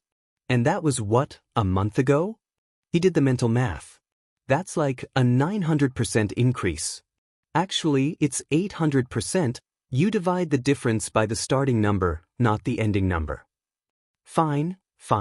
Okay, Mr. Math and Science whiz, 800% increase. But still, that's an incredible achievement. You say I've been working hard, but you've been working harder than anyone I've ever known. The only thing that can prevent you from becoming the person you want to be is yourself. So stop letting yourself stop you. The silence returned. Izuku was mulling over Shouto's words, and he didn't want to interrupt. He noticed, but didn't comment, when the pier beneath them seamlessly became the sandy beach. Shouto dug his toes in, while his friend let it run through his fingers. Izuku was the one to break the quiet this time. You know why I like this beach so much? Color him intrigued. Alright, I'll bite. I've noticed it's your favorite scene. Why? When I was little, there was this beach near our apartment that my mom would take me to when the weather was nice. I loved it there, the warm golden sand, the cold blue ocean. It was our own little paradise. But then, trash started washing up on the shore in large amounts, and people used that as cover for illegal dumping. Really? That's not cool. He sighed despondently. Yeah. After my mom died, I went to go visit it again, hoping to find that somehow, something would go my way for once and our paradise would be back. Of course. By that point the beach was covered in junk, so much so you couldn't even see the shoreline. He didn't say a word, only put a hand on Izuku's shoulder in wordless comfort. I kept thinking how badly I wanted to see it again, and that somebody should clean it up, but no one ever did. I guess it was only natural that one of the first things I did when I got my quirk was have that beach remade from my memory. Every time I see it, I think of how that beach, though cluttered and obscured now, will always be beautiful here in my memory. The vibrant blues and purples faded from the sand, leaving only gold. The ocean stopped bubbling and turned a dark blue. The bright crystallized sun gained a warmer, softer glow as it sank down to the horizon. He realized this was the paradise just as his friend remembers it. When they finally returned to class, no one said anything about their absence, though Itsuka sent them an understanding smile. Shouto moved his desk right next to Izuku's, continuing to provide support. Class continued as normal, though Shouto couldn't focus. He kept thinking of that memorial beach. It had been a perfectly ordinary scene, yet somehow all the more beautiful. Izuku was laying in bed when a text message flashed through his head. Aizawa-sensei, just a heads up, you'll be staying with your class after lunch. Foundational Heroics is going on a field trip that will take all afternoon, so stick with 1A. A field trip? Interesting. I wonder where we're going. He mentally texted Shochan. Hey Shochan. Did Aizawa-sensei text you? About the field trip? Yeah. Where do you think we're going? I bet it's somewhere on campus. We just started school after all, and there's not a lot of places we can do heroics training without a provisional license. That's true. I wonder what we're doing. I guess we'll find out. The four pre-heroes walked to the school together from the dorms. Kacchan had just moved in, and Itsune would be soon. For now, she met them on their way to class every day. Speaking of, hey everyone. Good morning. Yo, Itsune. Hide-ken smirked when she choked in surprise. Itsune. Where'd that come from? Hide-ken decided to throw him under the proverbial bus. Izuku. He said yesterday that you were like a big sister, and as such has started calling you its, as have the rest of us. Shochan stepped in to try and save Itsune from dying of embarrassment. Not all of us, really just Izuku and Hitoshi. You do act quite sisterly though. It didn't work. Itsune's face was red all the way to class. The morning passed normal enough, though it was tough for the pre-heroes and ambassador, who'd been informed during their walk, to keep quiet about the impending field trip. They figured since it hadn't been announced to 1A, it was supposed to be a secret. They'd only been told to prevent schedule conflicts. By the time lunch came to an end, Izuku was practically vibrating in his seat, whether in excitement or nerves, he couldn't tell. Probably both. He silently snickered at his classmates' bewildered expressions as he walked back into 1A instead of pitch. At Yayarose's questioning gaze, he wrote a simple schedule change on his whiteboard and showed it to anyone who looked like they wanted to ask. Hey doofus, you spelled schedule wrong and your kanji looks like crap. Why don't you just talk like a normal person? At least then we can tell you to shut up when you say something stupid. He's just being a JRK. I'm not gonna cry, I'm not gonna. A tear rolled down his cheek. Gosh darn it, I'm crying. He didn't hear what his friends were saying, but they were interrupted by Aizawa-sensei. Alright everyone, we have a special class for foundational heroics today, rescue training. Excited whispers rippled through the students, until they felt their quirks being erased. Everyone quieted again, he continued. As I was saying, you can wear either your costume or gym uniform, since some costumes may not be suited for this. Once you're changed, meet me in the parking lot, we're taking a bus. The changing room was filled with chatter as all the boys changed, but one voice sounded out through the others. I found it. He turned to see Mineta staring at the wall. No, more like looking through it. The only thing on the other side of that wall is the girls. He tapped Shochan's shoulder, halfway into his hero costume, and pointed to the grape head. He watched as confusion, then comprehension bloomed on his scarred face, and ice encased their peeping classmate. Mineta's protests went ignored as Shochan walked over and knocked on the wall. Hey, can you ladies hear me? Yeah, came the muffled reply. You should know that there's a peephole in the wall here. I've stopped the offending peeper, but you should find something to plug the hole until Powerloader can fix it. What, really? Thanks for telling us. When they were all decked out in their costumes, they rejoined the girls outside the locker rooms and made their way over towards the bus. The conversation, perhaps inevitably, turned to what happened only a few minutes prior. Who was the one who told us about the hole? Uraraka was the one to start it. It was Shouto, wasn't it? I heard the crackling of his ice, and it sounded like his voice through the wall. Yaoyorozu chimed in. The girls immediately began crowding around the bicolored boy, voicing their thanks and praising his chivalrous actions. Then Izuku got thrown under the proverbial bus again, this time by a flustered Shochan, traitor. Actually, Izuku was the first to notice what was going on. He alerted me to the situation so I could stop it. Wow, really? Thank you so much. Hagakure shouted as the girls swarmed him. Yeah. Who knows how long he would have been watching if you hadn't spotted him.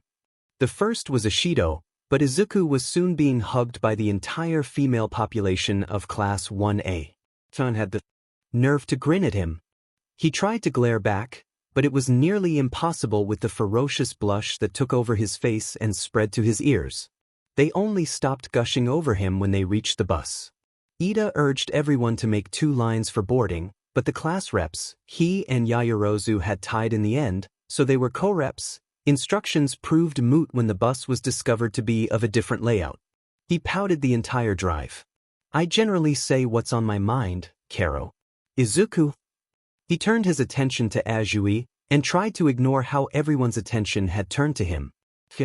He nodded, to show he was listening. Why does it seem like you've never gone to school? He froze. Kaminari jumped in.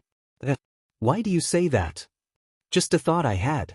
He didn't know what a class rep was. He's surprised by the bell, and is far behind in a lot of subjects, Karo. Kirishima was next to join the conversation Izuku wished would just end.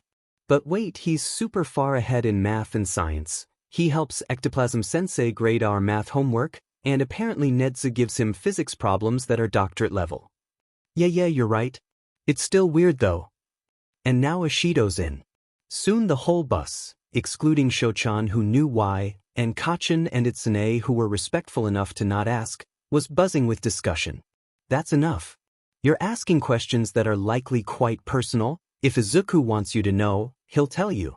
Otherwise, it's rude to pry into this sort of thing. That got everyone to finally stop. Thank you, Aizawa-sensei. His classmates had stopped asking, but he could still see the curiosity shining in their eyes.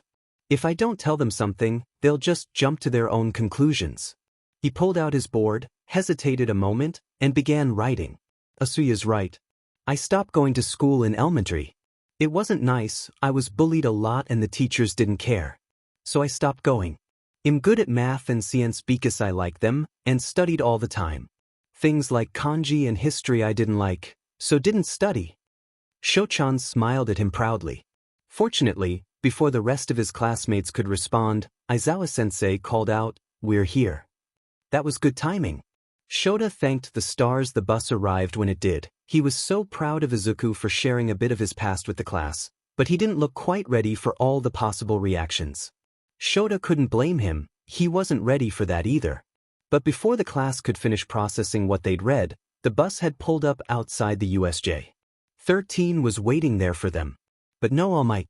Sure enough, as soon as he stepped off the bus, his silent question was answered when 13 held up 3 fingers. For real? I'm gonna strangle that skeleton man next time I see him, number 1 hero notwithstanding. This wasn't the first time Yagi had missed an important engagement because he couldn't keep focused and wasted his time. Doubted this would be the last offense either. He didn't pay much attention to 13's speech as they introduced his class to the unforeseen simulation joint, instead watching to make sure his students were listening. Their reactions were about what he'd expected, until Izuku's shifted. He'd been listening, though clearly looking around the place, thoroughly scoping it out. The kid had impressive attention to detail, when his eyes locked on something behind Shouto. He looked curious, then concerned, then frightened as he waved frantically to Shouto and pointed behind him. He turned around. A swirling purple mist had appeared in the center plaza, and people were walking out of it. Well, crap. A swarm of villains was infiltrating the building, while students were here. And one of them had a warp quirk. Luckily so did they. Sorry, Izuku. Looks like I need to throw you under the bus. Izuku had been paying attention to 13, really. He was just also paying attention to his surroundings. The facility they'd gone to for the field trip, USJ, he believed, was certainly impressive, and Izuku was determined to take in every detail. He supposed he didn't need to pay so much attention. He probably wouldn't need to recreate this place, and even if he did, the fact Boundless can use subconscious memories was always nice, but situational awareness isn't a habit he feels the need to break. Aizawa-sensei and Principal Nedzu seemed impressed with his attention to detail, and even said it'd be quite useful in hero work, so he figured he'd let himself continue. Naturally, that also meant he was the first to notice the strange black particles down in the plaza. One thing Aizawa-sensei had taught him was that people, especially heroes, need a balance between logic and instinct. Logic was important for understanding dangers, working out solutions, and keeping one's instincts in check. But instinct was there for a reason, namely getting oneself out of danger before logic has even registered it as dangerous. His instincts were shouting at him, "Danger! Danger!" And by the time he was waving frantically at his teacher, his logic had caught up and said, "Yeah, this probably isn't good."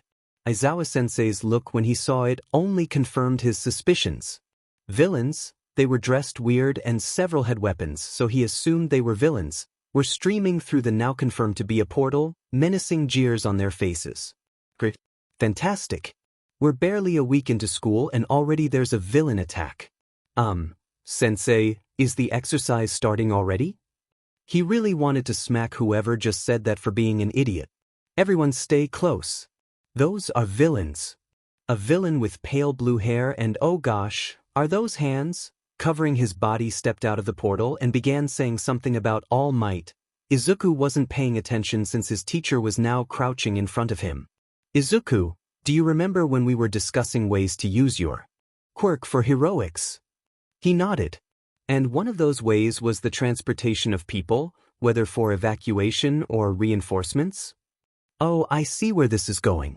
He signed, class leave, teach person arrive. Exactly. Can you do it? Don't know, many people. All right then.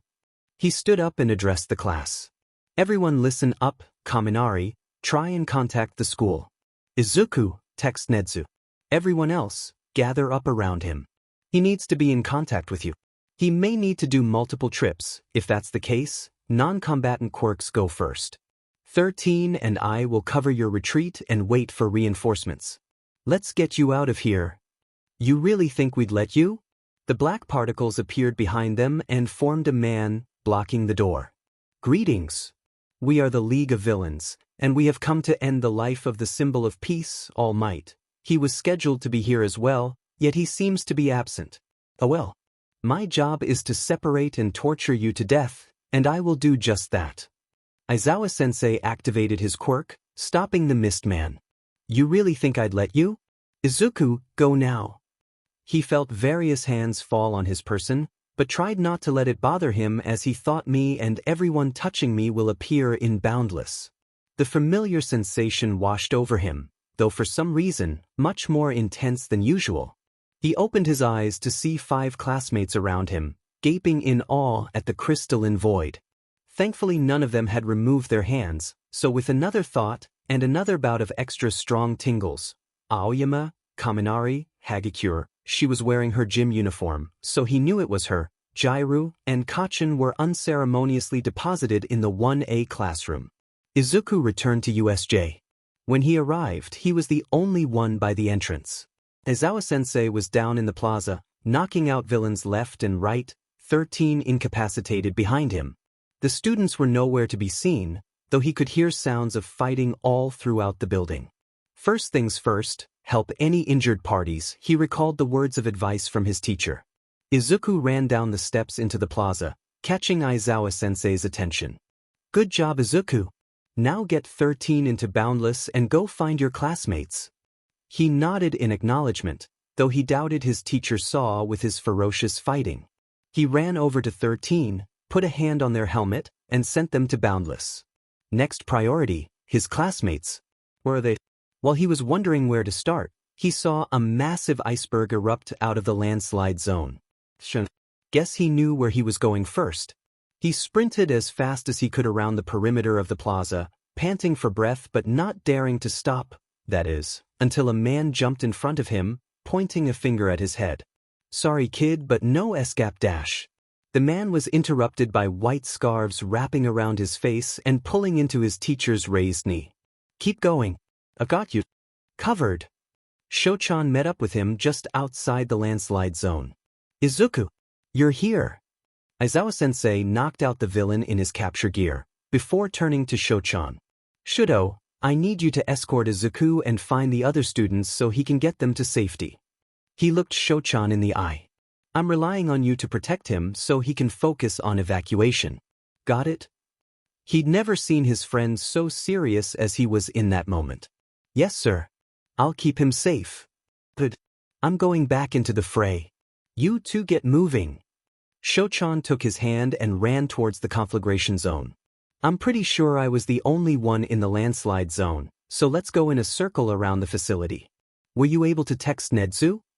He huffed a few times, thoroughly exhausted from all the running, before nodding his head. It certainly seemed like it went through, and even if it didn't, I'm sure the classmates I dropped off at the school will alert everyone. Izuku was already sweating by the time they reached their destination. The fact that destination was a burning mock city didn't help. He gulped down air and closed his eyes. Okay, it's just fire, just fire. His sweaty hand was squeezed by a cool one. You okay? Before he could answer, he heard a voice call out. Ojiro, over here. We've got backup.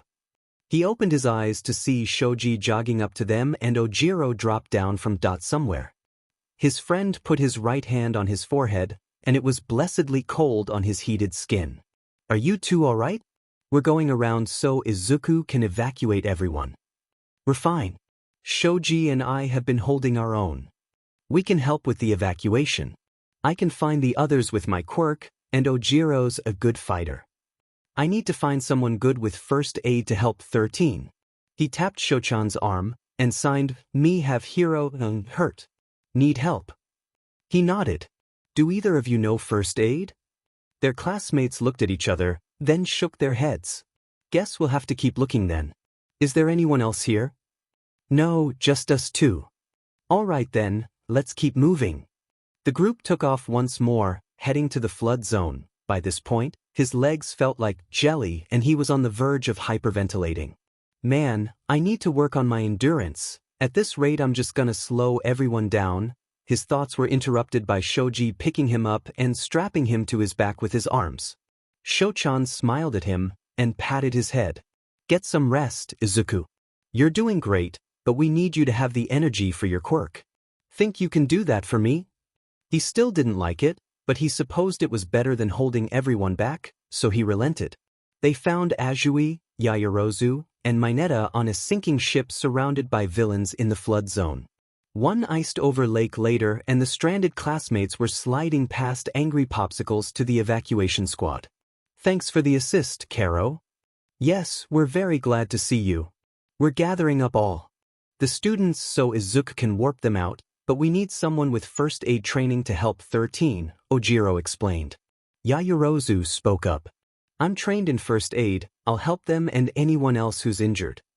Shouchan pointed to Izuku. They're in Boundless. Izuku can take you there and provide any supplies you need, though anything he makes in Boundless can't come back to reality, it'll work as a stopgap. How do I ask for supplies? Izuku's been training his remote access to his quirk, so just say what you need out loud and he can make it form. Understood. With that, Izuku reached out a hand from his spot on Shoji's back. Yaoyorozu took it and vanished into Boundless. Shochan then turned to the others. I think we should start splitting up. Shoji, how many students are in each area? Said boy had turned his free arms into ears. There's 2 in Squall, 2 in Ruins and 4 in Mountain Zone. Alright. Izuku's running out of stamina. There was a derisive snort from Mineta, so I'm taking him to the entrance. You guys split into teams of 2 and hit the other zones, then rendezvous at the entrance for evacuation. If anyone is injured, send them our way. I'll go to the Squall zone, Karo. I perform well in the rain. Shoji spoke as he released Izuku into Shochan's waiting arms. I'll go with you, the rain and wind won't stop me from finding our friends. Mineta and I will head to the ruins, I guess. And why do we have to listen to your dumb plan? Heterochromic eyes rolled. There's no time for this. Just watch each other's backs and make sure everyone gets to the entrance. Got it. Good luck, Karo. How you feeling, Izuku? Quite terrible, to be perfectly honest. Bad, is what he weakly signed from Shochan's arms. He heard Yaoyorozu call for more supplies from Boundless, and willed them into formation. As he did, the tingling sensation that had settled into his nerves worsened. What's going on? Hold on just a bit longer. We're at the entrance now, so get some rest before the others come. He was set down gently, as Shochan looked out into the plaza. That's not good. Aizawa-sensei's getting tired. Izuku followed his friend's gaze just in time to see the handman rush forward and grab Aizawa-sensei's arm. He watched his teacher's elbow crumble away into dust. Aizawa-sensei quickly reactivated his quirk and kicked the villain away. Heh, so cool, Eraserhead. Unfortunately, I'm not the final boss. Izuku's eyes landed on a hulking beast with an exposed brain and bird beak. He is. Behold our anti-symbol of peace. Numu, get him. The massive creature raced forward and punched his teacher. It grabbed his head and slammed it into the concrete. No! Izuku! His instincts were driving him forward, his exhausted body dashing into the plaza. I won't let you kill him. He's gonna teach me how to be a hero.